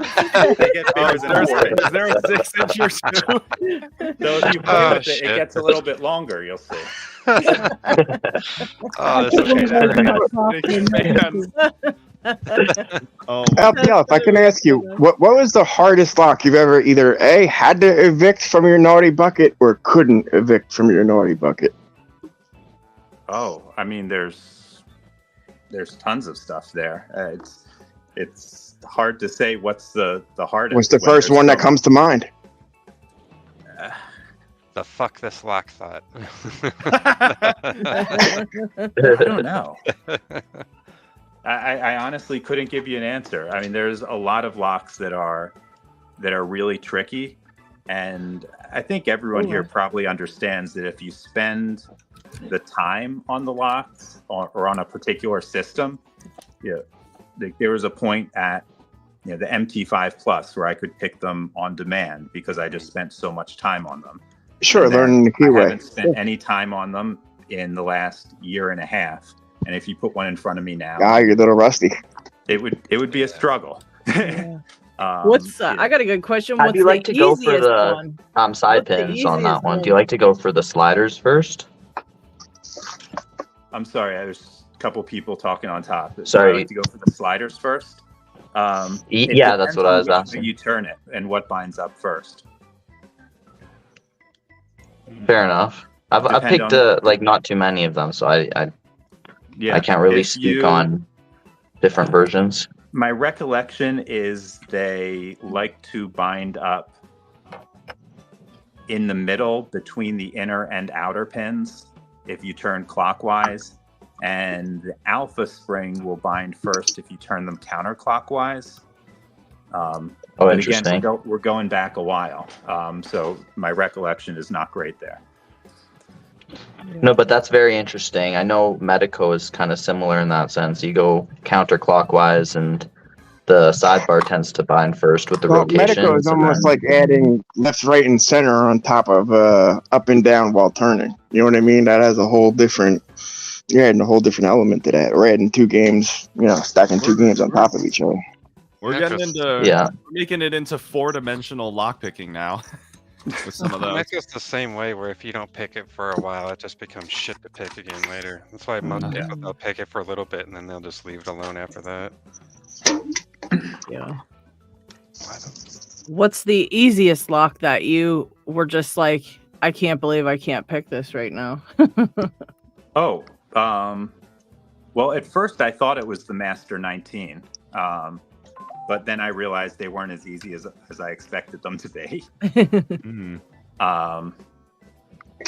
I don't know. There's been a lot of unexpectedly hard locks that shouldn't be difficult, but for whatever reason, whether they be worn out, dirty, full of grit, gave me a lot of problems. But I can't say there was any lock that was systematically hard that shouldn't have been, as opposed to a particular lock that, because of some peculiarity, whether it be from bitting to dirtiness to wear. Right. Yeah. Yeah, I just ran into a Abus 64 that I can't pick. It's terrible. It's the Sounds most like me with ridiculous the- little lock ever. Sounds like me with that one godforsaken American 1100. I don't know what it is about that particular one, but anytime I pick it up after like 10 minutes of trying to pick it and getting really close because I end up in a false set, I just give up and bypass it instead. And I'm just like, there's an open. Love it. Confidence building lock. Hey, LadyLocks, just curious, did you ever get open the pack lock I made for you? I know Picksmith got it open. Did you ever get it open? I did. I got it one time, but not on video. So I want to try to catch it on video still. Gotcha. Okay. Yeah, I did get it once though. But I do want to do a video for it, so it's in my pile to get on video. John Holistic says, yeah, I got an 1100 with a 0 lift on 3 and I still haven't opened. That's kind of similar to my problem. The number 4 is not a 0 lift, but it is a very low cut. So I have to be very careful not to overset it when I try to lift 5. But no matter what tools I try using to lift 5 without touching 4, I just can't get it. And if it's an American lock, why not use a leashy? That is true. That'll give you the full gambit. I've been meaning to get one of those to try out. I'll mention with the AM5 leashy, it does it doesn't let you turn the pick because it's a leashy, right? So you can't like angle your pick in a certain way. So I know like Fish Picks, when he got a leashy to try to pick his American 1100, it didn't help him the way that he thought it would, but after he learned how to pick it, then the leashy made it way easier. I'm confused why you would need to turn a pick to pick an 1100. Yeah, so sometimes I should explain a little bit more, but sometimes when you're lifting up on the spool, I like to push on the pin from like the left side or the right side, and I find it'll give a little bit different feedback. And sometimes the spool will actually, like if the keyway is a certain shape and it's forcing my pick to push on the pin in a certain way, and because it's a padlock, I can only tension it clockwise, it could jam up the spool tighter than if I can turn my pick just a little bit, angle it, and then push on the pin from maybe more of the center of the pin. And then I feel a little bit more defined feedback on the spool. So in short, twisting the pick is basically to aid counter rotation. Got it. To some degree, yeah. Exactly. Good night, Otter. Yep, good night, Otter. Take care, Otter. Thanks for hanging out. Here we go. I love that logo. Check it out. That is awesome. You got it, Trucker? Cutest logos in Lockheat. No, Trucker said he forgets how to pick now. He added the 7th pin and now he forgets how to pick. When I first picked that goal, well, I have a different goal Z. When I first tried to pick mine, I believe me and you were picking them at the same time, Isaac, and we were going to try to pick ours together. Well, then I just got so PO'd because every time I would get up to like 5 pins and be able to do it, I would add another pin, and then same thing. I completely could not pick it. I would, and then I'd go, all right, let me go back to 5 pins and just keep practicing with 5. And then I couldn't pick it with 5. And then I couldn't pick it with 4 or 3. I'd have to take it all the way down to 2 pins and go back up again. And eventually I just said, forget it, and sent it to Picksmith to play with. And he hated it, and he sent it back to me. And then I sent it to, I don't know. I can't remember, but I sent it to DQ, and DQ picked it. Well, then, I remember that. Yeah. I wanted another go at the Goal Z because I really felt like I could do it, and so Trucker lent me his, and I actually picked it. So I didn't have any problems like I did the first time around, but I remember having that same problem where as soon as I would add another driver, the whole thing just became completely nuts to me. When I tried to go back a pin, I couldn't even pick it like that either. So I don't know, I guess in the meantime, you know, I've learned a lot of different things and stuff. So by the time I was able to pick it this time around, I didn't have that kind of problems. But I remember, man, that thing drove me insane. I hated it. That's the freaking worst. Yeah, with this one, I had to go back to 2 pins today before I was able to pick it with, like, I was trying it with 6 pins and I wasn't making any progress. And I went back to 2 pins to try to isolate the ones that I knew were giving me a hard time. And then I started to get it again. Last week, I wasn't even able to pick it with 2 pins until the very end of the whole week, or the whole couple hours of the picking time or whatever. So yeah, this lock I've gone from 5 pins to 2 pins to 6 pins to 2 pins. You know, it's definitely one of the more challenging ones that I've had to progressive pin in order to learn. I definitely had trouble the first time. Now, I believe I hold the record for the Gold Z. John Holistic says in the chat. Maybe that's. John Holistic says in the chat. So I'm curious, if LPL went for a belt rank, would he have reached 100th Dan yet? 100th Dan, yeah, right, yeah. You know, there's actually LPL. You were part of the belt system, eh? I think before. I have never requested a belt. Someone who I won't mention put a red belt on my account for reasons I don't understand. But I've never asked for one. And I think at the time I got that red belt, I qualified for black. But again, geez, I have mixed feelings about the belt system. So I've never really been a huge fan of it. Me too. I like their slogan. Hey, remember, at the end of the day, we're all just wearing fancy pajamas. No, it's. Yeah, but it's.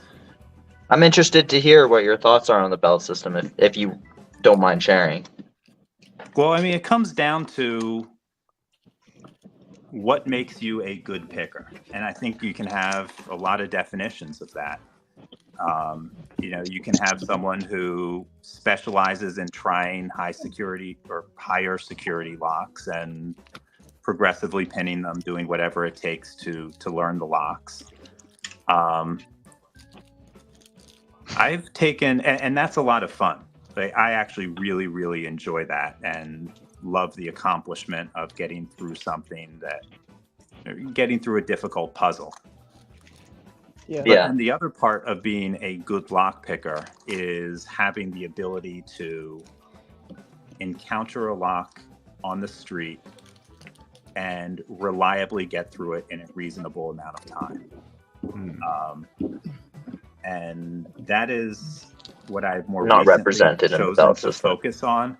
And it's not represented in the belt system, and it would be very, very difficult to represent that in the belt system.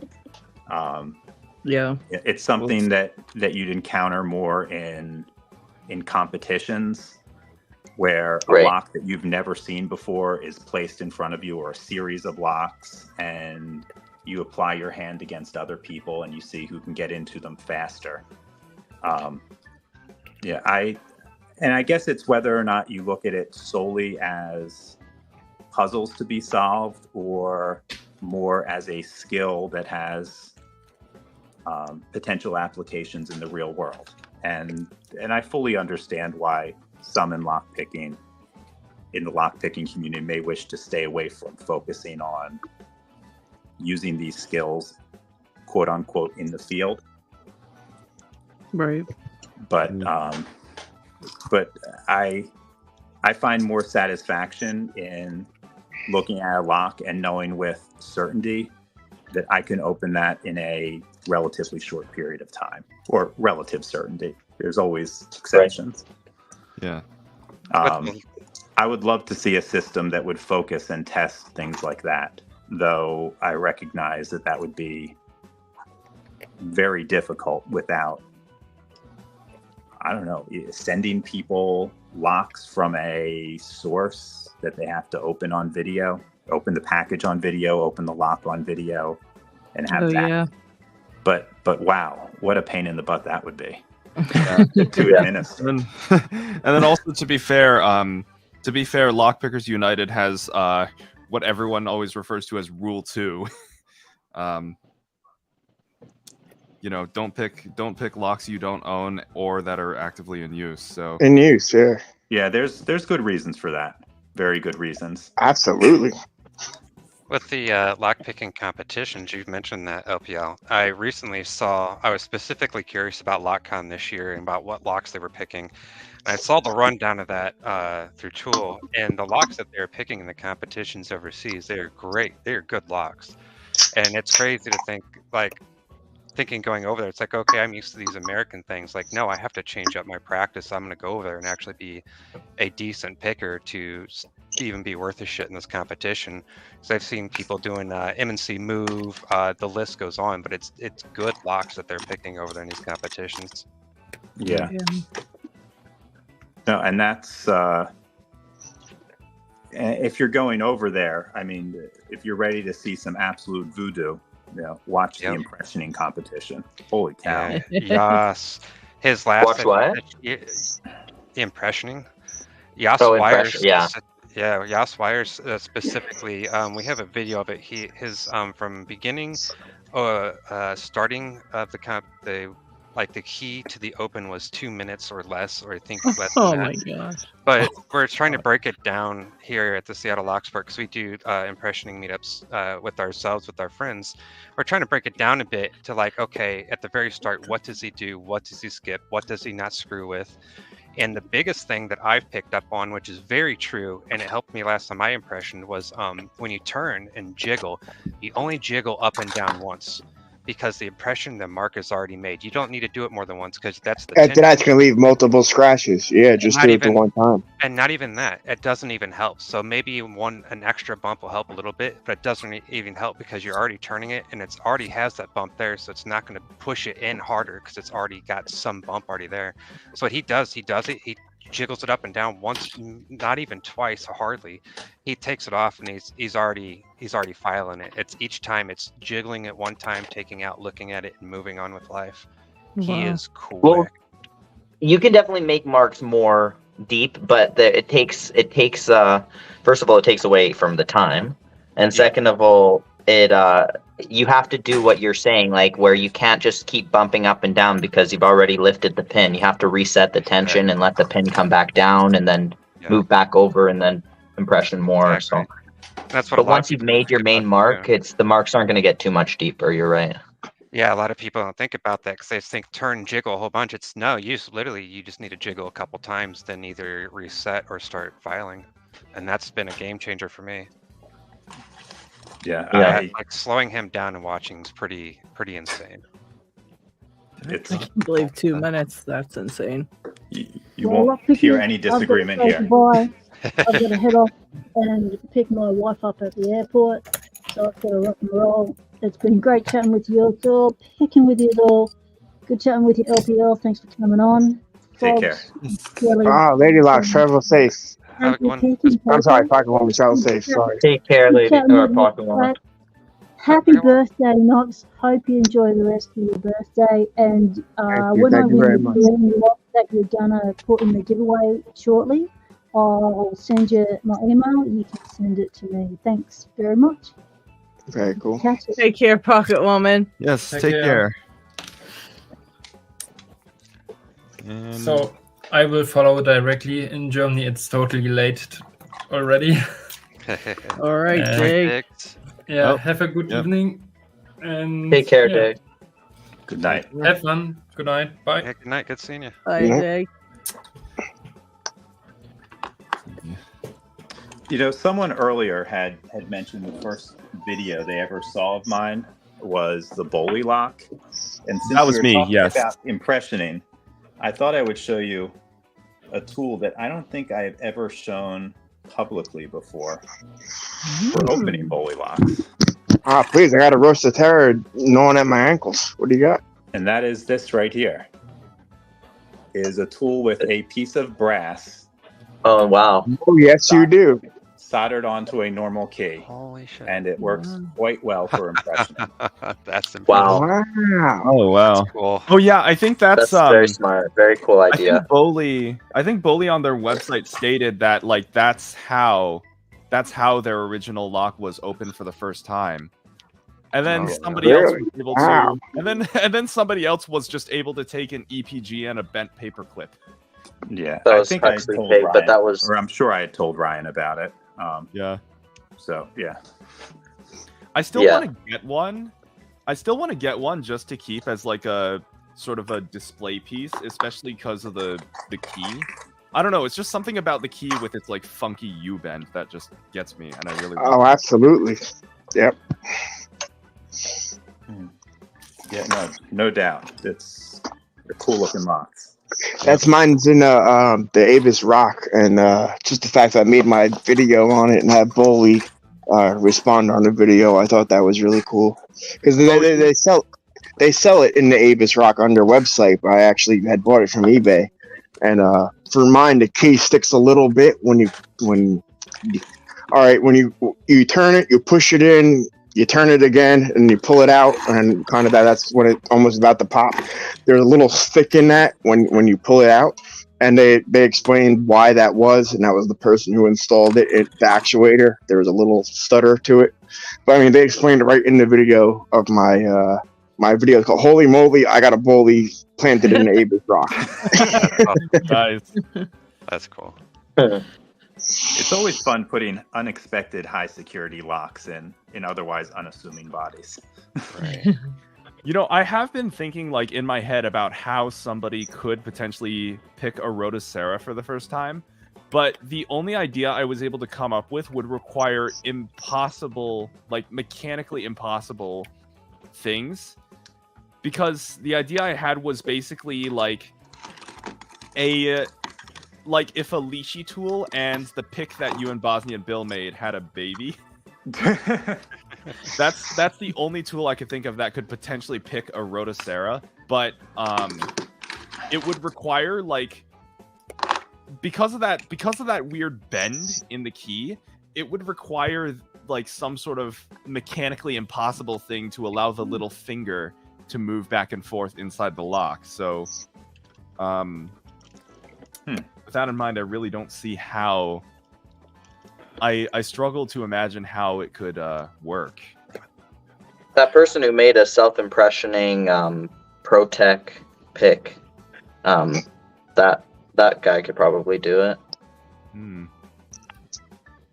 Is everyone else seeing? I can't see anyone else. Yeah, we can see things. We can all see. Oh, really? You can't see us? Okay. Maybe just reset your thing. Maybe. Everything's going smooth still. We can see it. Let's see. Okay. I'm going to close out and come back. So here's a question: are all those green American locks for St. Patrick's Day? Oh, that would be great. That's right. It is St. Patty's. My birthday. Oh yeah. Good morning to you, laddies. My name is Jacksepticeye. Dude, I got killer questions. I just don't want to scare him away. I got killer questions. You know what? You can say you picked with Lockpicking Lawyer for your birthday. There's not a lot of people that can say that. You know. No kidding, Lady Lock. That's a hell of a present. Absolutely. Pretty awesome. Guys, again. Well, we're down to. Oh, now we're There back. you go. There we go. Yay. As I was signing off, I heard someone say all those green Americans something or other. Yeah. For are all those green American locks for St. Patrick's Day? My birthday. Oh, no. That was just the top practice set on the pile, so I just yanked it off and Gotcha. Figured that would be a good way to spend some time here. Goodness. How many of those are... Oh, well, there's another one. I'm struggling with this. Inside my CI practice lock, I've put a standard and 5 mushrooms, and I'm struggling with it. Oh my god. It comes with time. Yeah. I mean, I figure. Are you remembering the mental math? But hats off for the CI practice lock. Thank you. Yeah.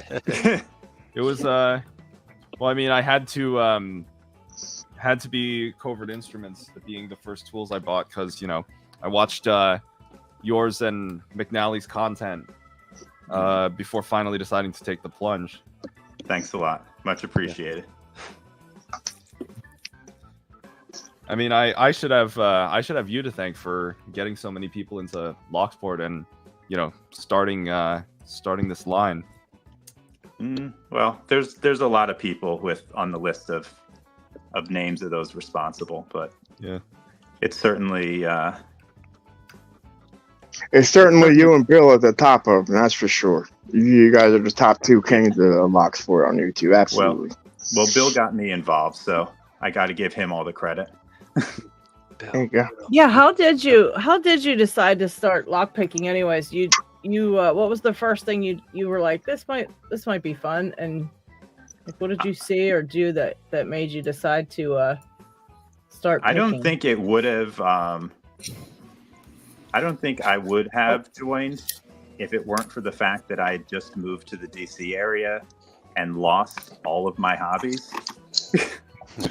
That'll do it.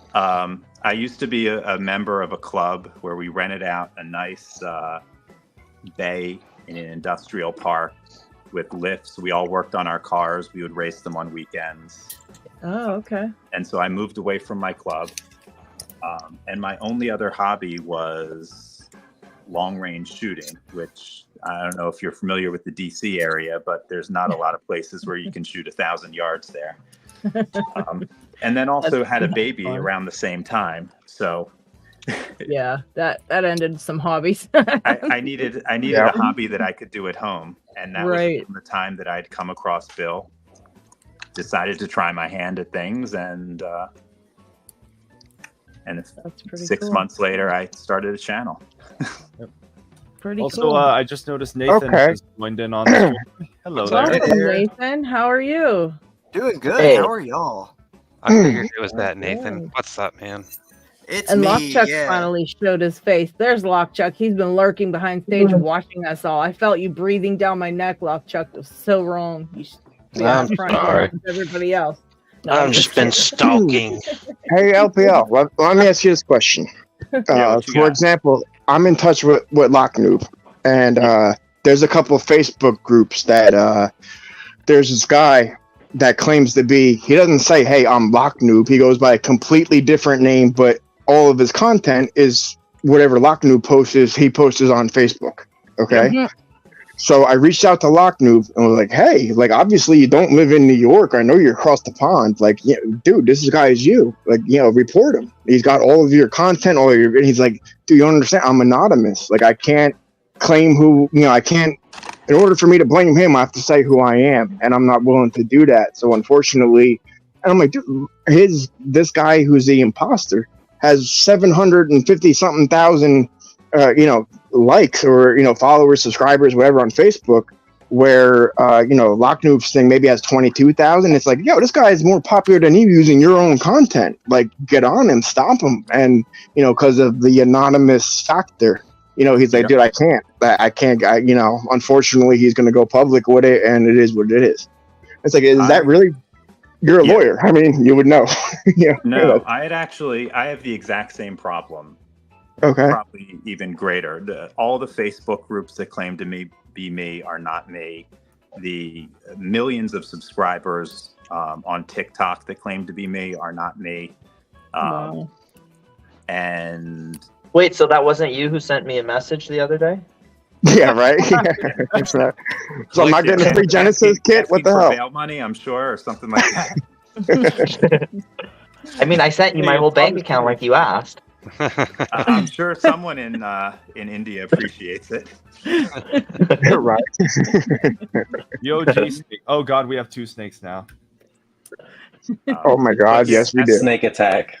It's a big issue. And I've even started and transferred my IP into a Bahamian corporation to maintain the anonymity and challenge these people, and I'm still not able to make a dent with it. That's a shame. I mean, there's lots of content theft on Facebook already, so Like, I honestly, if I ever happen to get my content like re-uploaded to Facebook, I feel like the best course of action, if you want to maintain, you know, anonymity and whatnot, is just pay it no heed. Facebook will do its own thing, and I don't know. I just don't think much of it because it doesn't really gain much influence outside of Facebook from my Well, the only thing I didn't like about it is the guy was twisting words. So he was putting his own posts in written context on top of LockNoob's video. So, you know what I mean?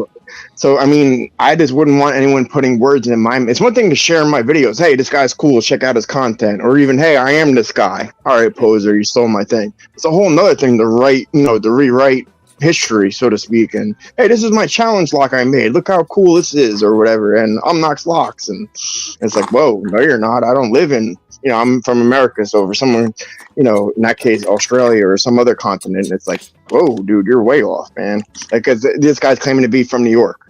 It's like, yeah, I'm LockNoob and I live in New York, and it's like they're doing that for everybody. They even got DMAC, and they had DMAC's videos. Oh, no way. My videos, yeah, they had mine and DMAC's and somebody else's all on this one channel called Captain Lockpick or something.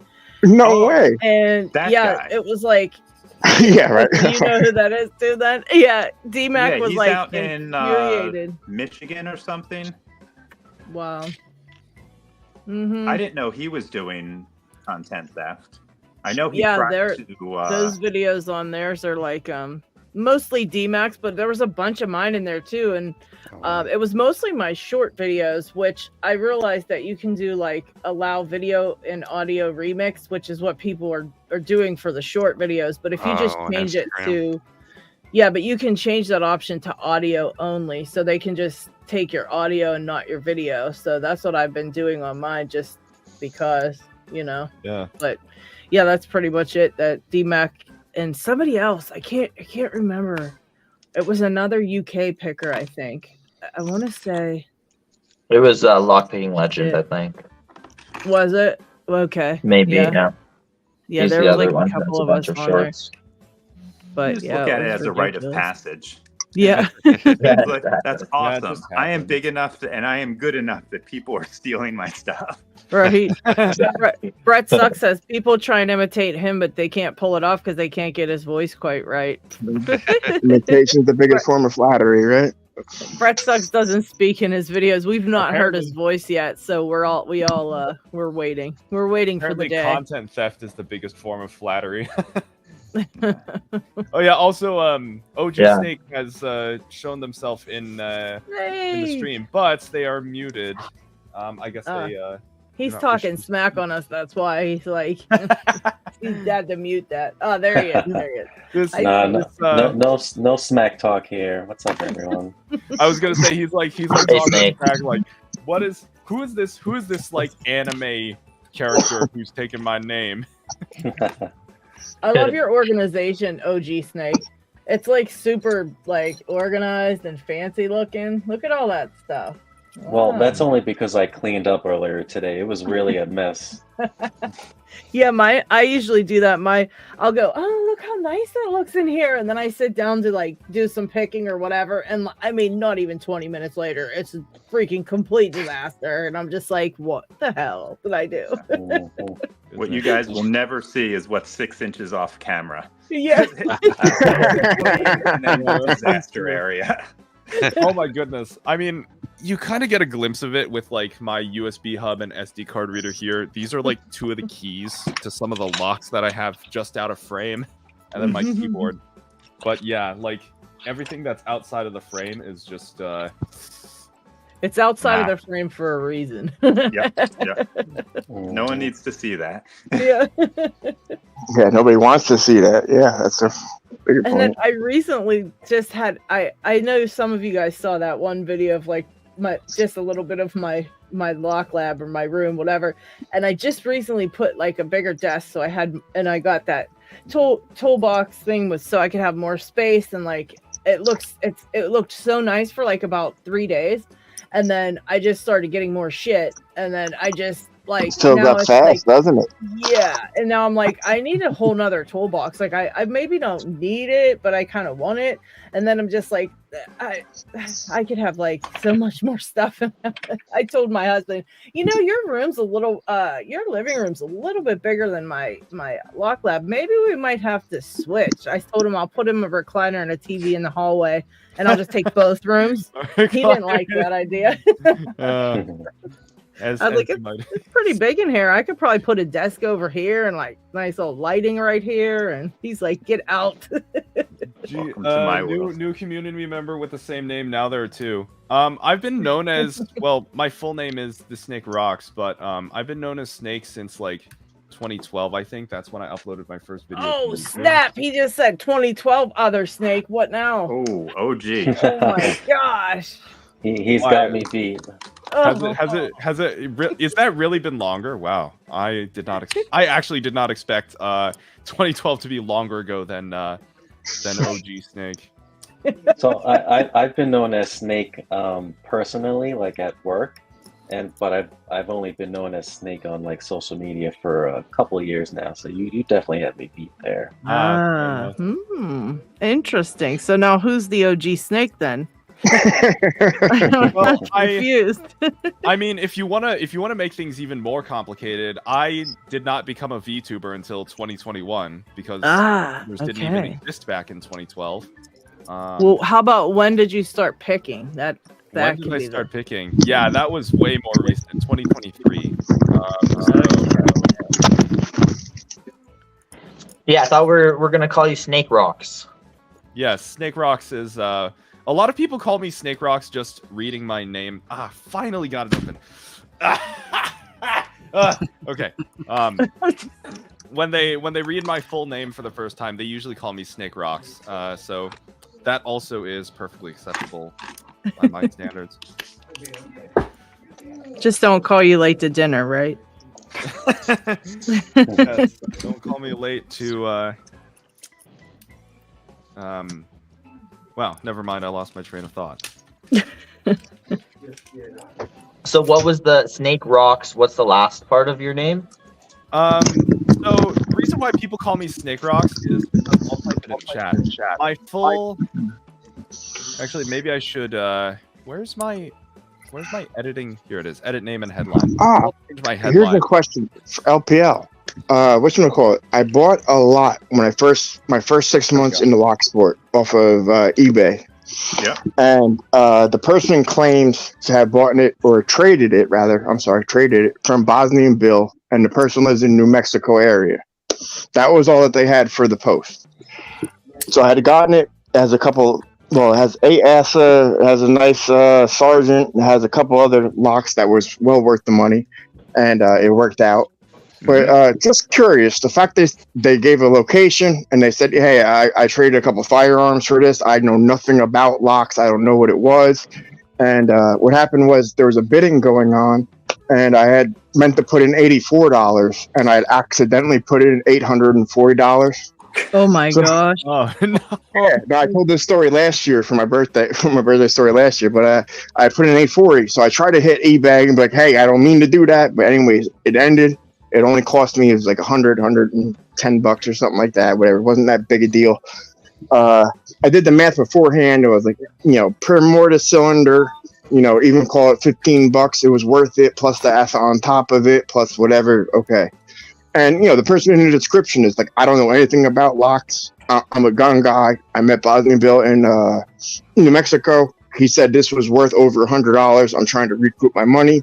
Make me an offer. The bid's up for whatever, 6 days or whatever it was. So that was the one that I had won. And when I got it, I mean, the pins fell out of it, or not even the pins, the springs that were left in it fell out of it. It didn't have anything in it.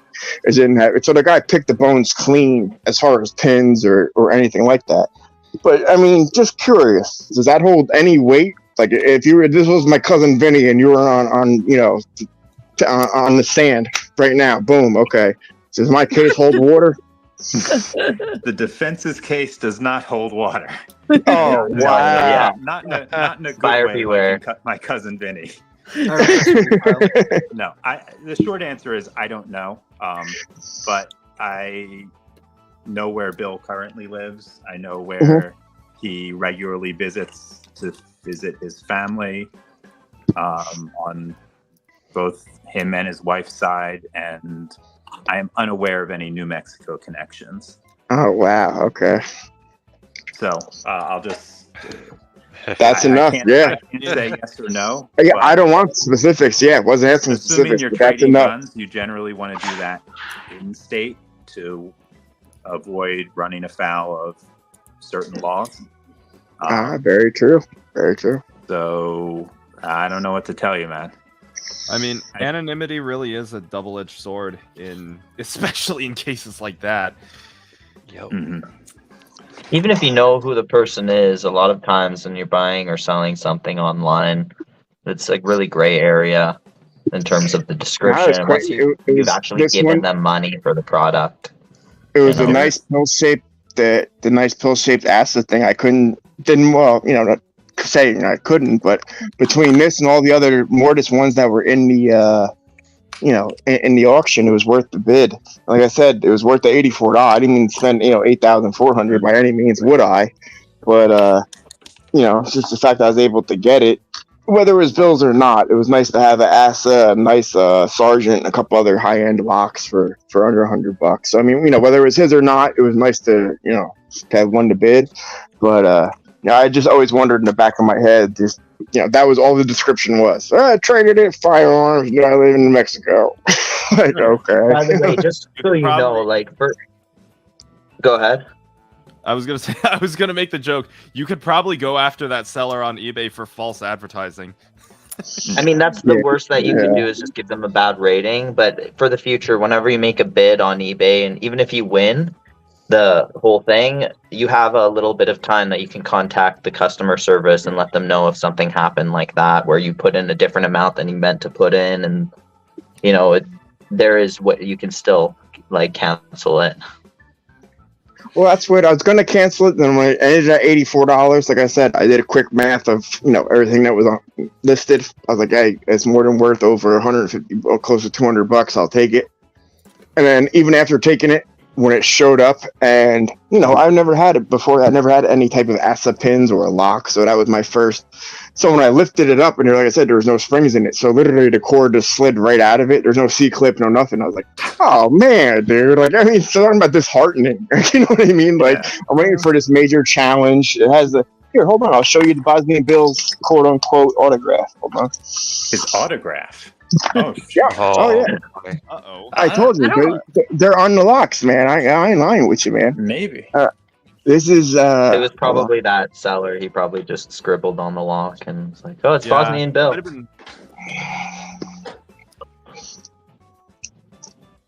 Hold on. First, I'll show you the lock. Then I'll try to zoom in on the key. I have two of them. No, I've never, ever, ever, ever heard Bill refer to his lab as Zion Lock Labs. Never, ever. No. But that person claims that was right. Okay. So, maybe it was that's a different the lock. Bosnian Bill. It's a Corbin. There's the bidding, wicked bidding. I mean, that is a very serious challenge lock. Like that. So when I saw that, I was like, ooh, maybe the guy's really, on something here. So here's the listing tag. So it's Bosnian Bill number 2. Yeah, sorry, it's horrible. It keeps trying to focus on the background. Now here's the Zion Labs one that he also claims is in the same batch, or So this one's a Sergeant.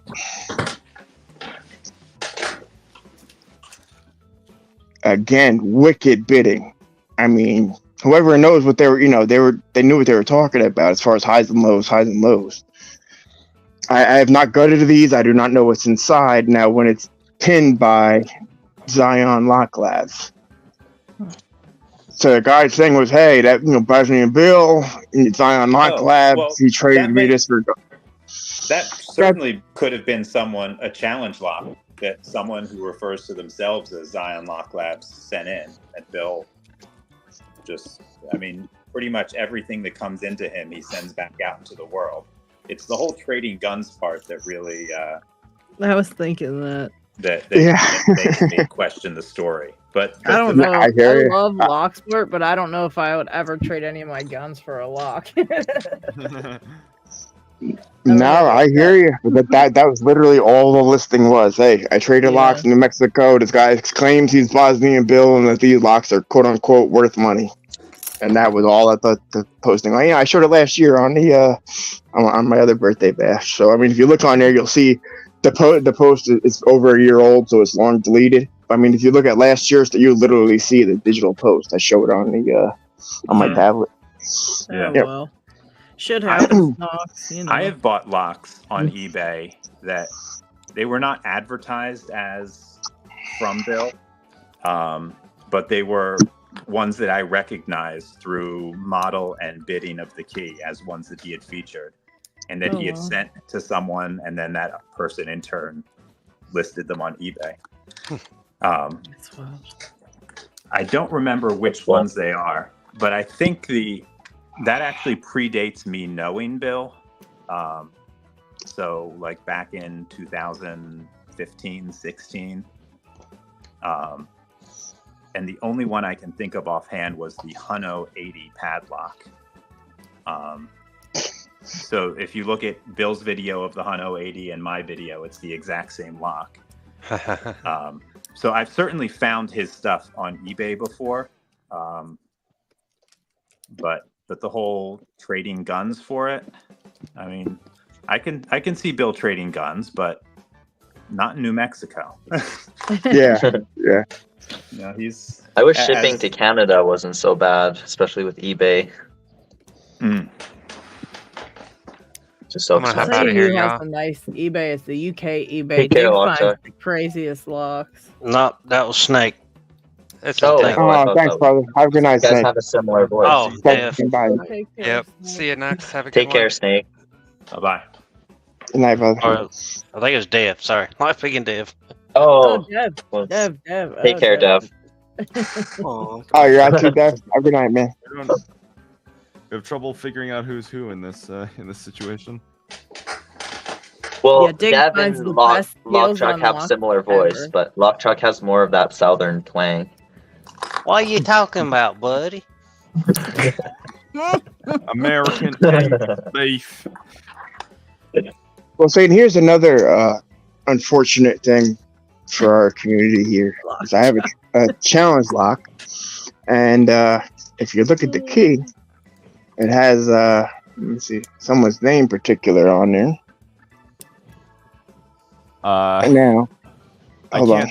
It's hard to see through the potato pixels. Yeah, I don't know how other people can see. It's not focusing with the background, unfortunately. You're trying to read the master lock behind it. But I can tell that's a key, crack. but that's about it. it says Thumper on the key. So now, if you look at it's almost important that you see the key for the rest of the story. Okay, so now the writing. Yeah, Mr. trying to Inferno's focus it also away heading from you out. a little bit. Take care, So buddy. now, have a good night, man. Thanks for stopping by, dude. I appreciate it. See ya. So now, when you look at the side of the lock, I'm trying to cover everything in the background. Okay, so then when you look at the side of the lock, where Thumper's name is on the sideways, unfortunately, much deeper than that. Hold on, let me use my pick so you can actually see it. I mean, this person's well known in the lock sport community. It actually says DALP right there across there. So Dark Arts Lock Picking. And it's like, wow, dude, like you've repurposed someone else's challenge lock or tried to claim it as your own and like sell it off. And, That's yeah, I mean, crazy. Is yeah, that another one, or is that the one that you showed us before? Yeah, no, I've had this one for about a month now. So if you've seen it before, then yeah, it's a repeat. If you've I not just seen it know that within the there's a last whole month, handful of them. It's just yeah, that no, there's this more is and more coming up that are saying that people are finding their names under and stuff, or other people's names this is under. relatively new within the last month. Yep, it's just wow to claim the craftsmanship of somebody else like that. That's that's really low. That's unfortunate. We got a message from Cucumber in chat. Knox, you need to invest in a new phone with a camera with more than 1 megapixel. No, I agree with you absolutely. It's because I'm literally honestly 85+% deaf, so a lot of my phone's memory or the RAM or whatever you want to call it goes to, it actually creates, like when you guys talk, I actually have subtitles underneath. So much of it goes to that. I guess it doesn't leave much room or RAM or whatever it is for the camera to work. It's like trying to compress the video. Yeah, Dave whatever needs it to is. make So that a it could, tutorial video for YouTube on how to set up cameras like how he has his, where you can zoom it in and like use OBS to stream it separately. And Way to go, Cucumber, making fun of the hearing impaired. Oh my gosh. Oh, just kidding. So I have a question. I'm not sure if it's already been still, I'm not moving. I'm sitting in the chair, GK. Okay. Yeah, so I got a question. There's locks that go for like a lot when you're buying them online. So I was just wondering, what's the biggest blunder, like as far as price range, that you guys have bought a lock and accidentally messed it up beyond all repair? LadyLocks. Oh, I can take this. Yeah. Hold on, let me go get my list. No, I mean, I'm who just hasn't kidding. bricked a really expensive lock gutting it? Yeah. Better get a Ziploc bag full of parts. That's the question. Yeah. when I was newer, I reached out to my boss before I was working as a locksmith, and I asked him about, like, I told him I was interested in picking, and he would give me these box of locks to work on. Eventually, he gave me a multi-lock, and he was like, if you can pick this, then you're hired. So I spent a while like trying to pick it, but the very first night that I got it, I took it apart and I basically bricked it, and I was like so nervous that I was like I stayed up all night trying to figure out how to fix the lock, and I did in the end, but I was like sweating all night thinking like, what am I gonna tell him? You know, I bricked the lock that he gave me that he told me to pick, and you know, I was freaking out so bad. Let me guess. A center pin dropped into a little hole on the opposite side of the core? No, actually what happened in this case was that I didn't have all the pins. It might have, I'm trying to remember exactly what happened. I think I didn't have all the pins in there properly. And you know what? I think it was probably that. It was on the side, and I had maybe an inner pin go in there or something, and I had to try to push it up or something. I can't remember at this point, but it was an inner pin got stuck in a hole that it shouldn't be stuck in. Yeah, there's a little hole on the side that sometimes they put ball bearings in, so you don't just drill through the side and cut the core in half. I think I bricked the lock on that once. A multi-lock. Yeah. Those inner pins can get stuck in a lot of weird places. I have. I think I sent you an email about it at the time, and I was like telling you about my progress on everything that I was doing. I dread the day. I dread the day that I actually start picking my Boley lock, or start trying to pick it, and like I don't know, I do something stupid like a tool breaks off inside the shielding or something like that. Yeah, it's done. Yeah, you're picking the locker, done. Yep. Yeah. On a separate note, I do want to mention, now that you're here, lockpicking lawyer, that before I became a locksmith, I was kind of in a weird place, with family and different things going on, especially with COVID. I had lost opportunity for work and stuff, and I had seen your videos a bunch, and something just drew me to it at that point in time, and that was that was the main reason I got into picking locks and all of that, and it totally changed my life. You know, I managed to get into working as a locksmith and trying to, you know, build a future for myself, whereas before that, like, it was really hard for me to figure out what to do and what I was going to do. So it's a very big inspiration to me, and yeah, I have a lot to thank you for. Yeah, that's awesome. That's really cool. Glad I could. I don't even know what I did, but you inspired me. But yeah. I mean, listen, humility can only take you so far. So Well, sometimes no, it's inspiring. It's inspiring when COVID you help others through times like that, and you don't even know you do it. Very Yeah. inspiring. To Isaac was inspired. I think COVID took us all on odd paths. Yeah, for sure. Certainly, plans for covert instruments probably got pushed forward because of that, and because of other opportunities got shut down. So, who? Speaking of covert instruments, I must ask for the sake of everyone who has noticed, and maybe also those who haven't noticed, who came up with the logo with like the CI that also forms the open door? Because right here, me. Oh, wow. we actually never... paid a graphic designer. I hated what came up with it, what they came up with, and kind of just went online trying and looked for inspiration, and eventually came up with that. Yeah, so yeah, that was, and we took my ugly hand drawings, sent it to our graphic designer, and said, make this look professional.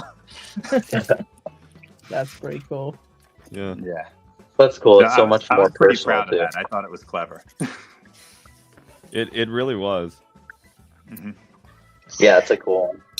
Here, this was something I did to try to help not brick. Learning the pathways of pack lock.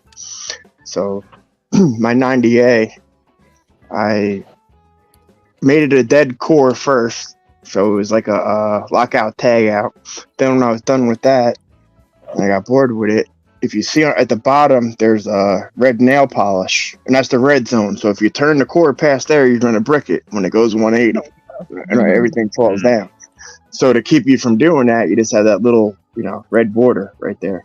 But other than that, I mean, left or right, either way. And so this is where I progressively, pin my my pack locks. So I don't have the shackle in there, but that's just to keep it from being bricked.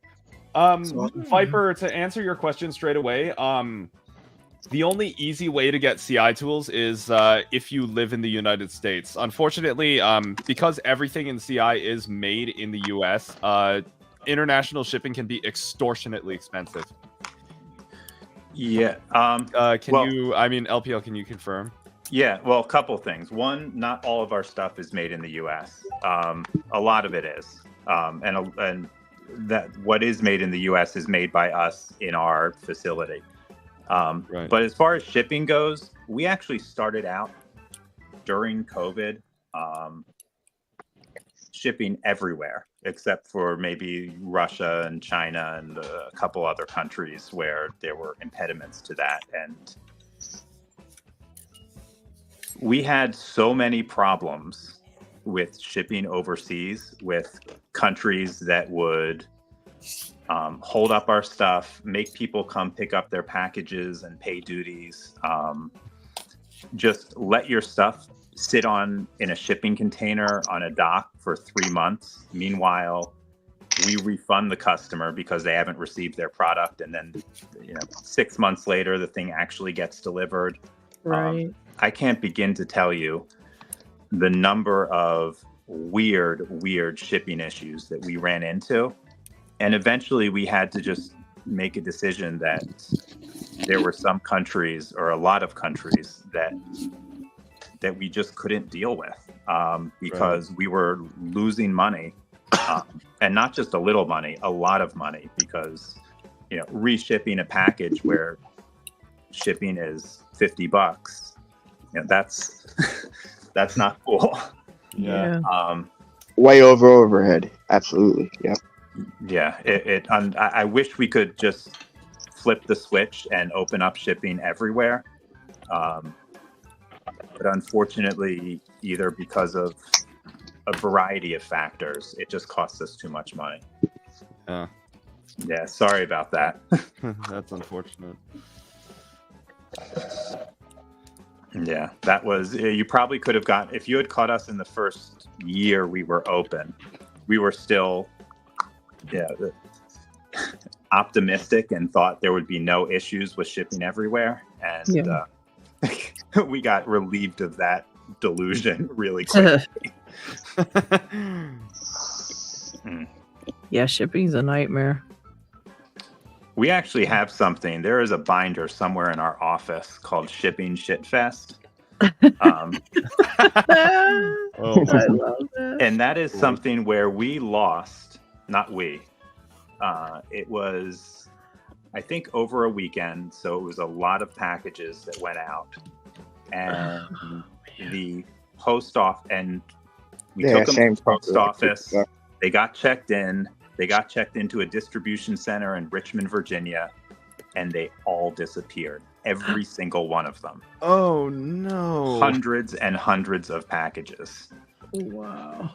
And so this binder was essentially our notes of reaching out to every single person and figuring out, whether we're refunding, we're reshipping, and we got to reship something to Australia, and we're losing, like $50 a package or something stupid like that. Wow. That was, I forget what the bottom line is, but it was tens of thousands of dollars we lost on their mistake. And the worst part was 6 months later, miraculously, all those packages started being delivered. Oh man. So then we took out the Shipping Shit Fest binder yet again. And depending on what it would cost, we either sent people, the honest people who contacted us, either sent them logos to ship the second package back, not logos, labels, or, in the case of Australia, I think Dark Arts Lockpicking was one of them. We just look, it's too much to ship back. Just give it to someone else and spread the joy. Yeah, really. I mean, not to mention the money to ship it, but you also lose the product too, right? I mean, if it disappears and you're sending a second one, you're paying the shipping plus the loss of a second product, that you're sending for free. I mean, and that was at a time in our development where we had supply chain bottlenecks. And we faced the same COVID bottlenecks everyone did as far as supply chains go. Yeah. But if you were looking for our stuff back then, it was hit or miss whether or not it would be in stock. So you're absolutely right about the opportunity cost of not being able to sell all the product that we had to ship to replace what was lost. Yeah. It's a lot. Goodness. Yeah. Someday props for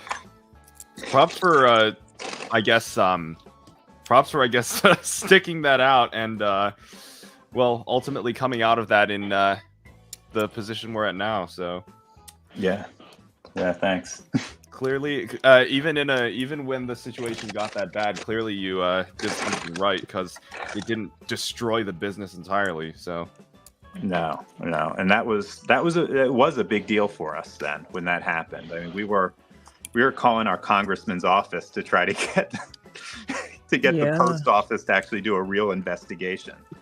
And yeah, that's a shame that they wouldn't do it on such a huge amount of items. That is insane. I mean, now I lose all hope that they would ever do it on a $50 package I was sending one time, let alone an entire shipment of stuff from a company. That's crazy. Yeah, it was our whole day's worth of. Man. Yeah, and it was it was probably over a weekend or on a sale. I don't remember exactly when it was, but it was something where it was an above average number of products we were shipping out. And yeah, that was oh, it looks good. This looks great. Sales are great this weekend oh my gosh. Yeah. That was someone was asking about Jim Jones and saying how helpful he was. He was the one on top on Shipping Shit Fast. Again, not a real name. Yeah. I don't want anyone to think I'm outing people here, but I mean, you would be surprised. You would be surprised at the number of people who don't know McNally's first name. Even though it's shown right on Covert Instruments' website. Yeah, he really doesn't mind about about people knowing who he is. He's out there. Yeah. But an absolute great guy, ton of fun, a passion for picking, passion for actually probably more than picking, a passion for for producing videos, and he does such a darn good job. Wow. Yeah. I mean, the number one thing that he does in his videos that I want to learn someday or another is the way in which he can just take any like low security like master lock like this 141 and just stab it open half a second after applying tension. Well, and what's funny is you'll see in the comments, but you'll see people in the comments listing, oh, they have it rigged or they're this and that. And anybody that knows locks knows you can't take that lock apart. So even like the people that are trying to explain it will, bullshit comments of, it's rigged or, they made it that way. So you can't take that padlock apart. I mean, he's got a superpower. And I don't know if you see people on his channel, he bangs locks together to open it and stuff like that. In person, like he will take a lock and punch it open the same way. Yeah. And I keep thinking to the scene with Pai Mei in Kill Bill, where she's punching the board over and over and over again. McNally's superpower are the toughest hands of any human being I've ever heard of. He can just punch locks over and over and over again and seemingly have zero effect on him. So the 50 caliber couldn't break the Squire, but McNally's fist might. It wouldn't surprise me. This, you know what? I saw his video on the where he was doing that to the chateau, and I wanted to try it on this Master 175. My hands couldn't take it after like 2 attempts. Yeah, I'm the exact same way. He's like, hey, take a look at this, and he'll smack a lock open. I'm like, oh wow, that's cool. Let me try this, and I'll try it twice without it working, and I'll be like, this is painful. You're like, I'll what try are your again hands next made week. out of, dude? Even doing that kind of thing. I mean, the way I find it in anytime I see him like throwing bladed weapons with incredible precision or like slapping locks open with his bare hands, the way I always put it whenever I comment is you can take McNally out of the Marines, but you can't take the Marine out of McNally. Yeah, I don't think I've ever heard anyone call themselves a former Marine. Once you're a Marine, yeah, you're right, just a Marine. for real. Yeah. I think you're right. Yeah, I don't think I've ever heard that either. I mean, you could also you could probably talk to Sandman about that too, because he's also a Marine. Yep, he is. He's got a really interesting story. I saw his recent video of talking about his background and how that played into his EDC. Lot of surprising and interesting history there. McNally has been slapping people for years. I don't know. I just love how McNally incorporates things that have nothing to do with lock sport. Like they're throwing up the square and like hitting the mannequin perfectly dead center. You know what I mean? Like Ninja Star style and just things like that. The tactical assault, so to speak. It's awesome. Like I just love. Yeah, I really need to learn how to do that stuff. I really fun want to part learn is how to throw something. the fun part is when our landlord comes by and drives around back and sees a mannequin with a throwing knife.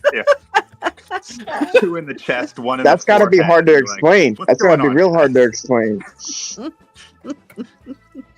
Oh, I'd love to see that face he makes when he sees it.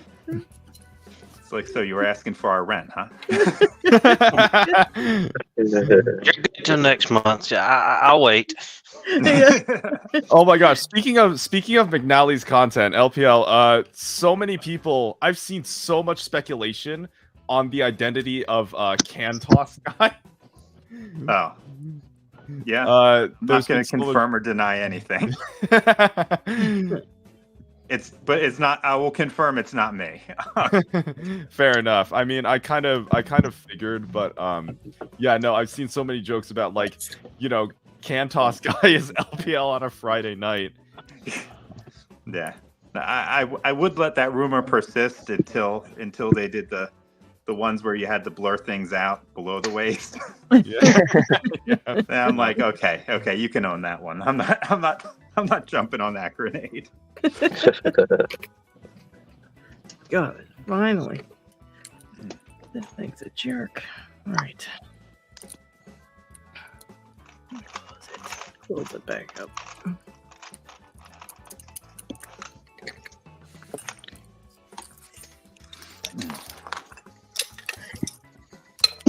So LPL, what would you say is the weirdest thing anybody sent to you? As far as like along with a challenge lock or along with whatever. What's the weirdest or something you wanted nothing to do with? Like why would you send this to me? Like what's something that arrived in your whatever PO box or house, wherever you do. If we set aside the tracking devices, which I've received multiple of, I'd have to go with, if you just want something whimsical, rubber ducks. Rubber ducks. Okay. There was someone for a while who that is cool and unique from China. Oh, well, let me finish this story. It's more than unique. Was shipping from China packages of 100 rubber ducks. Oh wow, 100! Oh my god, dude! Wow. 100 at a time, and I got at least 5 or 6 shipments until the guy finally realized that I wasn't going to mention him on the channel.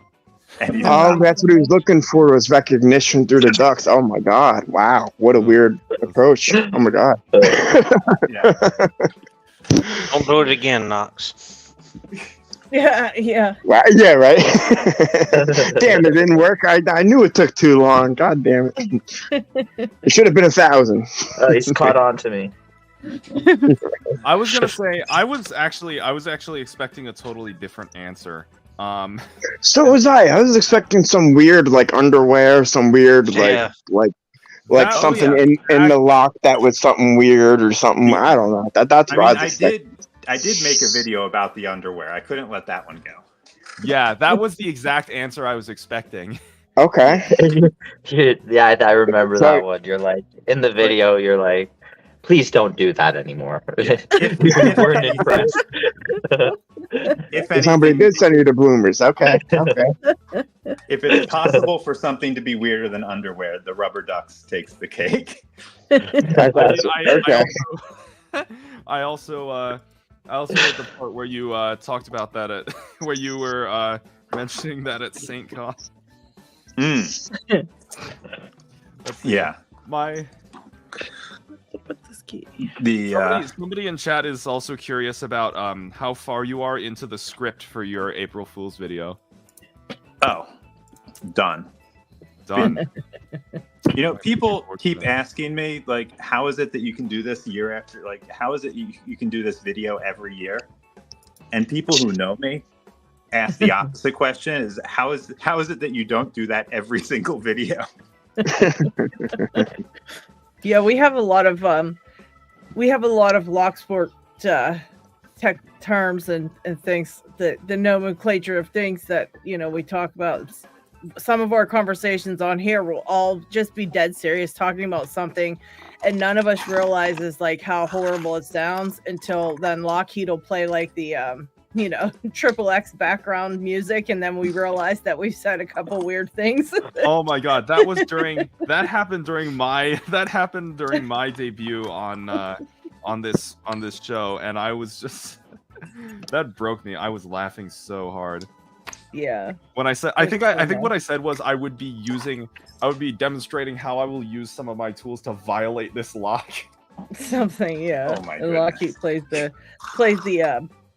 you know what music, and yeah.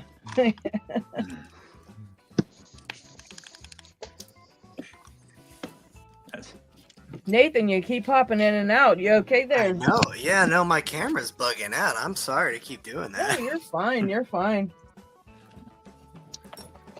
We want you to have. By the way, Trucker, I just wanted to mention the hardest thing about this lock for me, I find, is getting the first 2 or 3 pins set. Once those 2 or 3 pins are set, I know I got it. That's what I had a rough time with too, Isaac. Oh. All right, what next? Should I that try one's using easy. longer pins? Should I try using longer pins in this thing? I might just pick a bunch of pins at random. Because I've been using really short pins to make sure all the like spooling does its thing in this lock, but I wonder if I should start varying the pin lengths more.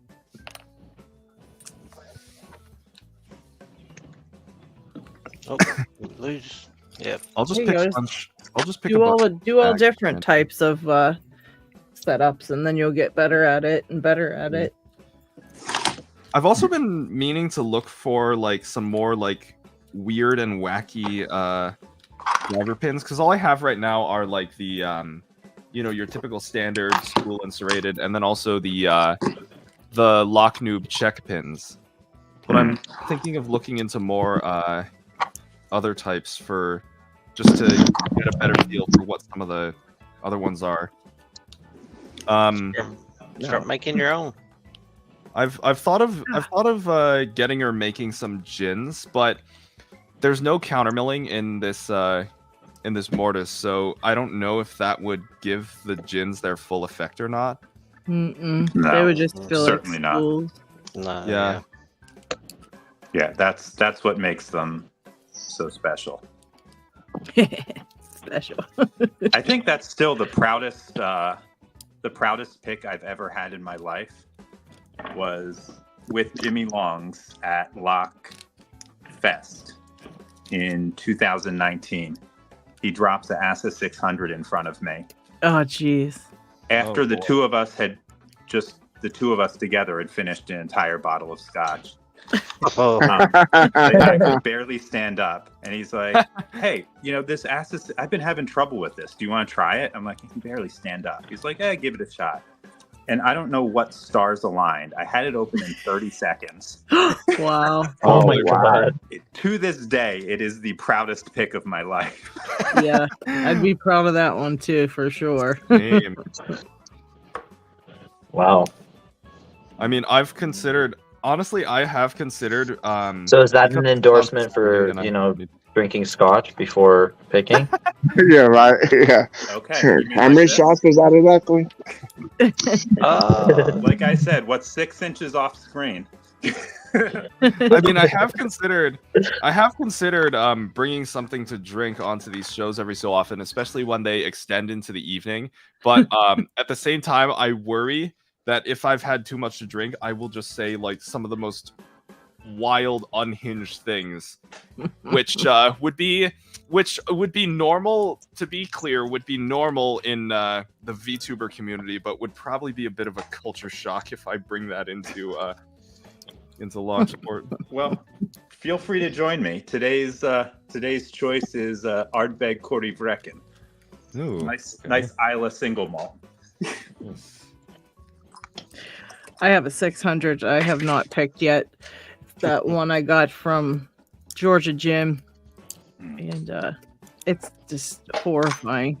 And I don't really care for it, so I don't. I'll I have keep to see if they stopping, have trying that to learn around at my local place. I don't have anything to drink though right now at my place. I'm all dried up. I mean, the best I could do is some. Lock Kraken just said in the chat. Did somebody say drinking time? Cheers, buddy. Is a whole other channel. Drink drunk thing. Which I don't know if LPL knows the story behind drinking time. I don't think I did. I mean, I know a lot about drinking time, but I don't know the story about drinking time. Well, Kraken, the guy that said it, Lock Kraken, we used to have some after picking times on one day. The next day was drinking time, where everybody was pretty well drinking and picking. Well done. Let's see. I can tell you the one and only lock competition or picking competition I was ever in was well into the middle of picking time. Or I'm sorry, well into the middle of drinking time.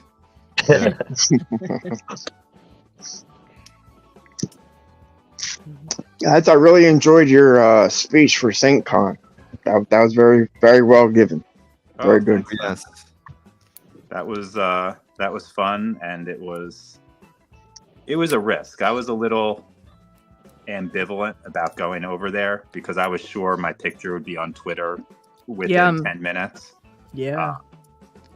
But I know some of the organizers, and they promised me that they would be vigilant and that it would be, and that the group of people could be trusted. And I think I was pleasantly surprised. I was thinking, like, I figured, like, what probably helped things a lot was the fact that you were surrounded by, like, at St. Con, you would be surrounded by, like, security professionals. So they probably would take that kind of thing seriously. Yeah. I think the only other time I did that was I'd given a talk at in the LPV of DEF CON. I don't remember when that was. Maybe 2019 or 20. They didn't have one. I don't remember what year it was. But we had some goons patrolling just to make sure nothing would happen, and again, people were pretty good with it.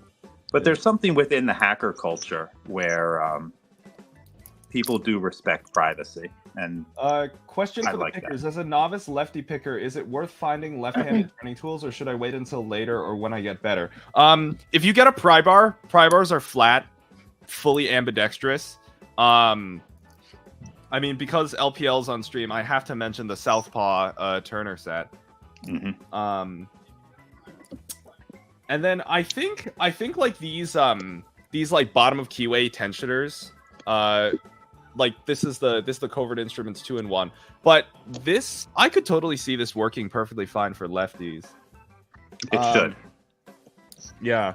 So I don't know if that would actually be like too big of a problem. The only thing would be like these like bent ones, like the Covert Instruments Ergo Turners. But again, there's the Southpaw Turner set for that. And that you're usually good for if you're holding something like a mortise lock in your hand and you want to be able to tension it comfortably. Yeah.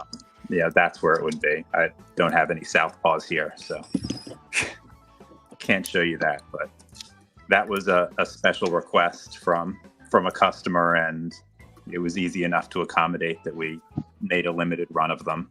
And they're decently popular among lefties.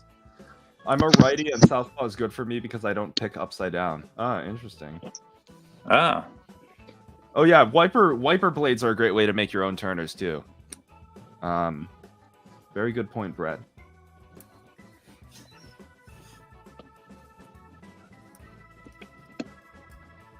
Okay, I'm actually not going to try that because last time I tried. Interesting that you mentioned picking mortises in hand, because last time I tried that, my hand that was holding the mortise was absolutely cramping up like mad. Mm-hmm.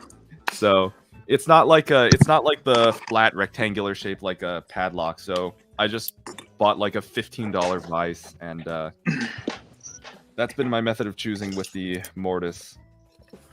I think back in the day, I used to be a big rock climber, and I've told many people that picking is, especially several hour-long practice sessions, it's one of the only things that can make my forearms burn as much as rock climbing did.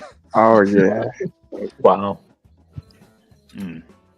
But again, that's when you're doing like what I'm doing here, just picking locks over and over and over again for long periods of time. And I'm starting to think I'm a little out of shape because this left hand isn't feeling so hot. Oh no. Well, picking time is a good place to be out of shape. Good place to practice for sure. Yep. People are always asking what pick sets they need, and I'm always like, you need 4 picks, but you want every tensioner ever made. No doubt about that. Oh, no kidding. Like, even the Ergo Turners for LPL, I'm watching him use the one that he's using right now.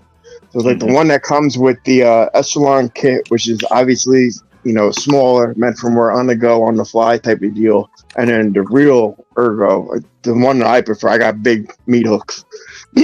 So it's a world of difference of just having that full finger extension and having the little dog ear to feed for feedback, and then just having the straight little echelon version, which is a lot slimmer and a lot tighter.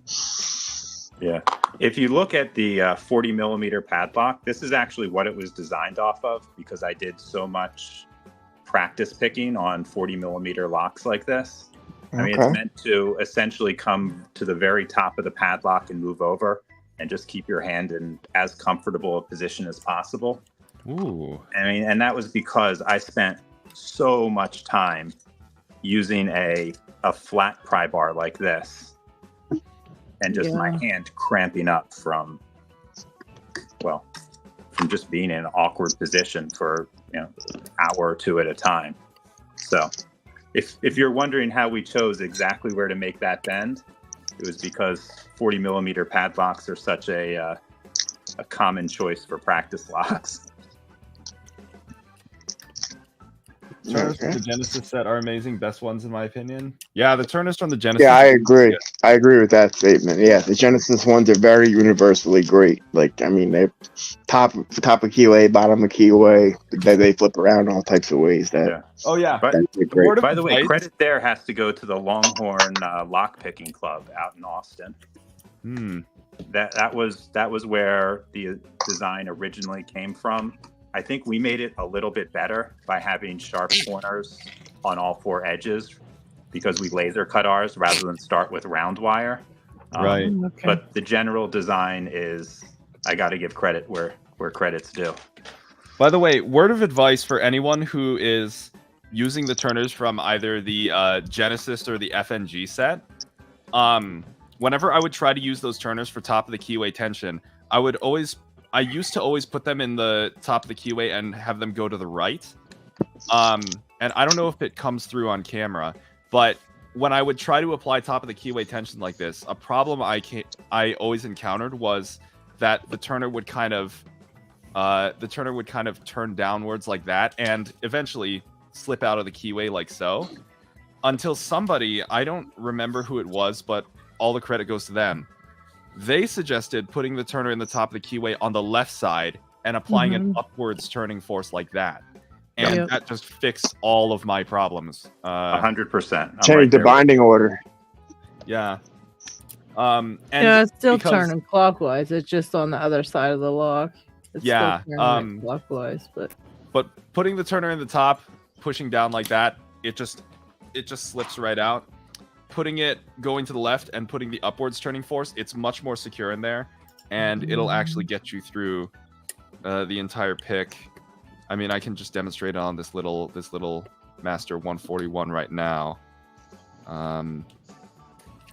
like so, and we got an open. Yeah, I'm right there with you. Agreed. Yes. That actually brings up an interesting point, and maybe since we've got a few pickers here, I can ask a question that I've always kind of wondered about. The idea of pushing down with a turning tool, I've always wondered if that opens the shear line up as opposed to pushing up and making the tolerances artificially tighter. Has anyone noticed a difference with locks being easier to pick when you tension downward as opposed to upwards? Does that make sense? Yes, but I don't know that I've noticed. So I've actually noticed a trend where it's mostly in older locks, where you kind of need to get a little extra vantage point, and maybe they've gotten loose over the years. But that's mostly just my experience. Like, for example, this one right here, it's a dimple lock, but it's been used and abused for a long time, and the core moves very slightly. And if depending on like which way, whether I tension up or down, it actually gets a lot more feedback. But if you're just tensioning it, without a thought, you will get absolutely no feedback. So I do notice that there can be a difference depending on what you're actually going for. Same thing like with this one. It's just an old one, or especially this one when I was at a a little convention, someone handed me this one, and you can see here the core kind of visibly moves a little bit more. And I found that messing around with the tension like that actually allowed me to get some more feedback on it. Interesting. Well, I know with dimple locks, you've got to tension it in the opposite way you're picking. So if you're pushing them like up, you've got to tension down, whatever, left, At least right, if there's whatever it is. spools or anything. Right. Yeah. So that might be why on that one on the dimple locks, but I don't think I've ever tensioned I guess. No, I think I always tension pushing up. I think because I always tension kind of like this with these top of keyway ones that are like the flat, like these Z bars, and then the flat bars I tension it, pushing to the right. I guess it would be kind of upper level. So I'll have to try that. See what it.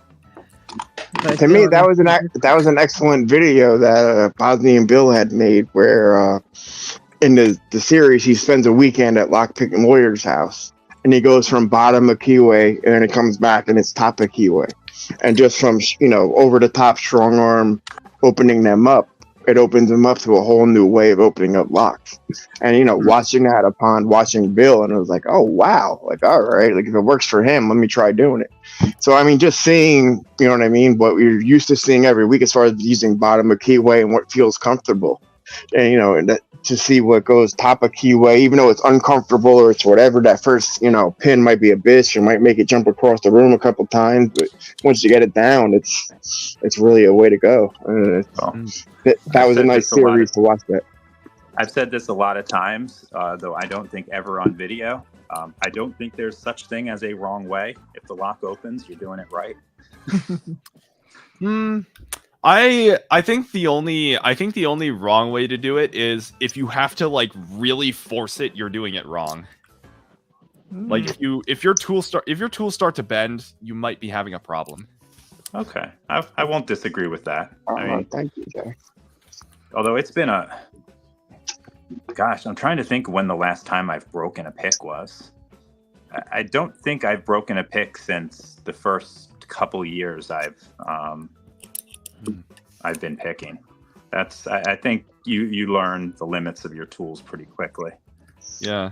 I mean or you stop using Peterson picks with built-in weak points in them. So I've been wanting to ask you a question about keeping the lock on the jaw. Exactly. Oh, I so wanted to ask you that question. All right. They're disposables. What question is this again? The form of which I would have asked it.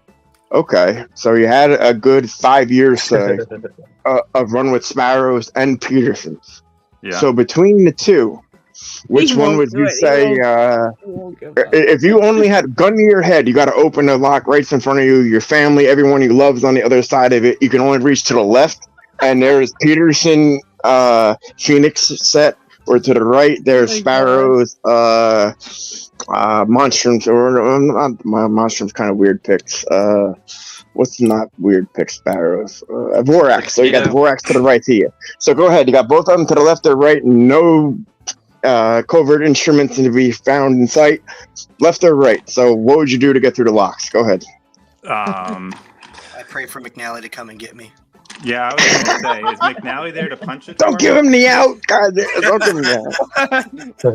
No. Well, if he's not comfortable answering, we shouldn't push him to answer something he I doesn't want prefer to not answer. to answer that. I would have to explain why I answered the way I did. And the explanation's the best part of it, dude. That's the whole. Yeah. No. I'd prefer not to say. Yeah, okay. We don't Fair bad enough. things about either a company or the principals involved. And fair enough. You just answered it. Thank you. Both of those fall. Somebody in the comments You're earlier said multi-pick. That was the answer to the question. Yeah, right. Totally different. I'll say from personal experience, the only picks that I have gotten that have broken on me have been Petersons, but I still love my Petersons. Like, they're absolutely amazing. they give me like a lot of feedback, and I really enjoy them. But every time that someone at one of my Locksport meetups asks me like, "Hey, what's like getting up there, kind of kit that you should get?" I recommend Peterson just because I like the feedback that they get, but I do warn people that because of the type of steel that they're using. See, I'd recommend you to go with the gray handle, man. Like if you're a first time ever Peterson and you've never felt the handle before and you've never whatever, don't go for the government steel and the higher ups, purple or the 18,000s or anything. I'd say go with the. Curious. What's the issue with government steel? Well, these nickel. 420. This is quote unquote nickel plated steel. So it's only $6 a pick, where if you go with government steel, it's, I believe, now up to $12 a pick. So as opposed to if you've never tried a pick before in your life, that it's never been in your hands, you don't know how it feels, it might be too pointy, it might be too whatever for you, I'd say go with the $6 version as opposed to the $16 version. Yeah. I will say the following, that within a couple of months, there will be no reason to ever buy a Peterson pick again. That's all I have You'll to have say 15,000 picks. Hey, I'll be honest with you, LPL, the whole thing that I do as a lock sporter, I end up buying some type of sparrows, some type of multi-pick, some type of whatever, and I don't have a 3D printer, so I go through bare bones. So bare bones, I actually have one named after me called the coffin handles. So literally that's them. But I go through them just to print my 3D handles. So you make just having that on top of the sparrows or any other brand that I'm using makes it so I can use them, just so my hands don't cramp and whatever else, just my grip. So I mean, just having the handle alone is a game changer. So I mean, that's the way I've been running. Is buying whatever instrument I can as far as I like the hook style, but then attaching some type of bigger bare bones handle to it so that I could use it. Yeah, I was talking to Jimmy Longs the other day for a while, and interesting. Something he told me about a request he gets a lot for is just massive handle picks. Just big, I'm one of them. Beefy. Yep. Yeah. Like basically, if you were to take like a screwdriver like this one and then just shave it down to be a lockpick, like that kind of thing. Well, see, then you have to worry about how much of the plastic / rubber or whatever is actually going to transmit feedback. That's where Lockpick and Dev left. Lockpick and Dev has the nice aluminum whatever scales, like they're long style scales that he's been working with or messing with. I've been curious of how those are, only because with the skulls and keys he made me, and that's just resin plastic. Like I said, I'm deaf, so I don't hear a lot of the clicks and pops that you guys hear. I really have to go on feel. So this resin type plastic transmits the feel really good. Where I can only imagine what metal on metal, would be like as far as the aluminum scales with the pick in the middle. So I'm curious as to those That's have really been works for a interesting. minute. What's interesting to me is I did not remember something until you just mentioned it. I remember going to my very first tool meeting, and it was in a noisy bar, and I went from being able to open lock American locks like that on demand whenever I wanted to not being able to open any of them just because I was not able to hear them anymore. And I never realized until that moment exactly how important hearing was for me in my picking. Wow. So hats off to you for overcoming and being able to pick with such a massive handicap when it comes to picking, at least. Thank you. Yeah. No, it is. I'll be practicing in front of my family, whatever, and they'll look at me because a lot of times we're watching a movie or whatever. They look at me funny. I'm like, what? I'm like, dude, you're clicking and clacking over there. Can you stop? And I'm like, what? Like, I don't hear nothing. Like, I don't hear a damn thing. Oh, wait, I'm close to an open. There we go. We got it. Like, so it's only when I'm been practicing for a while. But yeah, it annoys everyone else hears it, but I don't hear it. I mean, I think I have some insight because I'm actually, as I'm doing this right now, I actually do have headphones on, like Bear Dynamic DT770s, and like OG. Sure, listening to music's how I deal with the tinnitus. I have hearing loss on top of that tinnitus. That's loud ringing. So how I deal with that is listening to music. Yeah. Yep.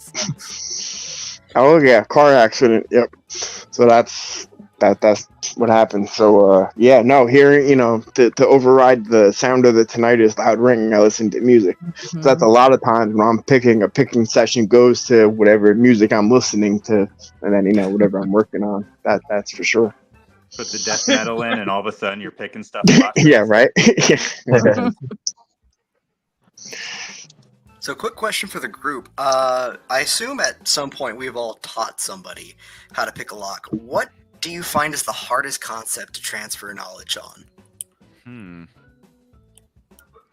I know what mine would be. Tension, 100%. Oh yeah, tension is quite important. I've come to find that these Master 141s are good for sort of learning tension control, because if you apply way too much tension on one of these little Master 141s, it will throw the feedback off so much, and like some pin stacks won't move, some of them will have a hard time clicking and whatnot. So if you learn to control the amount of tension you use, I mean, this maybe isn't the best demonstration. Oh, there we go. Okay, yeah, and now I've got it open. The other hard part for me is probably, I mean, just look at the things that people on like lockpicking videos will say are fake, like why comb picking like that works, and those are probably some of the best examples of things that are that can be like difficult for people to understand. Like for somebody who's not familiar with the inner workings of a pin tumbler mechanism, taking a little tool that looks like this and just opening the lock as quickly as you could with the key should not be possible. I mean, it shouldn't be possible regardless, let's be honest. But the inner workings of Octo pin Savvy tumbler model, mechanism. I've been able to explain that really easily. And more recently, I've been using Tony's stuff since these aren't really available. But this shows on video very nicely. That is actually something that I've had an issue with the overlift attack, where I was given a talk recently where on my presentation I was trying to explain the overlift concept, and LPL, I actually had to screenshot one of your videos where you had a cutaway lock and just kind of like step by step show them how the overlift attack is done. And even then, when I took like 5 minutes to make sure that they understood it, they're just like, so like, how does that work? How do you use that tool to do that? I'm like, okay, clearly I need to start showing videos in these talks. Yeah. Go.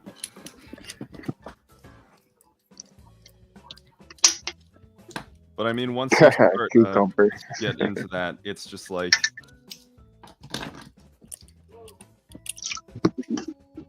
you are suddenly paranoid of, just what can be trusted in the modern world in a landscape where digital security is constantly adapting and evolving. I'm coming at you with my flipper. Yeah. But then the physical security world has managed to stay with what we've known for close to a century, if not longer than that. I don't know if the bit came across well. But I was just like rambling about that as I was just combing all these Master 141s open. No, I hear you. I actually had a elementary school teacher who taught his gifted and talented students. They brought me and a couple other people into. We lost LPL again. Oh, there he goes. Yeah. Let's see if he jumps back on. But the teacher brought us in to teach his students like the basics of lock picking, and they learned it very quickly. And at the very end, he decided to tell them, now you all understand that locks are basically polite, please keep out. Now the decision is on you to either be good or bad and to understand what it means to ignore that. And so I thought that was a very nice way of teaching kids that, physical security is a choice, and just because, people's boundaries is also a choice, and it's up to you to respect them. Right. Yeah. I mean... Hey, LadyLocks, is that a Federal 500 you have popped open right under your hand? It is. This is one that Paracentric gave to me. Uh-huh. Beautiful little lock. Why is my computer not working? Oh, you want to be up on top? Hold on. I have from my grandfather's locks that he left me. One of them's a Federal 500, and I've been trying to restore it. And somebody on eBay was selling one, but unfortunately, what they were selling was a Federal 500 with a little adapter. So you had to use a 6-pin sledge cord with it, otherwise it wouldn't fit the actuator at the back, and it just had this little adapter, so you couldn't use the Federal core, you know what I mean, like the actual keyway.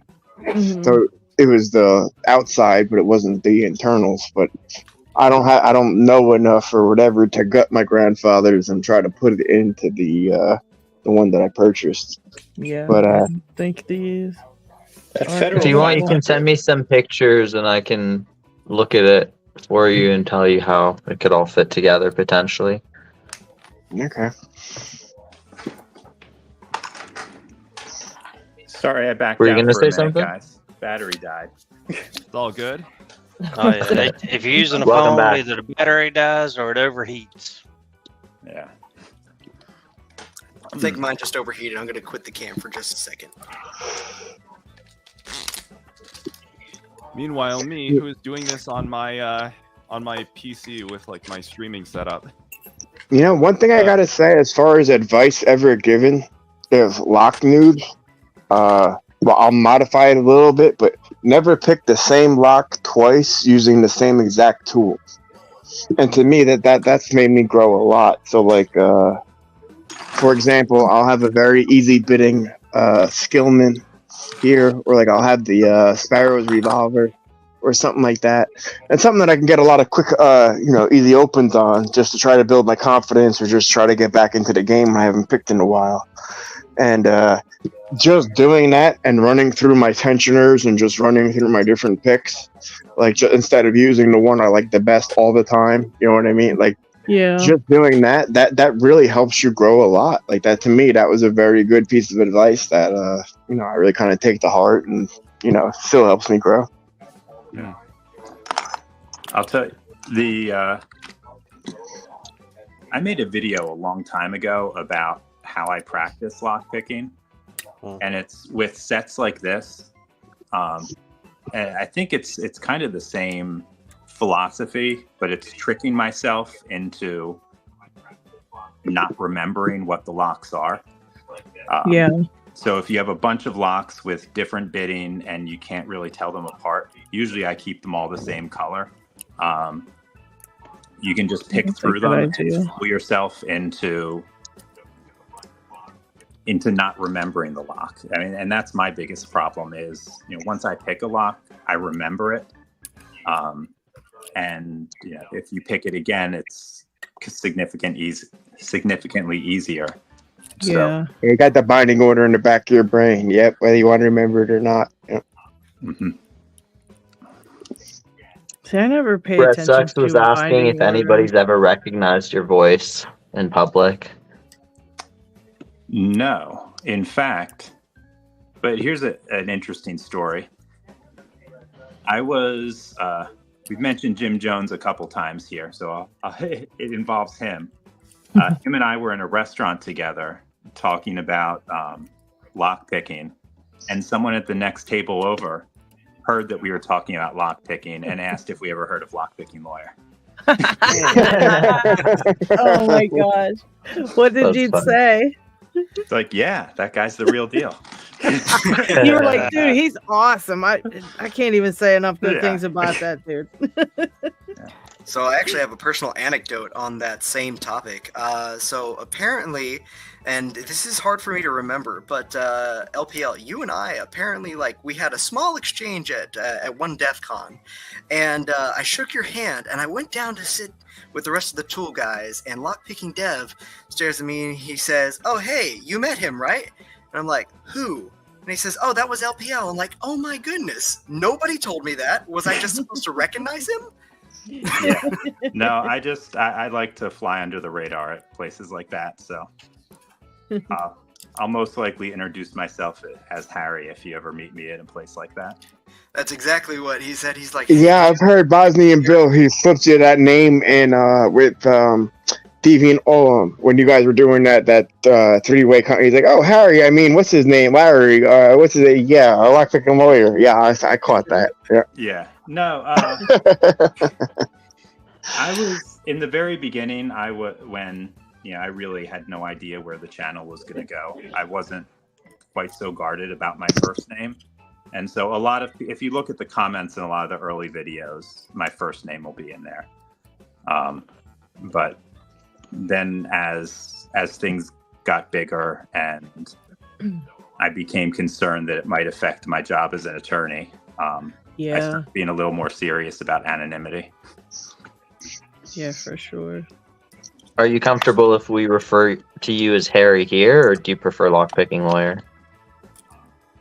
Whatever you guys are okay with. I mean, the name's out there on so many websites at this point that. Now, that would be a weird situation. I don't know if you're a defense attorney or a prosecutor. I have no idea. But Well, I'm not an attorney at all anymore. I've let all my bar memberships lapse. Okay, but at one time you were a practicing lawyer. Yeah. So the name. Corporate governance, mostly involved in mergers and acquisitions. Okay. Yeah. No defense. Did anybody ever that you worked with, did they ever recognize you at any point? Like, oh, you're a Lockpicking Lawyer. No, but no? the That's why I was waiting to hear some B&E case and be like, you're B&E and you're teaching me how to what? Like I was waiting for something with that. Your Honor, I'd like to call an expert in lockpicking. Yeah, right. Yeah, exactly. Yeah, yeah. And then you just walk up to the stand. My last law firm, the people knew that I ran this channel, and in fact, the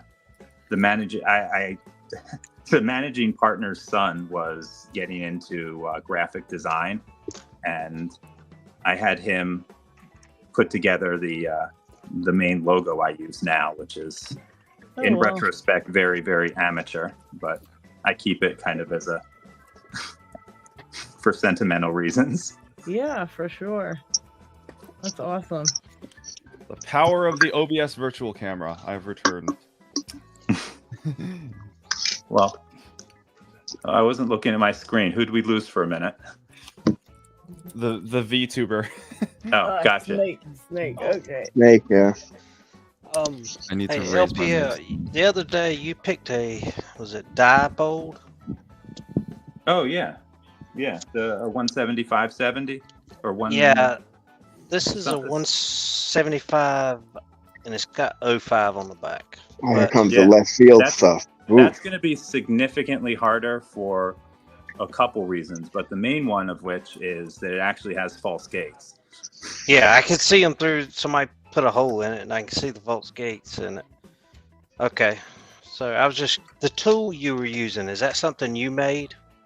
No, that's I still got it back here. Sorry, I'm nerding out on tools when I saw that thing. Yeah, no, this is something that was specifically made for one. Did I get the model name right? Yeah, 175/70. Look at me. I was wondering about that too. That is so cool. Yeah, I think they were, and I have a number of other tools that fit in other ones. Some I've made myself. But yeah, this is Lockmasters. I don't know if they'll sell this to. Lockmasters has their group of stuff that they'll only sell to government and professionals and stuff like that. I don't know if this is one of those things. But I have enough government friends that anything I want, they can get off their Q Tactical. Oh yeah. Didn't Robert on like the stream where he appeared? Didn't Robert once mention actually that that Covert Instruments has some things that are only sold to like professionals and whatnot? Yeah, like you can't. 100%. We've got lots of cool shit. I don't know why, but that's just so cool to me. That there's things that like I wouldn't be able to see on there unless I decided to become one of those professionals myself. You know, yeah, become a professional. I mean, make yourself a website and and you know and yeah, I don't think they check that closely. It's the Q Tactical end of things that I think you need like a .gov on. But I gotta say, a lot of their stuff, I mean, they essentially take their normal things, put it in a Pelican case, and add 1 or 2 zeros to the price. Yeah, it's kind of depressing going through there. So will that same tool pick the one with the false gates, or do you have to? Yes, but that would be in a closet in another room. Oh. And most of the time, if I need a tool, I just make them myself. Well, that's, as people on here know, that's probably going to be the tactic I take.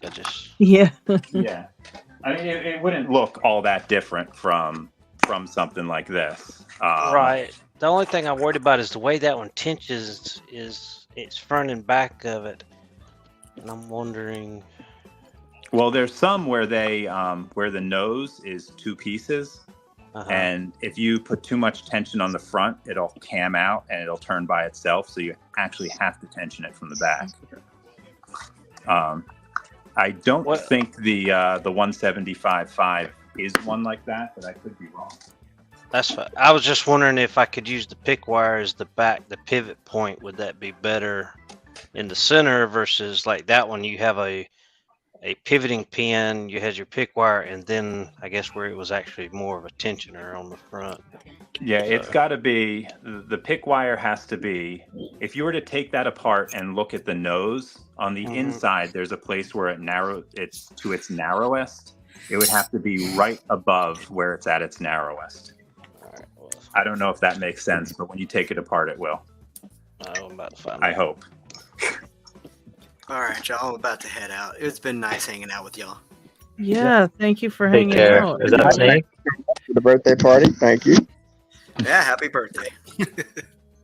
How late do these things normally go? We just go till Usually everybody it's- gets tired.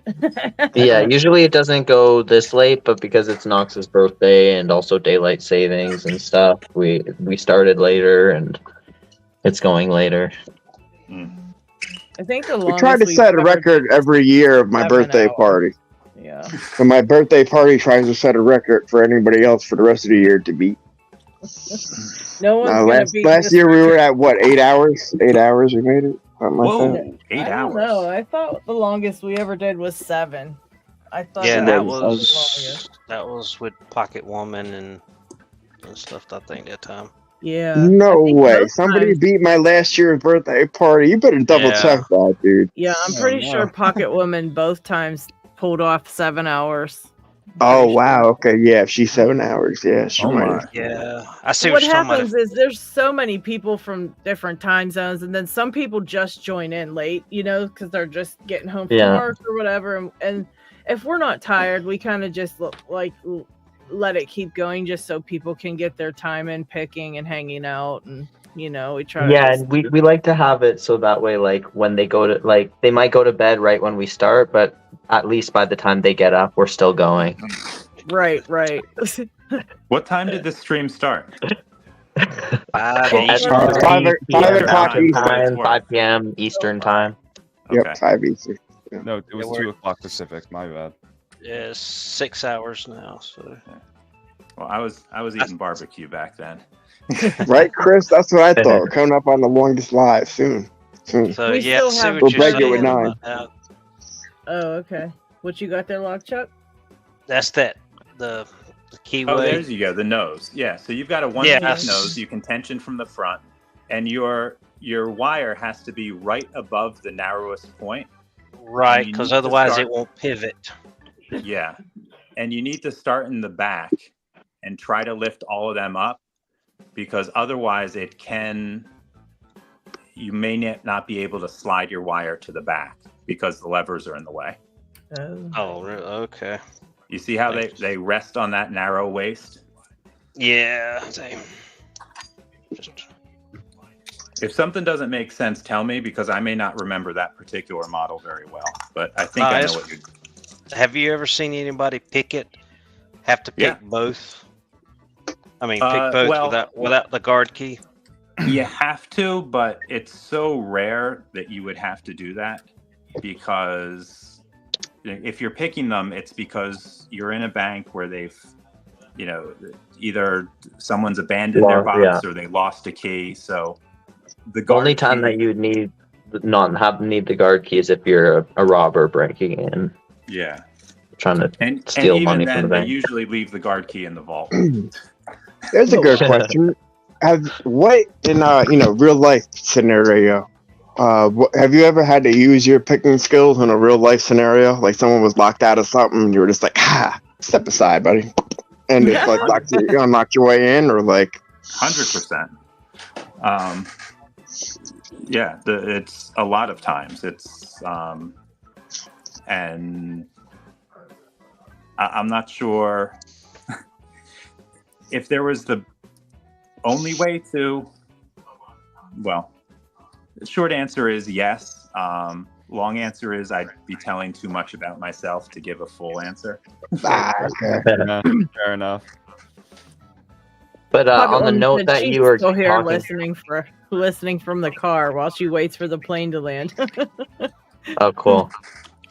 On the note that you're talking about before with the belt system and like needing to have a specific kind of locks in order to be able to, mainly the idea that you were talking about, where being able to apply the skill in a real life situation. So on that note, when I started locksmithing, I remember when my boss would give me calls to go out and pick locks in the field, and he had given me that multi-lock. By that point I had picked it, so he thought highly of my picking ability and stuff. He always thought, I'd be able to pick it, and he's confident I'd get it, but I didn't feel that confidence. I was very nervous every single time, and until a certain point that I had done enough of them that I actually knew that I would be able to do it. And if I couldn't, then it was because of something beyond my picking ability. It was that the lock was jammed or something. Something peculiar about that particular lock. Yeah. Yeah. Hey guys, I don't know if anyone else is having this issue. I have a nasty echo, and somebody's got their That YouTube is Mr. playing. Inferno's YouTube. Oh. We can, just mute your YouTube, and then we won't get the echo. There. I can only see Mr. Inferno and LockChuck. Everyone else is blacked out for me. That's not good. That's probably your everyone. It's Is that usually better? when it does that. That's your internet speed. Let's see. Are we still getting the echo? Yeah, and I heard it A little before, bit. Mr. Inferno. It just wasn't as loud. I'm going to sign off and back in, see if I can get rid of this issue. Okay. I don't know about the Let's echo. I see. don't know if that's from. Oh God. I still hear it. Yeah, I I'm on hear a it. headset, so I don't know. Yeah, I don't think it's you. I'm gonna mute I each hear it's on individual. someone's- Yeah, it's not me. I hear the echo. Whoever doesn't hear the echo, it's probably them. Hello? It's Snake. Nope, it's not Snake. Hello? Hello? It's Knoxs. It's Knoxs. No? I still hear it. Hello? Hello? Hello? Uh-oh. I may have found a culprit. Wait a second. Let's see. Let's see.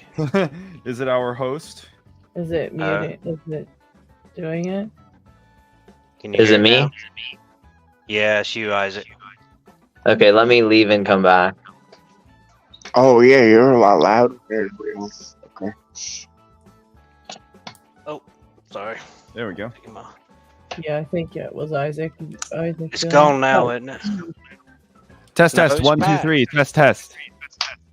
No, it's still there for me. Still Is there. it me? I still hear it.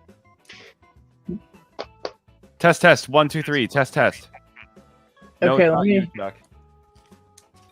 try the test again. Test, test. 1, 2, 3. Test, test. Gone. Yes. All good here. It's Mr. Inferno's because I muted his and it stopped. Unmute yourself, Black Chuck. Do the test again. Test, test, test. Hello, hello. Yeah, it's on Mr. It's Inferno's. Mr. Inferno's, It's echoing. unfortunately. Did that fix it? Yeah. I think Test, test. 1, 2, 3. Test, test. there it is. Yeah. That appears to Yeah. have fixed it. You're good. All right, cool deal. Was the Nice. YouTube Well, playing hello. on the back side of the phone or something? I don't know. I turned off the volume. It was weird. J. Gabriel said, You can "How hear was us? it?" Maybe. Can you hear us though, still, Mr. Inferno? Barely, but I can hear. Okay. Did you pause the live stream on YouTube before you clicked on the link? I turned it off. Oh, okay. Interesting.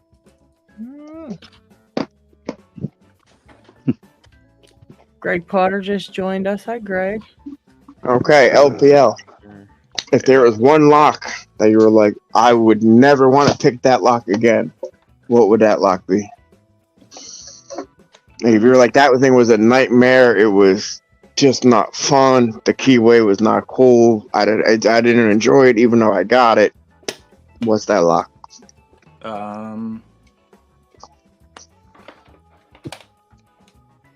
I think it'd be more a lock that wasn't necessarily inherently hard, but something that punches way above its weight. And I think I'd go with the Acid D12. Oh, Nice. That keyway is a nightmare. We were just talking about that earlier. More so than like the there's Chisa those. or the whatever others. I'm trying to remember from your top 10 video. Oh yeah, and I've gotten a lot more nasty keyways since then. But yeah, that would have to be a lot of those nasty keyways. There are holes in the warding, and you can get a pick in the bottom. And if you get yourself a nice steeply angled hook, you can reach through them and you can pick them pretty well, despite how aggressive they may seem. Yeah. And 19 usually is the bottom like of the keyway is a little bit more open, just so you can have a key that won't break in your pocket. They kind of have to. But with the way the Acid D12 is, with them sitting on the shelf, or maybe even the Abyss XP, where there are actually holes drilled partway into the warding, and you have to like dig under it to get those pins up. I forgot about the Abyss XP. And it's also a little bit more of like hooked wording too on that one, I think. Yeah, there's quite a few that have just awful. I'm trying to think. There's one in the SFIC world, and I think it's maybe the WB keyway. That one comes to mind. Yeah, that one's kind of nasty. Is that this one? No, I think got no, I think the WB Oh, kind of makes more of a turn.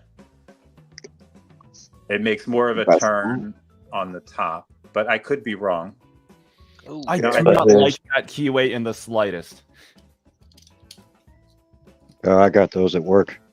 Yeah. Those are pretty Gross. nasty. Yeah. I'm dreading the day I get my hands on a Master 410.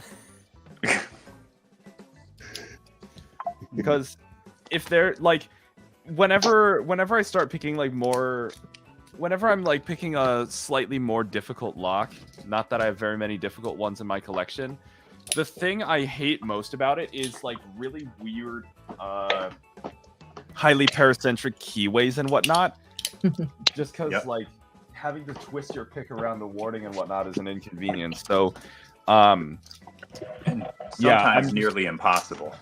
Yeah. But once you go down to a really, really thin pick, which gives you terrible feedback anyway,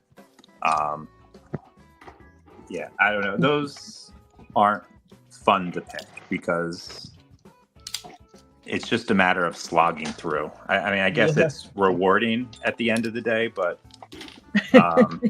I'd prefer to spend my time on something with a nasty sidebar and I actually get clean feedback.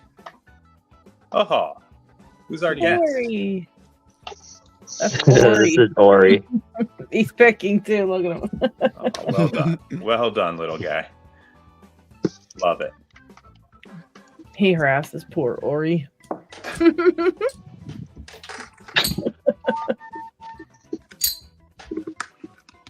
Getting stabbed with the Jimmy Long's picks. Yeah. Isaac, you're gonna go to look on your desk later and be missing all kind of stuff from messing with him. He's gonna be like, "Yeah, I remember you picking this lock." Shoot across the room. Just like bap the. Hey, LadyLocks, who's running as far as giveaways here? Who's running the actual ship? LockChuck can run the thing for it. Chuck. You gonna do another one, Noah? I was gonna say, yeah, Chuck. You want to run a second giveaway? All right, give me a minute.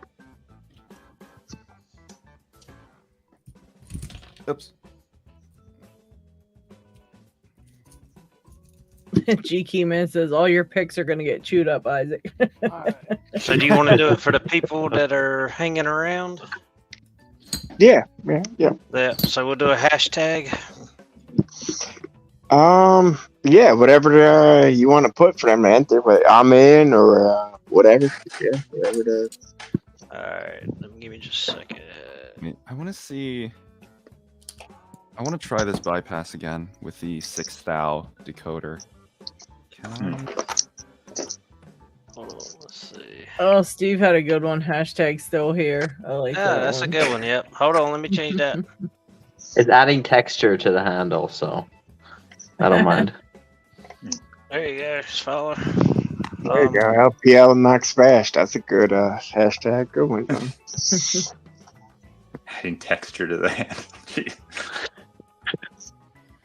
Actually, I've got some interesting handles on Jimmy Long's picks. Hold on, let me see if I can find them. I might as well. I'm ask interested in anyone. this. Okay. I might as well ask for anyone who knows because I'm attempting that Master 175 bypass again. I can't seem to get this decoder between the wheel and the body of the lock. LPL would know that one. He showed me a bunch of those kinds. Yeah, ask the master. You're on a that one. 175? Let me go grab one and we can go through I it. say I got the cutaway right here, and I can barely get that one, let alone the real one that we got right here. In like 6,000 decoder. Hashtag still here. I bet. There you go.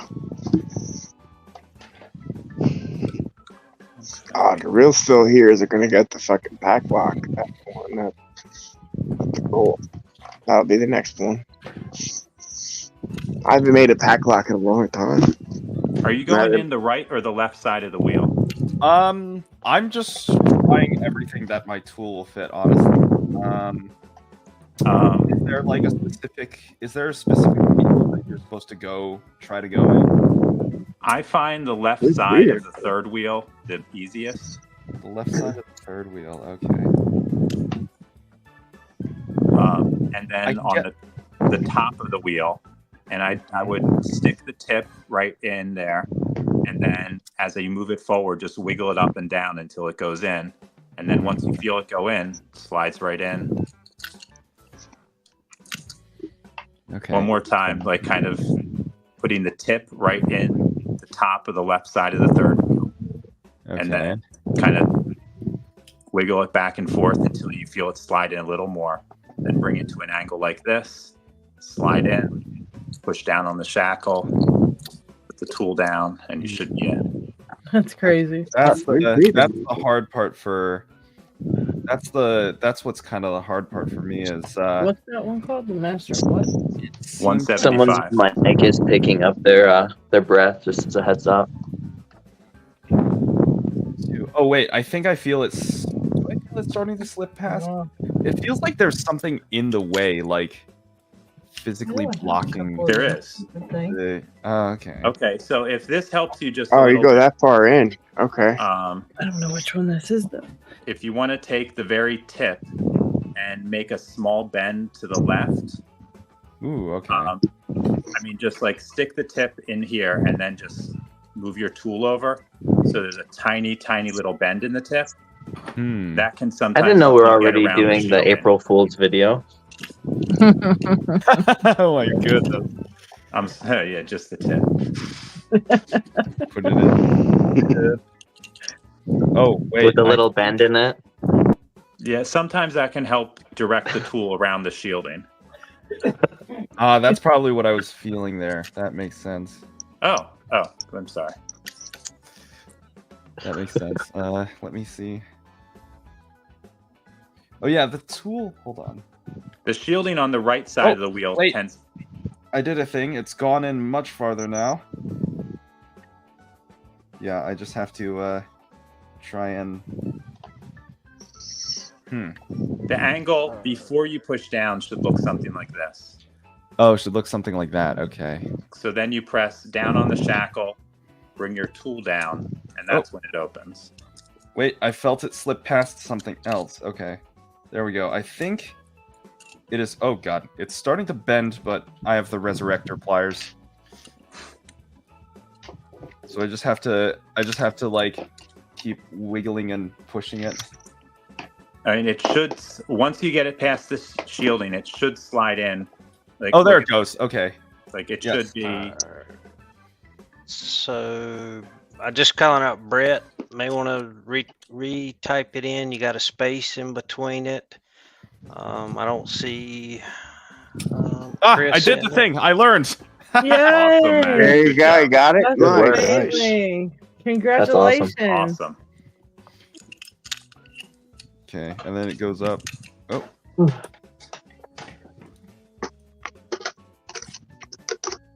on. That's awesome. There we go. Doesn't open. We got 20 entries and we got 33 people watching. Awesome. Great job. 21 33. now, Okay, Brett. okay, cool. 21. Okay. We got 21 entries and 33 people watching. A few more minutes or a few more seconds. Anybody wants to get in the drawing, put hashtag still here in the comments to be entered into this next drawing. Look at this. Has anyone seen Jimmy Long's picks like this? Oh, Yes, wow. I had a bunch of those prototypes. Pretty. Made out of wood. This is like from back in the day. Oh, made out of wood. No, I Yeah, have these it. are- No, okay. I didn't see what that. you're thinking of are, hold on, are these the Is that plastic walnut? ones that look like that? Oh, These are wow. actually Right. are Yes. CNC'd out of a hard, I don't even know what wood, Wow. Wow. Wow. from back in the day. That's amazing. Yeah, I love these things. He's like, this Looks is like what he either used to do walnut when or he was mahogany. making them for himself. Yeah, it looks maybe even a rosewood. It's too red to be mahogany, I think. It's an interesting Arno, can you something. adjust your mic just a little bit so we can hear you breathing? Yeah. Does anyone know who that breathing's coming from? I believe it's Mr. Inferno. Probably Mr. Inferno. Yeah, sorry, my mic was stuck in my beard. Oh, okay. Beard troubles. Yeah. All right, we're up to 24. So let me get it back on the screen, and we'll do the. Is that better? Yes, Yeah. thank you. I need to Sorry get about better at that because. There we go. Alrighty. All right, here we go.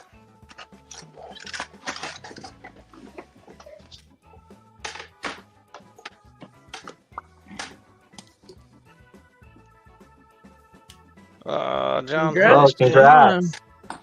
Nice. Nice. Congratulations. Congrats. Very cool. Very cool. What else do we got to pick in here? Oh, sorry, cucumber. I didn't.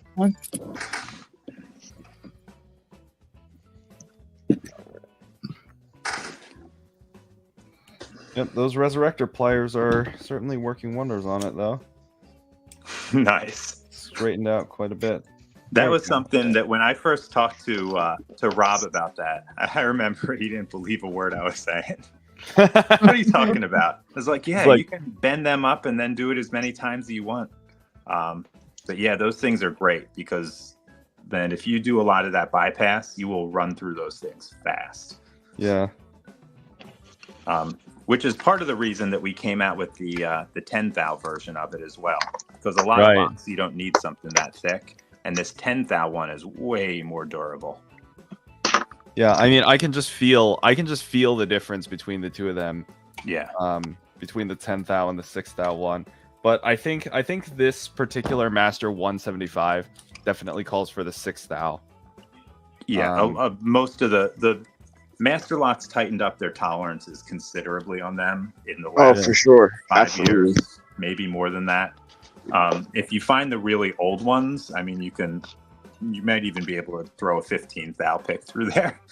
If you look on my screen right there, from left to right, the left is the original zinc copy. Yeah. And when someone actually tried to remove the pin, I don't have the combination for it. I can't open it. But somebody tried to remove the pin and they couldn't do it and sent it to me. The one next to it, if you see that pink tag around the side, it has technically 4 digits, but they do not work to open the lock. So yeah, that's next to useless. And then this one here, I just got recently when I ordered from Schwick. I noticed they had the cutaway.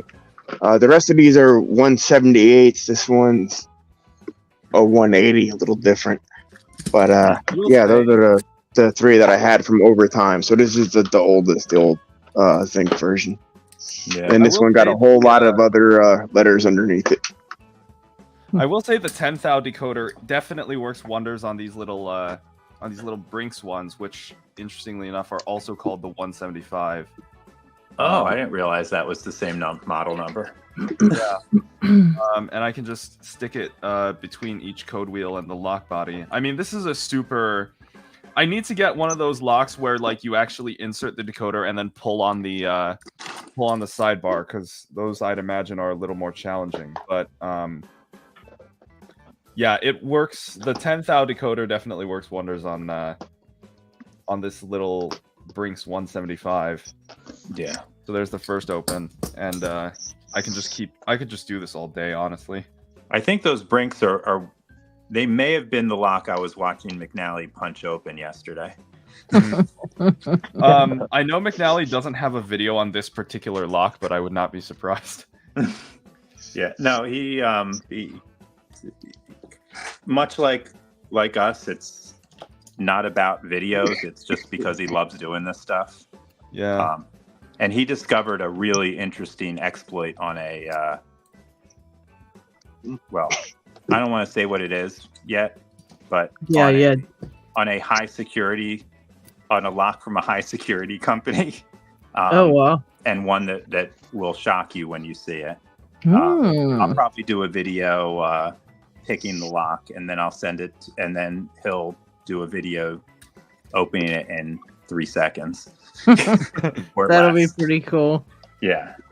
Really cool. Yeah, he came across a really interesting. Oh, it's not really interesting. It's really simple, and it's really disappointing considering what the company is. But you can actually see where they put the disappointment. God, you almost And at sounded work, like I him discovered there. that you could bypass a quick set smut I key have with thought a about like with a knife tool. because I Oh, really? Yeah, right behind right in behind the the- sleeve. in the video where I There's that little demonstrated the switch that goes on the lock and unlock. You Yeah. just poke it up right behind it, and hit that button. Unlocks the door right open. What? Oh wow. I mean, I feel like I could do a pretty good impression. Like, this is a Brinks model 175 4-dial combination lock. It can be opened with a Brinks model 175 4-dial combination lock.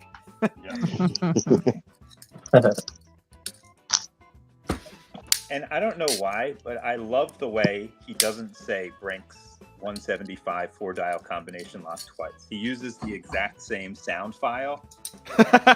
Oh my my god! gosh. When he So uses the single-sided jiggler to open the Cincino 30mm padlock. Yeah, I love the jig video. God.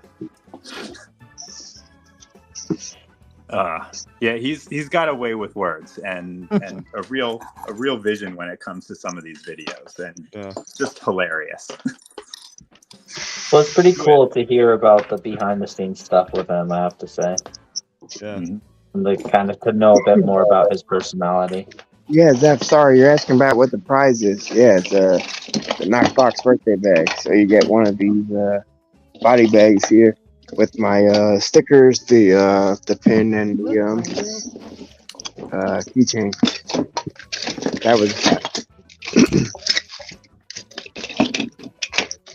He has that special sauce that just makes it work. Agreed, Jima.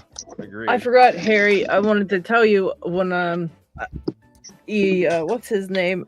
I can't remember his name now. It's slipping my mind. I have not yet done the made pack all those leather pinning trays, and he actually made me one to give to you. So I have a leather pinning tray for you. It's Okay, really, we'll really catch nice. up offline. Thank you. Yeah. That's cool. Yeah. Yeah, it's really nice. Let's see. You want to do that drawing now? You want to do the pack lock drawing? Every pack lock that I've ever given away, I've made a YouTube video for, like one of me making it.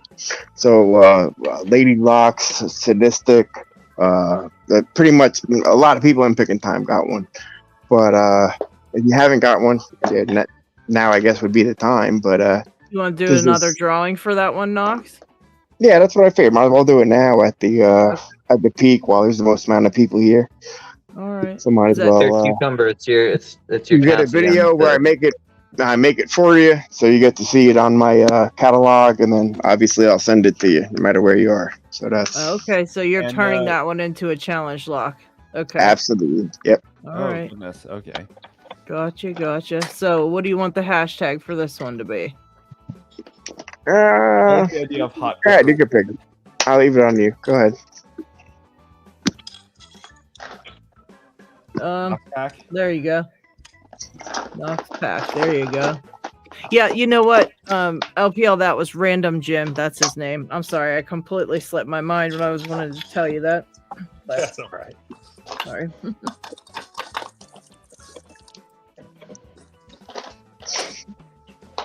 Viper says yes, please on the Knox.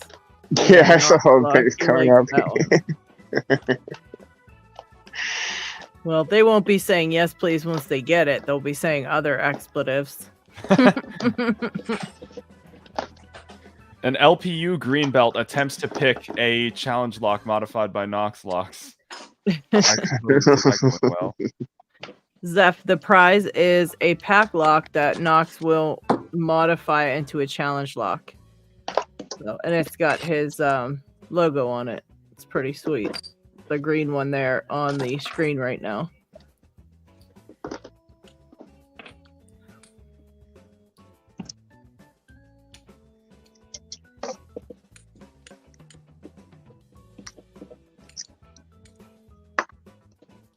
Mr. Inferno, what are you picking over there? A Primus. Oh, okay. Nice. What It's are you been using to kicking pick my the finger ass pins? all weekend. Are you stuck on the top pins or the side pins? The side pins. I can't even feel the damn things. Yeah. What does your pick look like? Yeah, what do you use for that? Go imagine. Well, I've got the one I've used to pick the top pins is right here.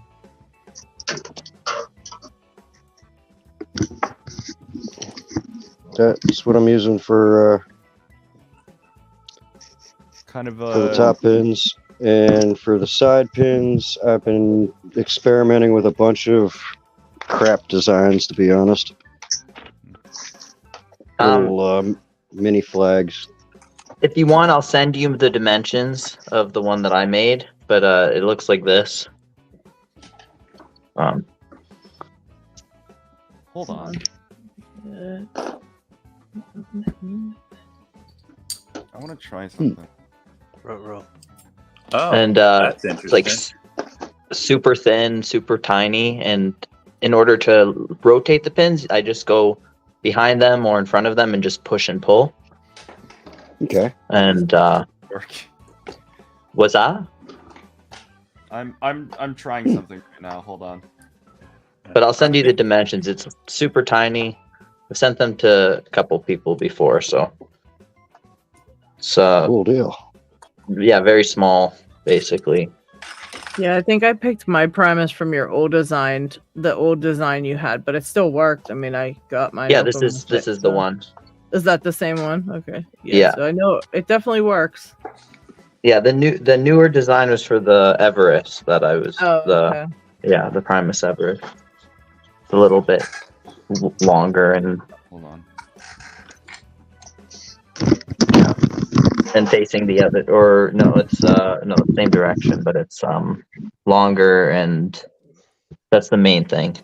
It's just I know, a little bit Mr. longer and Inferno, not as when thin. you keep trying them, eventually you'll start to feel them more and more. I know it doesn't seem like it, but the more you play around with them, the more you'll start to feel them, because you just literally can feel nothing at first. It's like nothing in there. Basically, Feels focus like I'm on rotation hitting more a than wall. anything, because you don't want to like they're easy to overlift, and all you need to focus on is, especially with heavy tension, if you're pushing and pulling them, a lot of them will just set right off the bat if they're low lift. Right. Or they'll be close that they set, and then if you go under them and just kind of nudge them bit by bit and then pull and push again a couple times, then you do that bit by bit, then you'll be able to find the right spots, especially if you know what the bidding is already, then it makes it much easier. But if you're doing it blind, then it's also not too bad.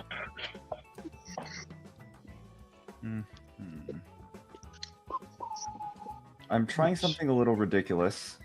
I'm trying to see if I can use this bypass driver as a dimple flag. I don't know. Alright, so I'm not. we have 19 entries.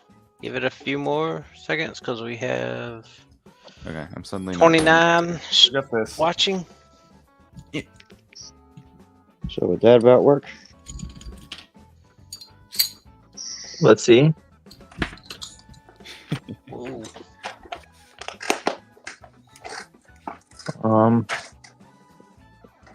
It's kind of hard to tell from here. But just something very thin and very small flag. This is a key ring. One of the giveaway key rings that we got at the shop.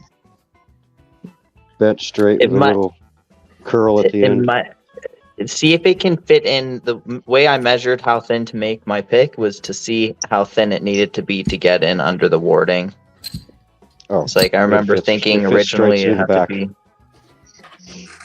but at the very bottom of the warding where the finger pins are. Yeah. Okay, so then it might work. And I'll put it in a hand drill.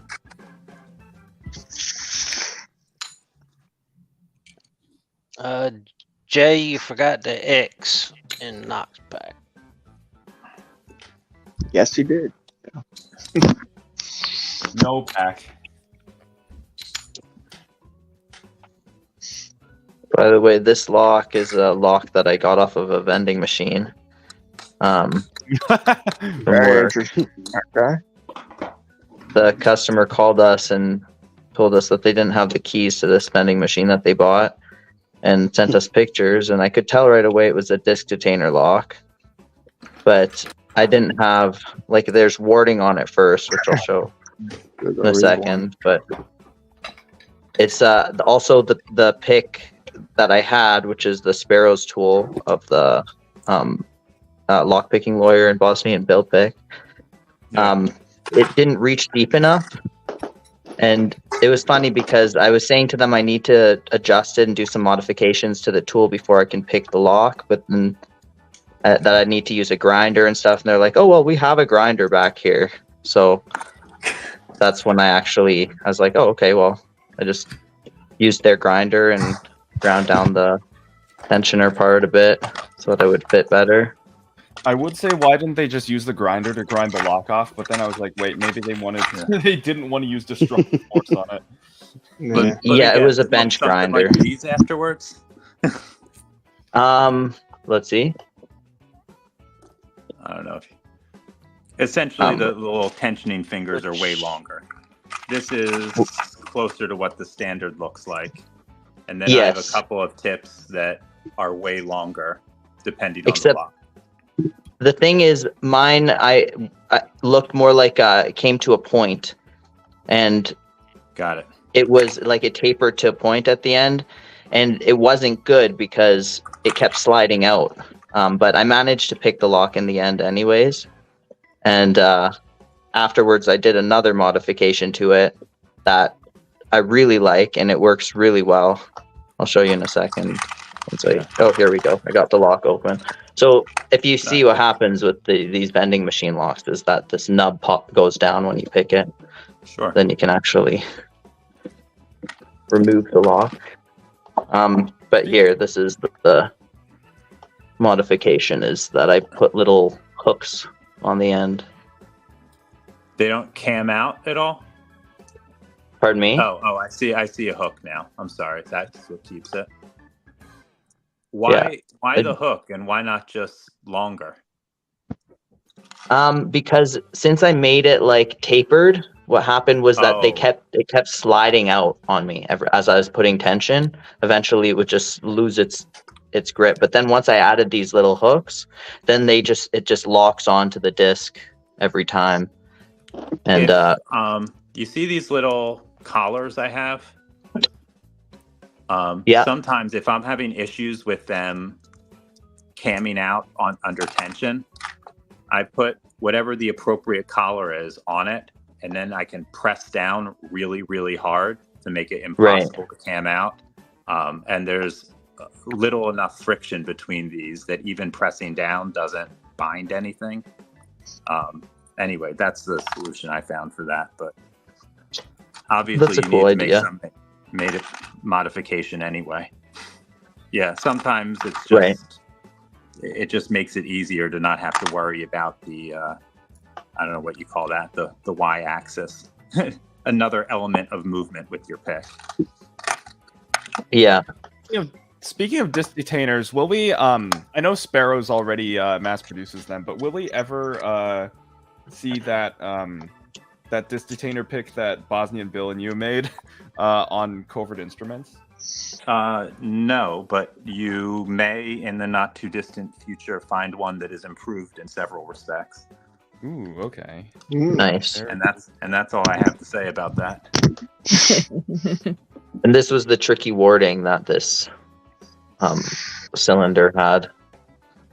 At first, that made me kind of question if it was even a disc detainer, but I thought that's what it was. Sorry, and I then can't see. Oh, is yeah, that that is. What brand is that? Is that an AVA? I don't know. I have no Looks idea like what brand it is. I think I've got an AVA that had that. Looks like a kryptonite bike lock I had. But it's just a spinner plate. What's that? I said it has some similarities to the new Kryptonite one, but I was just agreeing with, I don't know who said that in the background. That's Knoxs. Knoxs, yeah. So. All right, Nice. Knoxs, here we go. Hashtag Knoxs pack.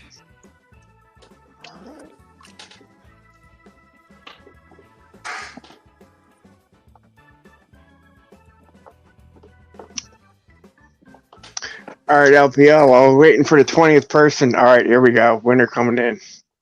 Congrats, Blake. Congratulations, Blake. Congratulations. Get a hold of Knoxs to get your prize. That's Locks, the number 4 Knoxs at Gmail. Let me know where to send it to. Let's see, where the hell that written down? There you go. Oh my gosh, why can't I get this one? I literally got this like last week.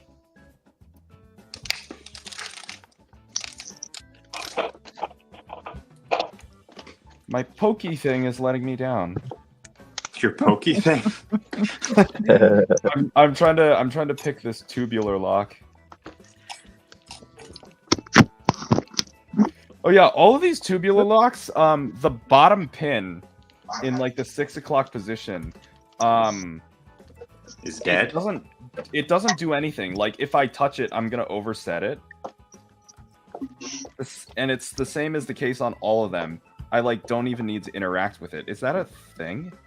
Are you sure it's overset or it's just there's nothing behind it at all? Because there's a fair number of locks that I've seen that in the number 4 position there is literally nothing behind it. Oh, actually, now that I poke at it again, you're right. There's just nothing. Yeah, it doesn't do anything. That is. Is that the spinner on top? Lockjaw? Isaac. Yeah, Isaac. Is that the same keyway? It looks similar. Yeah. That's you can get them all day long on Amazon or eBay. They're the ABAs. Oh, shoot! I might have one of those. Let me check that out. Very cool. And as you can tell, they're not guttable, but they are now. They are now. But we can always rely on you to get a lock open if we ever need to see on the inside. Yeah. Or it pisses me off one at a time. I can see you swearing cutting open a lock. It's like you won't do it again. I don't know. I get a 6 satisfaction of cutting open locks. It is. I might not have to make a pick tool for this lock. I wonder if I could tension it like this, actually. Instead of doing the other way. I just had this and I just messed it up. Oh my goodness.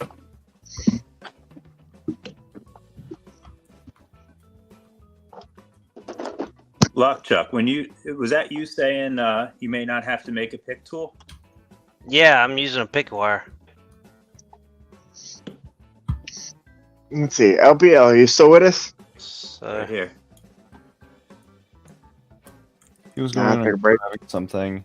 A lock to show, I think. What's that? Oh, you're beyond float picking over there. Did you end up having one of we were those? talking about that disc detainer with the tricky warding. Yeah, because I had made a small pick wire. Which, let's see, I'll flip it right here. And because I had made it for this lock, which is just a regular. So I was like, well, I can try it, and I've just basically I stuck a tensioner to give me a backer, and then I have another tensioner applying the torque. So it's been a while since I made one, but This is like the junk drawer of ones that I've made in the past. Holy wow. Yeah, wow. I don't have quite that many. I just got a small collection right now. It's just Very like cool. over time you make so many and you save them that there's always one to fit whatever lock you're working on. Yeah. Wow. Yeah, I know that feeling. Hey, LPL, I got a question for you. Yeah, what you got? Okay. Every year from August to October, I do a thing called Knoxtober, where I ask a would you rather question. And it's normally, would you rather receive a new lock every day in the mail or a new pick every day in the mail? Would you rather, something of that sort, okay? Okay. So, long story short, boil it down when you come to Halloween, when it comes to a head. Okay, there's one lock. You wake up in a place and you're chained to a wall. There's one lock that when you look at your wrist, whether it's a chain, a handcuff, whatever it is, you would know better than I would. Mm-hmm. You're afraid. When you open your eyes, you're, oh, holy shit, that lock of all locks I gotta pick. You have all the tools in front of you. What's the one lock you're deathly afraid of? I will get the handcuffs. The handcuffs. Okay. I think I mean I can already. I mean there are many possible answers for that for me. Yeah, it could be an athlete, it could be whatever it is that locks you behind, whatever. It's the worst thing that you fear. What's the hardest thing that you don't think you can pick, that you don't think you can get past? What's your biggest? The Miwa U9. I hate that thing. Oh, wow. Okay. For I me, picked it, but I don't like it. For me, the Bully 543, hands down. That's what I was gonna say. A bully. That's what, hands down. That's what I was gonna say. For my nightmare scenario, if I woke up, I'm chained to a wall, and I got any of the bullies, it's or even M-Hearts, anything that's double. That's between the bully or M-Heart, anything that's like dual layered like that, where I got to pick either pin and tumblers or go advanced beyond, one layer of. We're not talking about handcuffs. Oh, anything. That's what I'm saying. No, anything. Restraints. Yes, any restraints. Yes, please. Anything. Yes, so yes. If it's restraints, it has to be one of these three. We either got the wow. The ones with the Medico cores. We got there we go. There we go. Or that's an answer. Oh my God, dude! Look at those. Are you gonna lock them to your wrist and then take them off? That's probably not gonna happen. Oh my God! Wow. Handcuffs with medical cord. That's gross. Yeah, that's like the next level evil. That's some well stuff right there. What do you do with? See, this is why I have Knoxtober, man, for answers like this, man. Ooh. Well, sorry, say that again, Harry. I say, what do you do with people who have a history of breaking out of restraints? Yeah, that's you got to take it up to the next level. These I don't think they make anymore, but these are actually, I have these are Smith & Wesson, but I have them built on Peerless as well. It's just a riveted on clamshell on top of standard handcuff. So the actuator on the back of this actually looks like a normal handcuff key. So interesting. So it still double locks too. Yeah, you can get the double lock in there. The lock is a key. So you wouldn't be able to slip it with a shim then, and if it was just double pull it locked, back. no, you can't shim it. Okay, wow. Okay. If it's not double locked, you can still shim it. Wow. What about that? Okay. What about that method where that's the Smith & Wesson one? Can't you take the double lock and push it the other way and get it open? Yeah, 100%. Well, yeah, but okay. Can you really do that to get in there? Can you really get in there to do that? Yeah. That's what I'm saying. Real life, you're pressed. I'm not sure. Real life. If you're stuck in real life, like a normal Smith & Wesson double lock, yeah, sure, I can take care of that with appropriate tools, and it doesn't take much. But this, I'm not so that might be rough.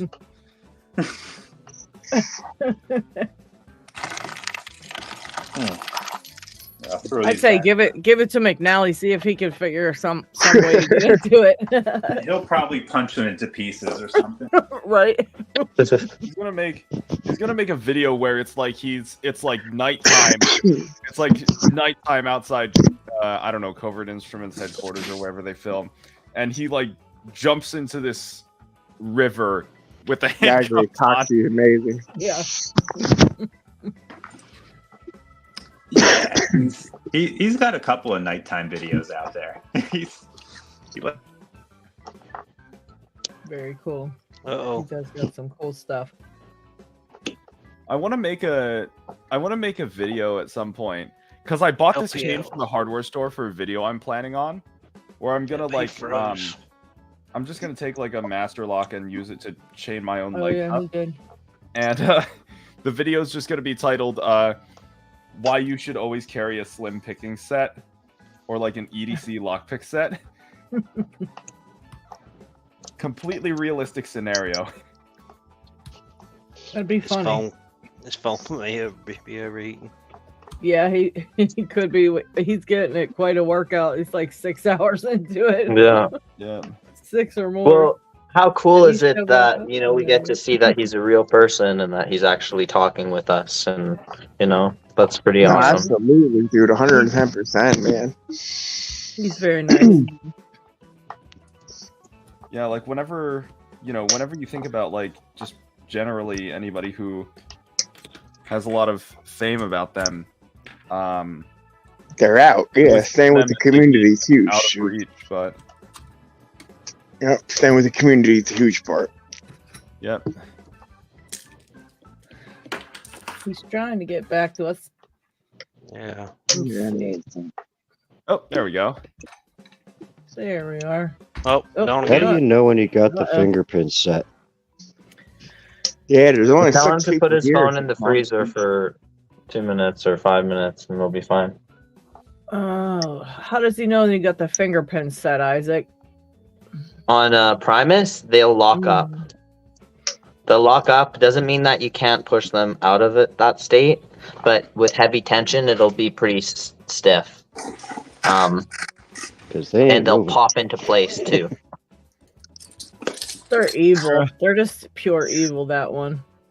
LPL is really putting his phone through the paces, I guess. Yeah, I don't know. That I is- keep getting bumped out. Who was it was saying that they didn't want to see an M heart when to pick off? Yeah, that was me with the M heart. Yeah, that I was me. thought you might like to see my my master lock with an M heart in it. Oh, Oh my god, dude! That's crazy. Just for shits and giggles. The 3 M hearts. Yeah, that look I- at those keys. Look at those keys. Yeah, absolutely. Oh my god. The three That is the 3 great. M hearts that I have were pretty not too they weren't hard to pick. They weren't hard. So, life on the line. Do you really think you could pick that quick within minutes? I mean, Like, the both ones sides that of the I had weren't bad, and it's not like I had. There was one that I progressive pinned, but then I got through it very quickly, and then from there I got 2 extra ones that I didn't, that I just picked blind, and they were also pretty easy. But I don't know, like I could have just fluked out with the other 2 ones as well, but it's not like You I could have a just have the huge. touch. You might just have the touch with that lock, you know? No, just Yeah, do it but I mean, do it a 3 second- just do it a second 3 time. isn't that many. Just do it a I've second worked on time. M hearts enough Felt this that it's past not month that I never want to pick one ever. Yeah, everyone's got I their got to locks keep they the love and they leftovers. hate. Yeah. I got to keep all the What are you leftovers. struggling with the M heart? Like, where are you struggling to feel where Oh, the pins it's are, all- or what they're at? They're It's way- all For me, they're it's all way up here. 6 masters. This is Oh, what you were I doing it found with with it, Master. is that That's funny. People tease me, like, Knox, are you BB? Are you a BB? Like in Discord, I mean black belt. I tease them back. It's only if you mean blue belt. So I kick way above my my weight class, but at the same time, I get stumped by blue belt or even orange locks. You know what I mean? Depending on whatever the security pins are or what the bidding is. So I mean, it's not really, you know. I get stumped with standard pins more than anything sometimes. I would say with your M heart, focus on trying to set the rotations before lifting anything. Just with pretty like heavy tension to tell where they are and loose tension when you're trying to actually rotate a pin. But I ain't trying to pick them. just I'm focus just sick on of the 'em. rotating. With like I found the Jimmy Long's medium round tip was a good one for that. I built 100 of them this past month. Of M Hearts? Yep. For someone who still has them in service? For a juvenile detention center. Ooh. Ooh. Interesting.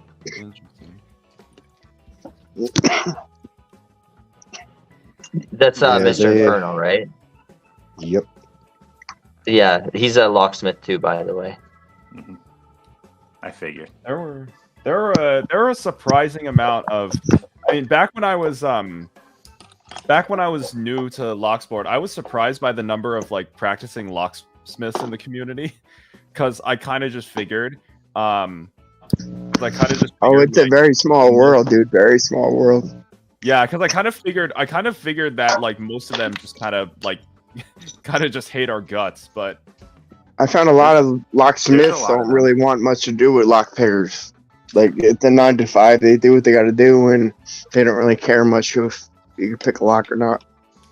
I'm just saying that's my personal experience. I care. Hell, that's what got me the job. Oh wow. Speaking of old locks that may still be in service, has anyone seen much of the Sergeant Duplex? Sergeant Duplex. I'm not familiar. I can't. Hold on. Let me grab a couple. I'll be right back. So that'd be a Picksmith question. Yeah. Yeah, right. Yeah, you might know. Okay, they're like. Oh, the I got Corbin that in the Master. reverse keyway. Yep. Think of it like a Corbin Master ring, but while they're concentric, they're not coaxial. So you actually have a ton of room to put your mastering up here without making just an overly massive cylinder. It's a clever design, and I never see them anywhere. Oh, I'd like to see one right on my desk. Oh, same here. Oh wow, those are nice. Right. I don't have any keys for any of them, but I mean they pick. I won't say easy, but not hard. So would those be what we consider corrugated as opposed to? Are those corrugated kiwis? I'm not sure I know what that term is. Not quite paracentric, but it's like I've only seen it on eBay. Sorry, so if that's where. So corrugated, yeah, I guess you could call it that. Just like corrugated, like you would use the word for corrugated metal. Or Yeah, I corrugated, guess like they're really zigzaggy, basically. Yeah, zigzag, perfect, exactly. Yeah, Yep. yeah, it's zigzaggy, but I mean, there's plenty of room to pick off the wording on the left side. It's not going to create issues for a picker as far as the wording goes. What are they I called? was just wondering if Sergeant anyone what? had seen these things, because I believe they're called the Sergeant Duplex. That's interesting because I just wonder what that would cause when it cammed. You know, when you hit the master ring and it cams differently. How does it not slip It off? creates all the same issues that you have with any dual shear line lock. Yeah. You know what? That does make me wonder. I need to go on LPU belts really quick. That's Because interesting. I kind of want to get into I do kind of want to get into SFIC locks. Because it seems like kind of an interesting way to like go almost like a step up from this the things like this CI pack lock mortise where it's just the holes drilled at the top, but apparently SFICs are a lot more challenging.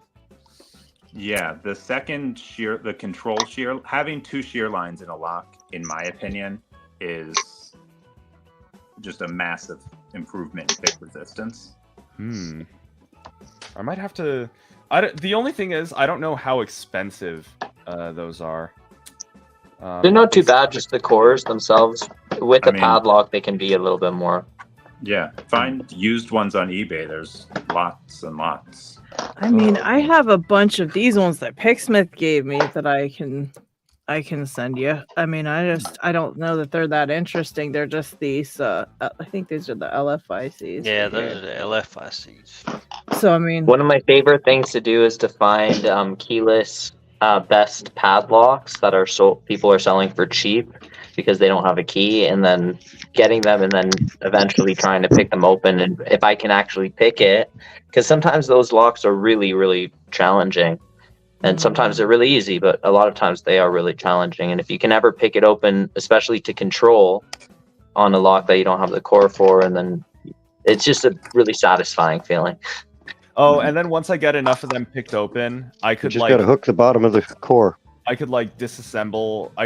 I imagine anyway. I could disassemble them and then just rob parts from each other to make biddings of my own.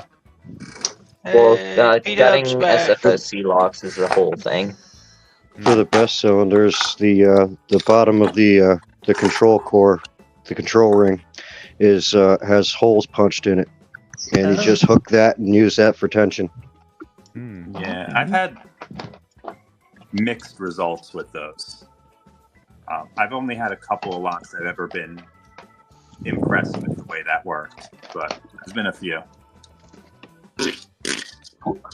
If you're getting, who was saying they were getting padlocks on eBay and trying to get them back into service? Isaac. I know this is not the lock sport way, but this is a drill jig that that will put your drill bit right on the control lug. So you can just pop it out, and probably what most locksmiths would use, but they're I know, yeah. It's I just like doing it as kind of like a fun hobby thing. It's not for work. I'm right there with you, 100%. But that's really cool. That is awesome. It just lines up where to drill the thing. Yeah, you'd have to put a blank key of whatever that keyway is in there, and then once you secure it in place, you can either drill the shear line or the sidebar, or not sidebar, the control lug. Often, if you aim right between the E and the S, that will get right to the control shear as well. But I have drilled probably less locks than I can count with my hands, because I try, especially the company that I work for, we try really hard to avoid that. Now I probably can't say that as much because there's been all sorts of different things that we've had to do, but for the most part, we opt towards non-destructive if we can help it. Mm-hmm. I think that's laudable. Especially considering half of the people out there today will be more than happy to drill your lock and make you pay twice retail for whatever they replace it with. Exactly. I have thought about what I would do if I decided to start if I decided to hone my picking skills further and use them to start a freelance locksmithing business or something like that. One of the interesting ideas I've had is if the client does want me to get the lock open non-destructively first, a potential idea is that I could actually offer a discount if I end up having to drill it, sort of as a concession of this, I have been bested. I don't know, man. I say just charge for your time and use your best efforts.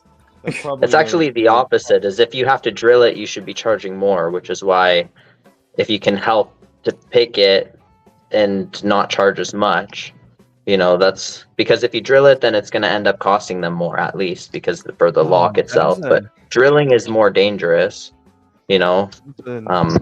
That is something I never. It's just some people have different feelings about how they like to charge for drilling, but at the very least, it's going to cost the customer more money. And if you're with the door frames made all at that stuff.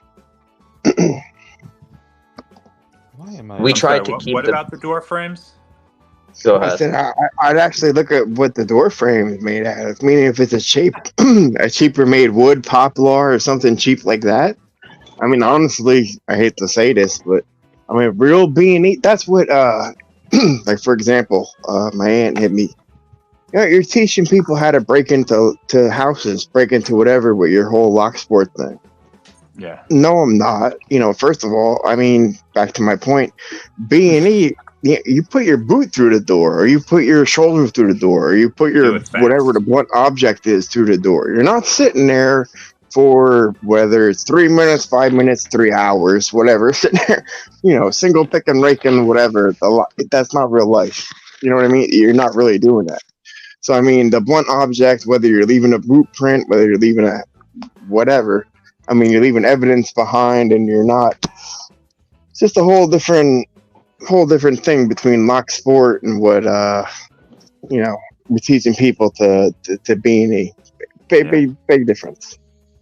I like to think about it like martial arts. Like, people have sometimes a negative stigma about like learning martial arts because you're learning to hurt people or beat people up. But then anyone who actually does martial arts knows that it's more about discipline. And in fact, any place you train will teach you not to use that stuff in a harmful way, and just for the ability to protect yourself. And it takes a big responsibility when you learn those things. Yeah. Actually, we'll ask you to leave if you don't. I feel people As that someone who earned if his they way know how to do it, they won't do it because they know the consequences. As someone who did earn his way to as someone who actually did earn his way to a black belt in martial arts, I can confirm that. It is a very disciplined art form.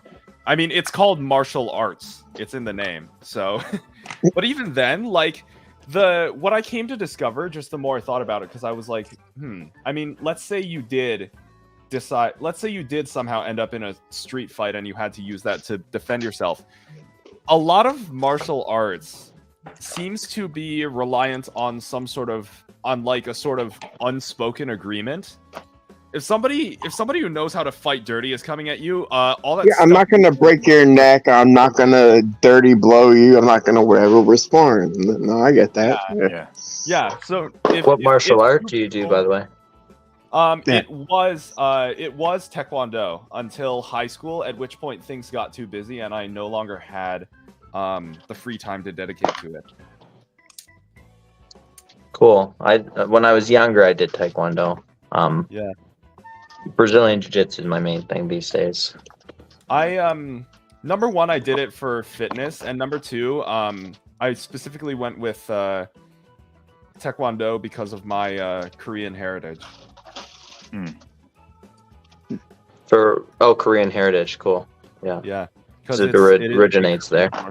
Yeah. Yeah. But yes, I guess I could say that I will. I'm hoping to go from a black belt in martial arts to a black belt in lockpicking. There you go. Hey, it all takes time and discipline. Pocket woman, aren't those bare bones handles amazing? Yeah, mate. I love them. Absolutely. Absolutely love them. Little skulls, bats. They're great. They're comfy. They're weighted well. They fit. The LadyLocks tools ones. They fit. What a good camera. Yeah, that looks beautiful. Just great. They're so comfy to use. Great feedback as well. They don't dull feedback because they're nice and stiff and. Yeah, they make my ball lock handles usable. I couldn't use them before that. You know what I mean? Very short periods. You know what I mean? I had the whatever set it was, the Valerian set for 2 years. I won it from LadyLocks 800. I had it for 2 years. I could never use the pick set. I could never use any commercial picks because of the until Bare Bones came out with their handles. Well, Bare Bones came out with all these handles to fit all the LadyLocks tool stuff because Mark wanted to make me some handles to fit all my LadyLocks tools ones because I had 5 different style handles from them, and I bought individual picks at times. And he is awesome. But no, it's too much work. No, don't bother. Thanks for the offer, but nah, don't. Well, within 2 months, he brought out handles for every Warlock tools How profile big they are those had. handles? They are, let's have a look. Yeah, I was gonna say it depends on where you are and So this one B, is, exactly which handles you're looking for. that one's 90 mil by, That's the rib bone, if I believe. That's the rib bone. yep, by 16 mil by 5 mil, and the other one is 100 mil. Here we go. The highest point suits the Warlock tool, which is 80 mil, and by looks like 6 I mil. think Zeph wants in the chat. I think Zeph wants an. And then you've got these ones. Then you've got Well, the these reason ones, I'm asking how which big they are are is really because cool. I had to modify one of my picks into one of my steak knives into a pick because these picks are just too damn small. Oh wow. Yeah, these are 120 by. These are the bat wings. These are awesome. They're 120 by the widest Oh, they're point pretty. would be 18 mil by. What's that? We got a question for 5 mil. LPL in the chat. How often do you pick for fun or for practice? Every day. Every day. That's good. Yeah. It's rare that a day goes by I don't do at least some picking. Really? Wow. Yeah. Keeping your skills sharp, I see. I don't know. They're keep them okay. Yeah.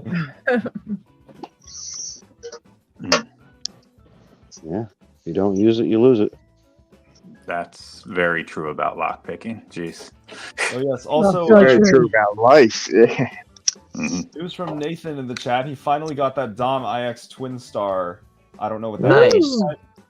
Finally got It's a hard lock. Congratulations. That's definitely a hard lock. Jen, you have one of those, right? Yes. Yeah. Do you want to show Jen? us? Or show us the key or something? Oh, here we go.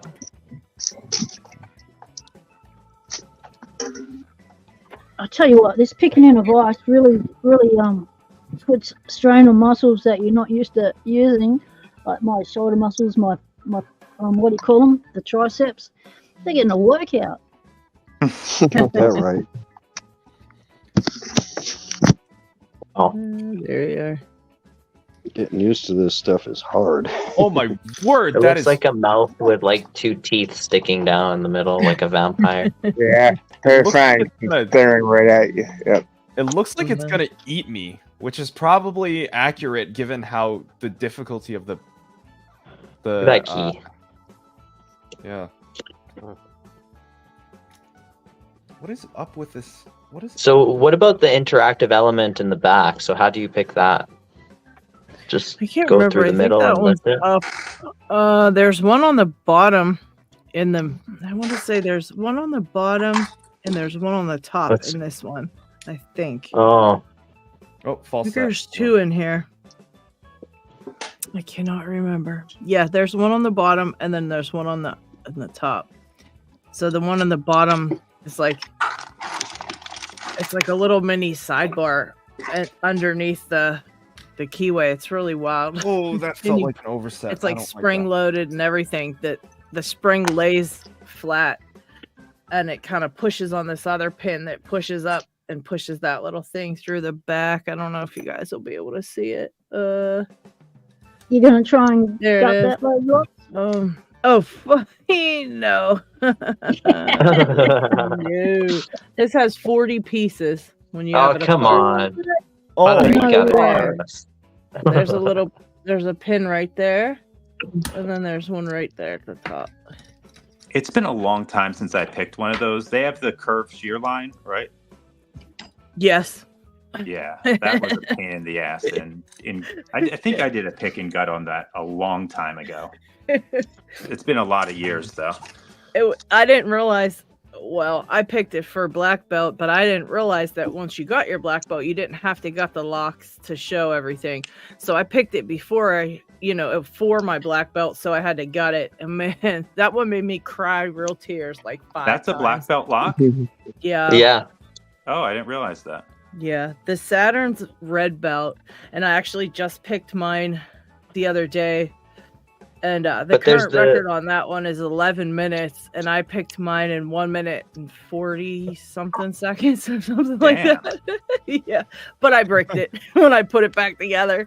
So I sent it off to Retep, and he's gonna drill a hole in the back and fix it for me. So yeah, I have it all on video, so you guys can crack up at the breaking. Oh no.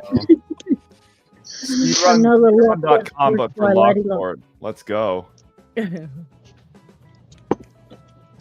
One more lock needs rescuing from LadyLocks. You must be in triple digits by now, LadyLocks. For what?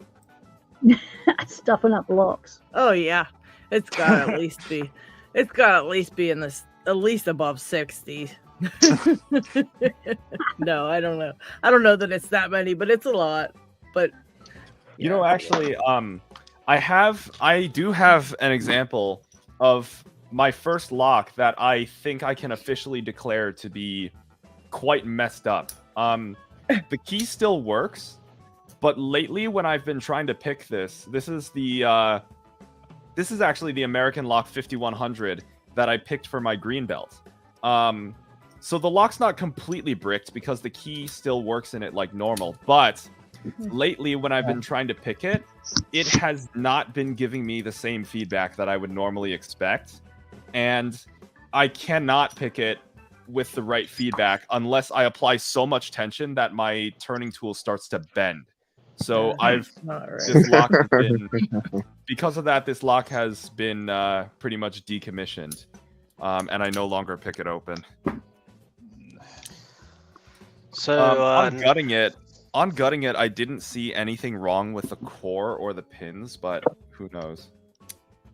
Is it the actuator that's giving you issue? Did you misclock it or something? No, the actuator's not misclocked. I think it's just because I've picked it so darn many times, something about the core and the pins is messed up in a way such that they don't interface with each other the same. That's my Sounds like the pin barrels are a little warped. Yeah, the pin chambers are probably messed up at the Yeah, shear you're blowing line, them out. if I had to guess. So I just looked back through the channel history, and Thanks, it appears that last year's Knoxtober was 4 hours. So we've way past that. That one, the longest episode that I could find was 7 hours. Yeah. We are at 7 hours and 23 minutes.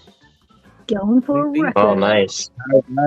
So 7 hours and how many minutes on the other one? It was 6 hours and like 58 minutes. And how many seconds? 31 seconds. Wow. I was just kidding. You asked.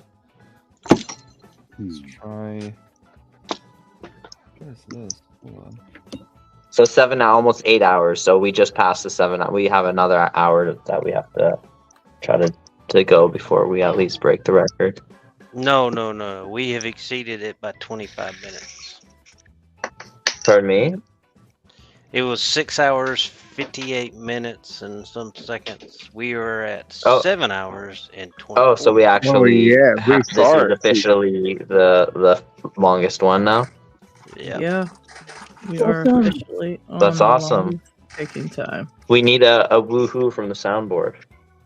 We don't have that. Yeah, right. Yeah, right. My he's not here. Woohoo! Give us Yeah. a woohoo, guys. Woo! There you go. I got my head checked. It is a legend. I don't actually know the lyrics. Something, That's something. because we did a copyright strike at the beginning. Oh. This thing's Rhino Lock says 24 hours challenge. I say, Rhino, you get on next Saturday and you host it, and you should do it. You call it out, you bring it. Careful what you wish for, Rhino. You might just. Rhino packed me with a super, very cool surprise for Oh my god! Joe Pick's pass around the joint custody. Oh, there we In there, he had one of the Yale, very similar to the one that LadyLocks has out in front of her, right there with the Yale symbol. So there was one of those. There was a goal. God, I don't know the number, but I mean, whatever it is, high up there, 18, 20, something like that. Like, I mean, there's more dimples than I can count on, all 3-4 sides of the keys. So, I mean, I really don't even know what goal it is. But, yeah, he literally packed it like Christmas. So, I mean, Rhino was the ace on that one for passing it along. That was a super sweet one. Rhino. He says he thinks it was a V18. There you go. Yeah, it still has monsters. Yeah, I have a random question. Yes. Shoot. Have you ever has anyone ever rizzed someone up with their lockpicking skills? There we go. I'm sorry, rig someone up. Yeah, it basically God, how do I describe it? Well, first off, not intentionally. If you've been on the internet long enough, you would or if you haven't been on the internet long enough, Riz is just short for charisma. Oh, I didn't realize that. I had a very interesting case with someone I was in their server, and I just randomly decided to post a video of God, what was it? I think it was me like raking open a lock in 2 seconds or something like that. Yeah, I don't think I was single pin picking it, and the response I got was someone saying, "I wouldn't mind being that lock though." Oh my god! Yikes! No, can't say that's been time to switch servers. Of mine. Yeah, that's a yikes. Yeah, exactly. I mean, like I said, I'm not part of those kid servers myself. Like I said, That welcome kid's to the not my VTuber community. We are all quite unhinged. Because it was. I resemble that remark. It was a VTuber server I was in. Yeah. Okay. What is? I don't know about that, but I owe Ryan a prank, so I'll be locking something of his up soon. Totally do, and you're going to film it too. Remember, you're going to Revenge for your gnome. Revenge for the gnome. Get him. You need to get the Revenge of the Gnome going. I want to find a way to lock up his keyboard. I don't know how yet, though. I've got to figure something out. He's gonna break out the destructive force. I just know it. Nah, not if it. He might not. I know how He you could might do not. it. Get a if lock you've ever thing that goes over a plug. So they I can was lock thinking out the your exact power same cord. thing. Yep. What is it? It's a lockout tag out, like a thing that goes out over the power plug. And it's a lock. It goes over the power plug. It's a lockout tag out device.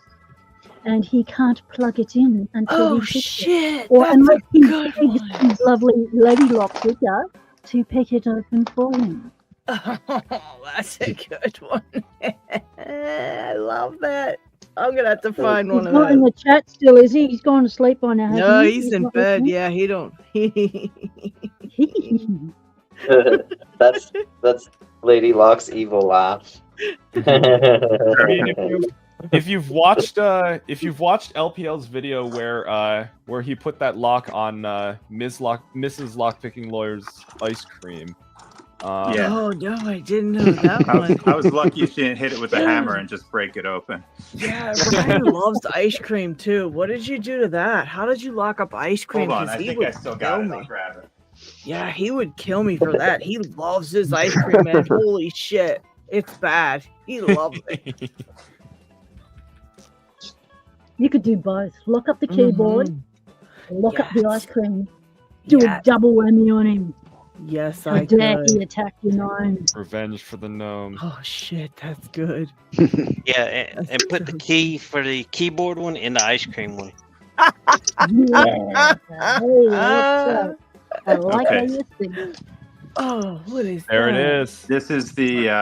Hold on, let me see if I can decode this. There we go. Not hard. You can decode it by feel really easily. You put this around the bottom of a pint of ice cream, and then this on the top. Oh. Lock I'm it surprised up you and, didn't. I'm surprised you didn't like come back and find a hole in the side of the ice cream. Oh, she just cut it in half. Oh yeah. Oh wow. She's took the taste testers approach. I see. That is not a fluke. Yeah, I remember. I was lucky she didn't take that knife and cut me in half. Right? Right? Oh, that's so good. That's a good one. Oh my god. If you want it, it's yours. You can. Yes. Yeah, he's owed for what he did to my gnome. I was thinking you could lock up the fridge door and then lock up the freezer door too, and inside the freezer put the key for the fridge door, but like in water so that it's frozen. So that when they get into the freezer door, then they have to like thaw out the key before they can. There's some truly evil people on this. Sounds like you used to be a Marine. And this is what happens when a stream goes for more than 7 hours. Yeah. Our brains like to go to the extreme. I'm inspired by the other evil people here. We're bad influences. Yeah. Oh, absolutely.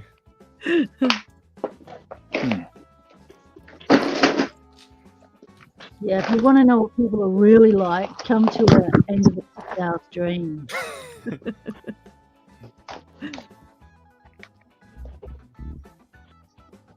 Those are some good ideas, though. He deserves something. That gnome needs to be revenged. And in a good way.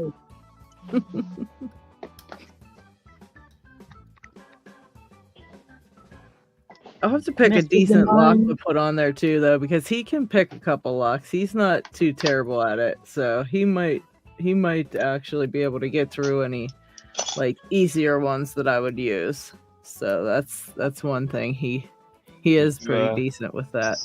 Did you happen to have taught him that? I don't didn't know think that. I've taught him, like, other than he's watched me, and he'll sit here and watch me picking forever, and he'll be like, "Let me try that." And you know, if I'm just picking like a simple something or whatever, he'll still try it, and even if he can't get it, then I'll give him something easier because I know he could probably get that, you know. So then I'll give him the easier one. And Well, just put a disc detainer lock on it. And you're good. Oh no. Yeah, that would be pure evil. I mean, picking disc Yeah, let detainers him is know already that hard enough. this 'Cause is you the need a line. like, specialized tool for it. Yeah. Fun fact. I categorize tools in. I at least tend to categorize tools in two varieties. I call them common tools and specialized tools. So something like this pick and turner would be common tools, but then I don't know. Would a disc detainer pick be a common tool or a specialized tool? I go with specialized. Yeah, I would think go- It depends on who you ahead, ask. I'm the only one in my shop that has one. Which one you want? I mean, I would say, yeah, I would probably say actually that a disc detainer pick would count as a specialized tool because, you know, everyone has seen the classic image of somebody like picking a lock by sticking two things inside it. I don't know how many people. I highly doubt the common person knows how a disc detainer lock even works. Yeah, or like for they sure. wouldn't even suspect that the key is different.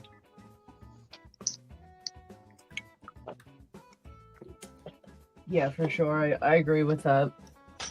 you can With borrow your this lock one. truck, it's totally normal though, because he has every disc detainer.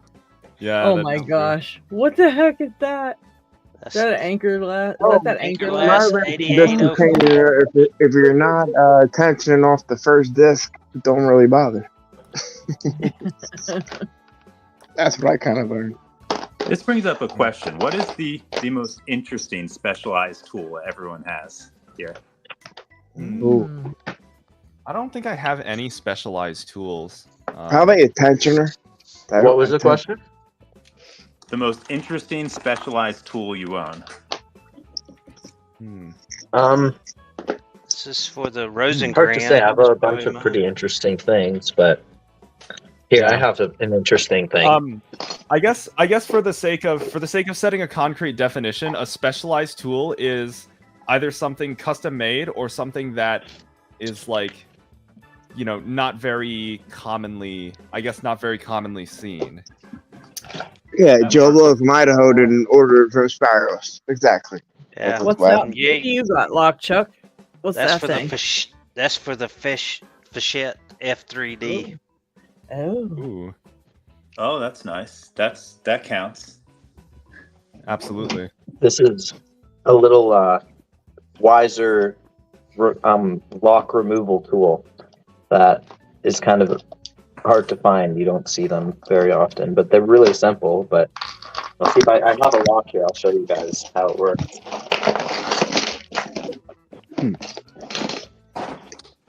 Oh wow, very deep false set. Hold on. That means the last pin. Oh god. I'm thinking about LadyLocks. I need to get you one of these. Oh wow, very nice. I love seeing the original Jaws on that.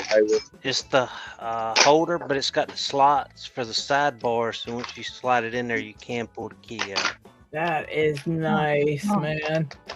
That's genius. Very. And I'm going Love to do that. another one for the I'm going to do one with the buy lock too, so you can pull the key out of the buy lock. Oh wow. So this tool here goes in with a key. But I don't know if I have a KW1 blank around here or WR5, but you'd put the key in, and this is thin enough that it can slide in with the key. In order to remove this lock, this back thing needs to be extended outwards, and obviously when the lock is in the door, you can't access this part. So it's a quick tool to put in the key if you have the key, and then you put this along with the key and you can turn it. I'll show here what you would need to do if you actually didn't have the tool, or if you don't have the key, how you would remove this from, I don't know, I'm using the device. I don't need the device for this. Called a hacksaw. Oh my god, I But- know this false set. I just know it. Lift it up past your name.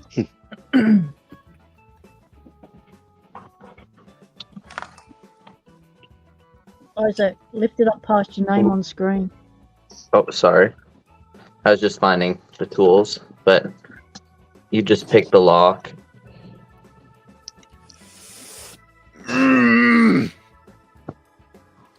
No. Thank you, Lock. I think I know which American lock this is.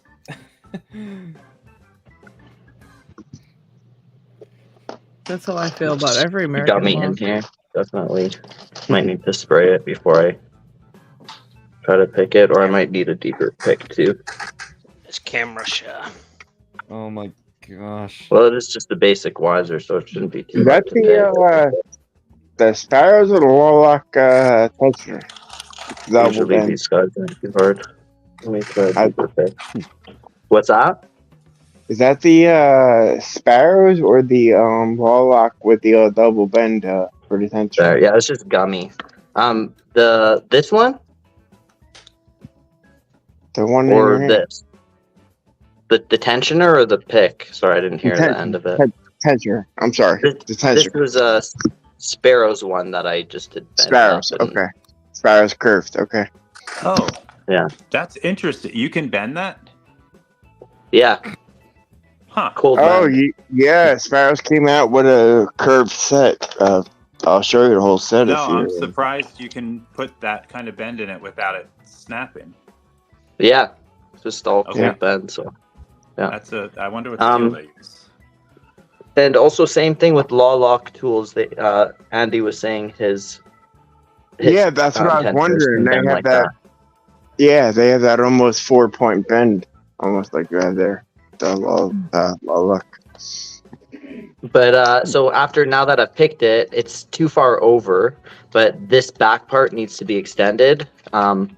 Actually, it might be not too far over. I was able to extend it. But if I have it extended, now I can turn it past 90 degrees. Otherwise, it wouldn't pass that point. And when it's about at 4 o'clock or 10 o'clock, then it will be able to pop out of the face here. I can find the right sweet spot there. I didn't like that click. So now it's upside down, so I'll need to bring it back. You know, the reason I got so frustrated is because I was in a very deep false set, which I was pretty sure meant that my last pin was a spool. But then once I picked it, I dropped my false set, and I was just like, ugh! So close. It happens. Just wanting to go to the wrong spot. Isaac, that's exactly why I made these things. There we go. So just a bit of pressure, and then this comes out. So if you look at the inside of here, that hole there has a shape that matches the shape of the tailpiece here when it's only in that 4 o'clock or 10 o'clock position. Yeah. So gotcha. Yeah, so you have to pop it out. And in order to do that, you'd need to pull this out first to allow it to rotate past 90 degrees, because when this piece is in, it has this little limiter plate. You can kind of see it right there on top of the spring. And when that limiter plate is forward, it just only allows it to rotate 90 degrees. So, but when you can pull the actual whole lock back, there's a little slot for that limiter plate to go in behind, and then now the lock can turn further than 90 degrees. It can come out of that point. And you said you made anyways. something like that as well, Mr. Inferno. Well, the when you get it into that position, this thing here is a lock rakeout tool. And what you do is you hook it into the back right behind the last pin, and as you pull in the back, you just pull it right out. Okay. I got one for every keyway. Oh wow. You made them. You made those all yourself then. Nice. Yeah. Nice. Very nice. Ha! There we go. All right. Because those old doorknobs are not just Weiser. They're in Quickset. They're in Schlage. Everything, and they are a royal pain in the ass to get apart. Looks like it. And for some strange reason, they always want to save them. They don't want to pay $10 for a new one. They want to save the ancient one. It's an antique. It's an antique. It has value. And does it match other stuff in the house? I mean, I could see it there, but otherwise, get the new stuff. Yeah, tell me about it. You sneeze on it wrong, it'll turn to dust.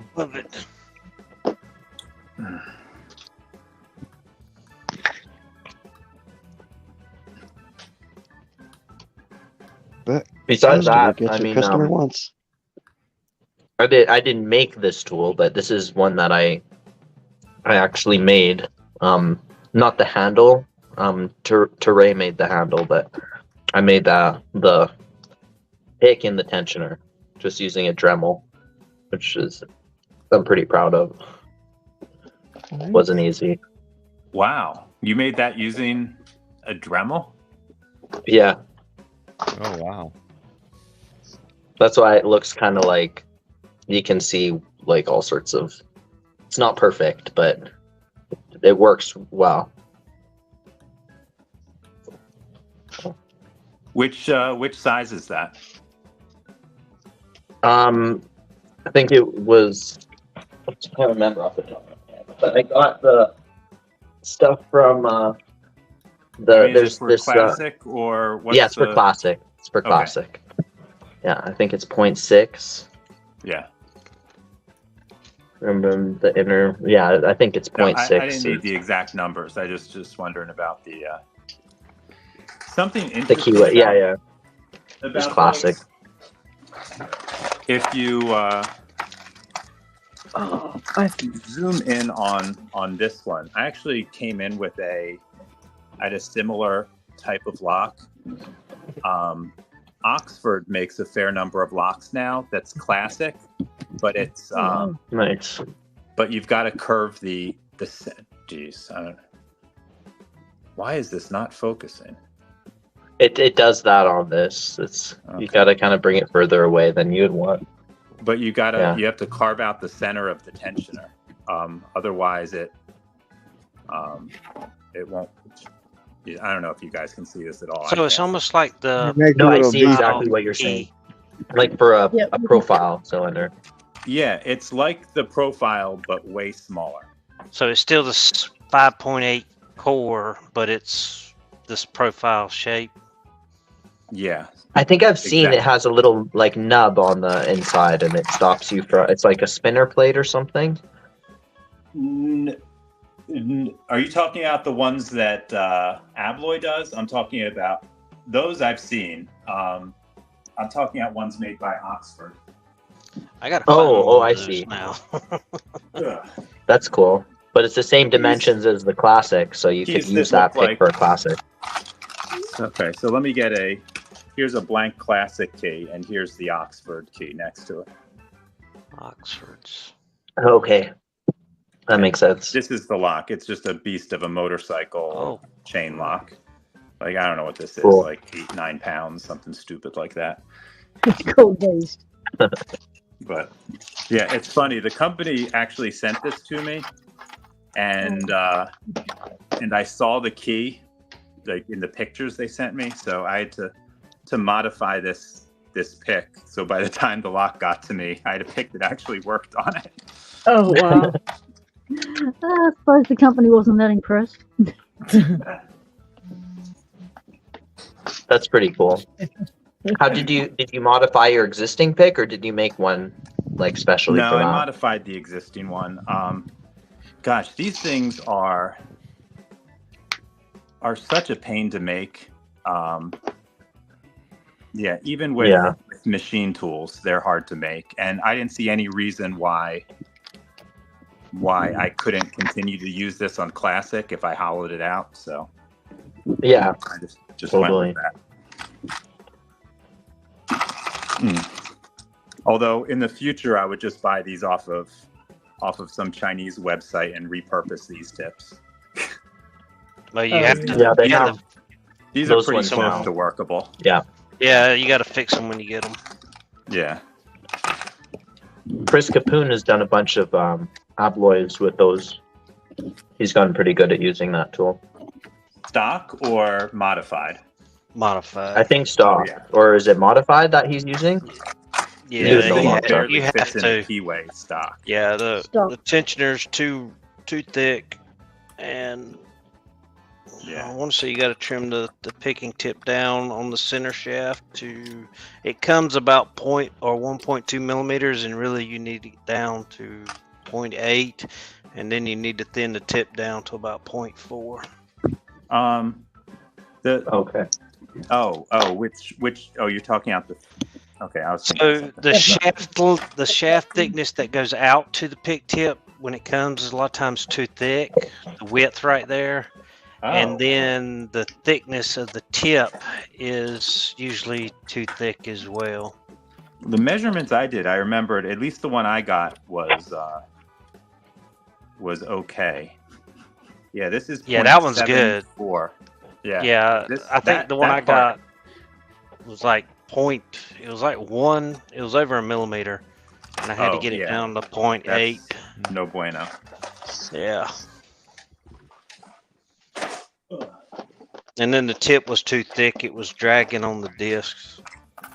Yeah, well, that's an issue no matter what you do. Just because if you don't have it perfectly coaxial, I guess, it's almost. I have a hard time picking those things and not dragging at least a little bit in there.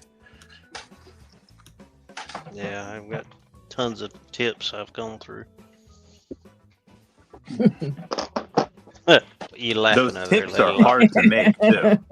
I don't like those. I've made from scratch out of tool steel, and my biggest problem is them not warping in the heat treat afterwards. I don't know what's wrong with it. What is up with I've this? recently trying to go to ejector sleeves. Trying to test those. Ejector make tips with. sleeves. Yep.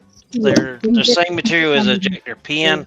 It's just Yeah. a sleeve that they actually fit into in the machine. You can buy those as well. Okay. Already hardened, I'm assuming. Yep. Okay. Same as Yeah, it's like an pin. ejector pin that's already drilled through. Yep, it's hollow. And Oh. And the ejector Look pin into tips. that. Yeah, and it has I'll a fat get- head and everything. I'll get some. They're heaps more expensive. They're about 13 Aussie dollars or something, or 16 Aussie dollars just for one. Yes. Whereas a whole pack of ejector pins is like $10 or something. So Yeah, for an but it individual saves one you with so the much sleeve. time. It sounds totally worth it. Oh, And you totally, can- yeah. And you can get 2 to 3 plastic tips out of one sleeve. Yep. Mm. And it's and the precision is there because it's it's meant to be precise. So the tolerance is really good too. That's good to know. Thank you. There's a sleeve and a pin right there. Ah. There's, Oh wow. Oh. so this is a I 6 definitely millimeter. see some of those in my near future. Yeah, that's a 6 millimeter by 4 millimeter, and then that's a 4 millimeter pin. Nice. I Thank you. got these 2 Duke Classics with. Mm-hmm. They look perfect for that. A little small for the profile though. Well, you can get bigger ones, right? I'm assuming. Oh yeah, I've got Yeah. much bigger too. Because I need to make a new profile pic. I've been kind of muddling along with one that I'm not particularly proud of, but it's been working. It just doesn't quite get the job done. And I'm thinking what I'm going to have to do to get the right dimensions is I'm going to have to come out of the pick with a 6 millimeter sleeve and then silver solder like a 7 millimeter sleeve on top of it, and then do the same for the tensioner shaft to get the diameter I need. Just to build up the thickness. Mm-hmm. Got it. And still be able to fit into my standard picks, which most of our tensioner tips are 6 millimeter, or the pick tool is 6, and the back is 4. Oh my goodness! What? You're reminding me of a long time ago when I made this thing as an early disc detainer pick. Oh wow. There is so many. I don't remember how many layers. There's at least 3 or 4 layers of tubes inside of tubes, just to build up the right. And then I finally put a brass one in the center, so it was nice and smooth when it was spinning. Oh wow, it's been. But yeah, there's a bunch of. This is just tubes on top of tubes on top of tubes, and it worked So great. you're building a You just wanted lightsaber. a fidget toy. Yeah, this was before I had a lathe, so You just wanted a fidget toy. Tell the truth. it works as well. I can't tell you how many times I would just sit there going like this. But the downside is That has a that pretty good tool spin steel- on it. Yeah, Although tool I steel think you my other can't one lathe. does- I think my other one does that all right too. Yeah. Yeah, that's pretty good. I don't know if the Sparrows ones do it quite as well. No. Definitely no. So, But can I ask you about that one? When Oh, we y'all get the designed silver that one, skyers too. the what? when y'all designed that one, Yeah. did y'all do a 5.5 on the tensioner, or was it a 6 millimeter on the tensioner part? We went through a couple different. Well, here's some old prototypes. These might have been the actual ones we built on video. Okay. And it was since refined, or maybe these are ones before. And we started with ones that were bigger, and we ended up. See, this was 6. So and 6, it ended up being yeah. too big. And then I think we Really? finally landed on about 5.5. Okay, I was curious because, like any other manufacturer, the Sparrows is the only one I've seen that does a 5.5. Yeah, I found this just a little on the big side. There were some smaller locks that we couldn't reach into, and we didn't think there was any reason to get it quite that big. So Yeah. I'll tell you, there's one thing that they messed up on, and that was the tip. The tip Oh, is they nowhere messed it up near too the profile. Like, it just doesn't fit into a lot of locks, and this fits into everything. But is what it is.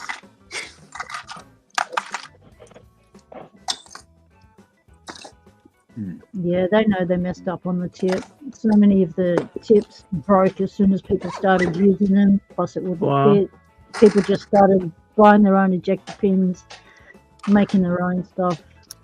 Well, I was breaking them when it was in prototype stage, and his solution wasn't to change it; it was to give you 2 of them. Oh man. Yeah. Somebody was telling me, I don't know if it's true, like the first ones that went out were brazed on or silver soldered on, versus like now they look like they're ejector pins that are machined down. Oh, Yep. if they did switch, that'd be nice. Because this is definitely either brazed or laser welded or something like that. Yeah. Yeah, you can see this pin in that one. Whereas, this one, the prototypes that we sent were all one piece.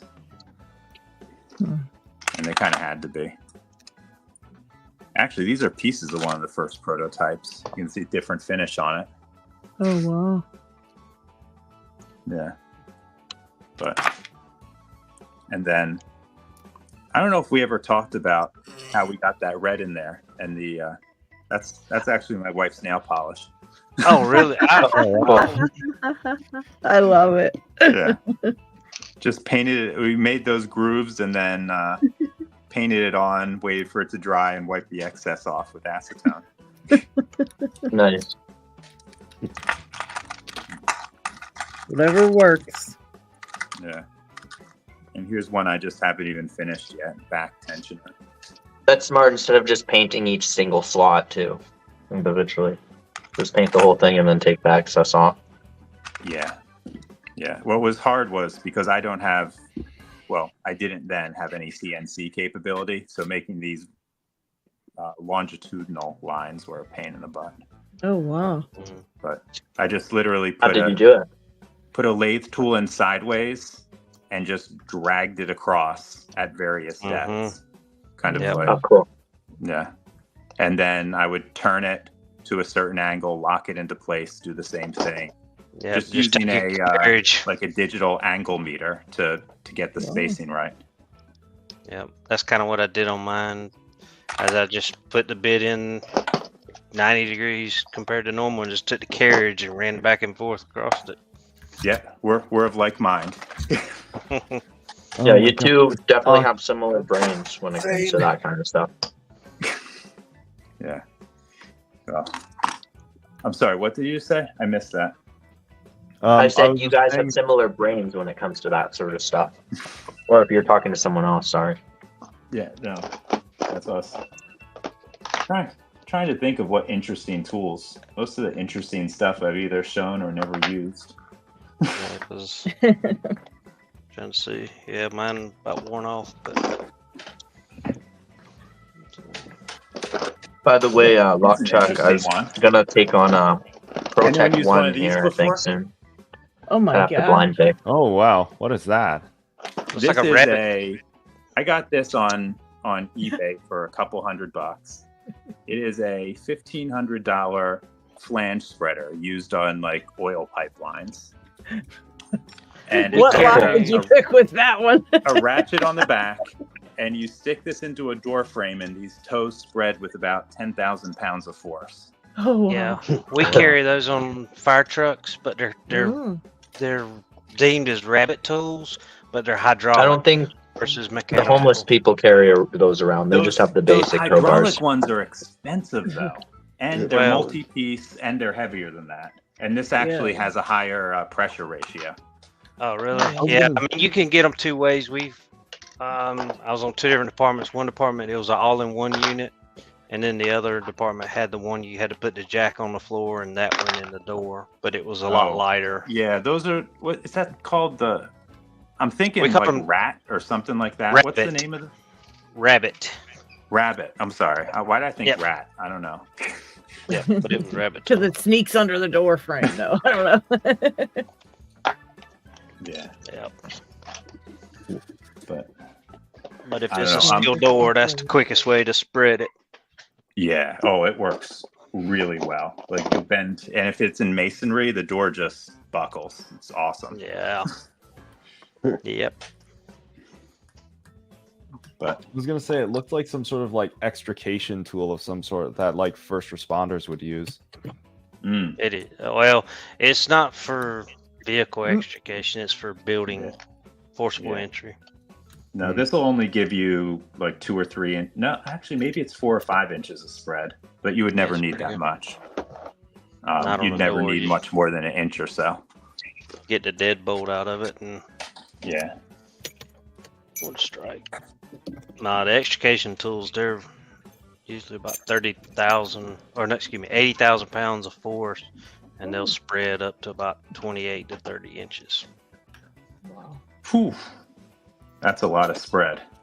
But I guess they need it. Yeah. If you gotta pull a body through the hole. Yeah, well, I mean, and a lot of it's because the metal on these cars gives so much. Yeah. You just, so. Almost there. Come on. Cleaning up my box.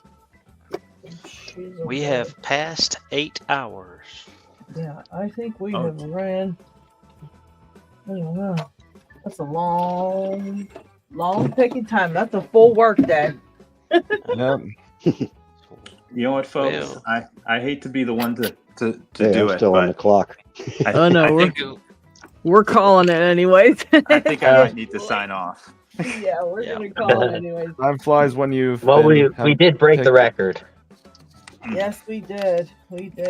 I don't think we can see the record in the rearview mirror anymore. Exactly. Thank you so much for hanging out with us. That was so cool of you. I hope you had a nice time and Guys, this was a pleasure. Yeah. Had a great time. awesome. Yeah. And we'll It have was- to thanks see for you back coming on. It was sometime. really good getting to actually talk to you and seeing the real side of lockpicking lawyer. Yeah, for Yeah, sure. it's good to actually talk with the guy who inspired me to do this to begin with. Yeah, totally. That's awesome, man. That Yeah, we makes me feel appreciate you. We appreciate this very much. Okay, folks. I've signed out a lot by accident. This time I'm going to do it on purpose. Okay. Hopefully I'll Have talk a to y'all good later. night. It was a pleasure. Have a good one. Thank you for hanging with us. Take care. Hope to see you again soon. Cheers, man. That was Well, nice. Yeah, so we're rounding Well, off. I've been a part Yeah. of 3 We're rounding massive picking time marathons so far. I've broken my previous existing you record of did. 7 Yes, hours. you did, girl. Now if only I could. Now if only I could stream this long for my own streams. Like seriously. I think I know which lock this is. Nope, it's not this one. Is it this one? All right. Well, Yes, you that's ready? what we're gonna call it, everybody. And we appreciate you all for hanging out with us. I hope you had fun with LPL today. And, Happy birthday, Knox.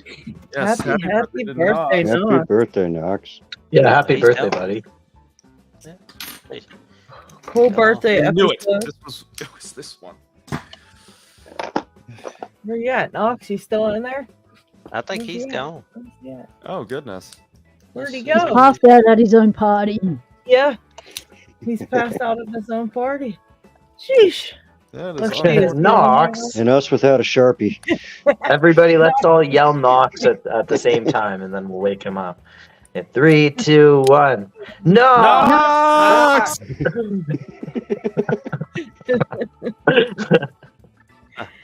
It's no longer. It's 1 o'clock here. It's no longer his birthday, so he checked out. Yeah, that's right. He was like, "Bye, happy birthday to me, bye."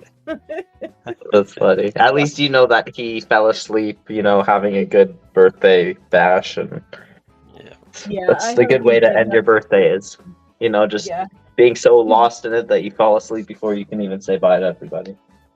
Well, it was I actually just his hope he had birthday in the future here in Australia because his birthday is actually today in America. So Mhm. he's actually passed out on his birthday. Yeah. The beginning of his birthday is if it's 1 a.m. there. Get it to work like this. I So hope he he- had a nice time. He He'll was be happy. crappy. He had some crappy news literally seconds before he came on Picking Time. He had some bad news, and so Oh, I no. felt really bad Oh, for him. goodness. And I hope he had a good time at least with, got his mind off of things and was able to have a nice time. I think he did. I think he had Well, fun. having one of his idols come on and chat to him for his birthday, that would have made his day anyway. Yeah, he was happy just to see he said happy birthday. He was like, "Oh wow, oh my gosh, LPL wished me a happy birthday." So that was cool. He came on and that was awesome. Yeah. So I hope everybody had some fun. Allow me to get the final shot. A couple of people. Well, that in just the means he chat has are to come yelling back at on us. everybody else's birthday, too. Yeah, exactly. It's LockHeat's birthday. Or isn't it LockHeat? Or no? Whose It was birthday last is it? week. Cucumber is Last coming week, up yeah. still, right? Or no? Okay, so LockHeat was last week, but I thought Cucumbers had it coming up too, but I guess that was past. Or he's back. Yeah, Oh. cucumbers today, I think. Ori's gonna sign us off in Pocket Hey, Woman. You gotta sign us off, Pocket Woman. Hey everyone, thanks for watching. Thanks for chatting, being with us for this 8-hour marathon Picking Time. Stay Thank you legal. again. Temptation is everywhere. There we go.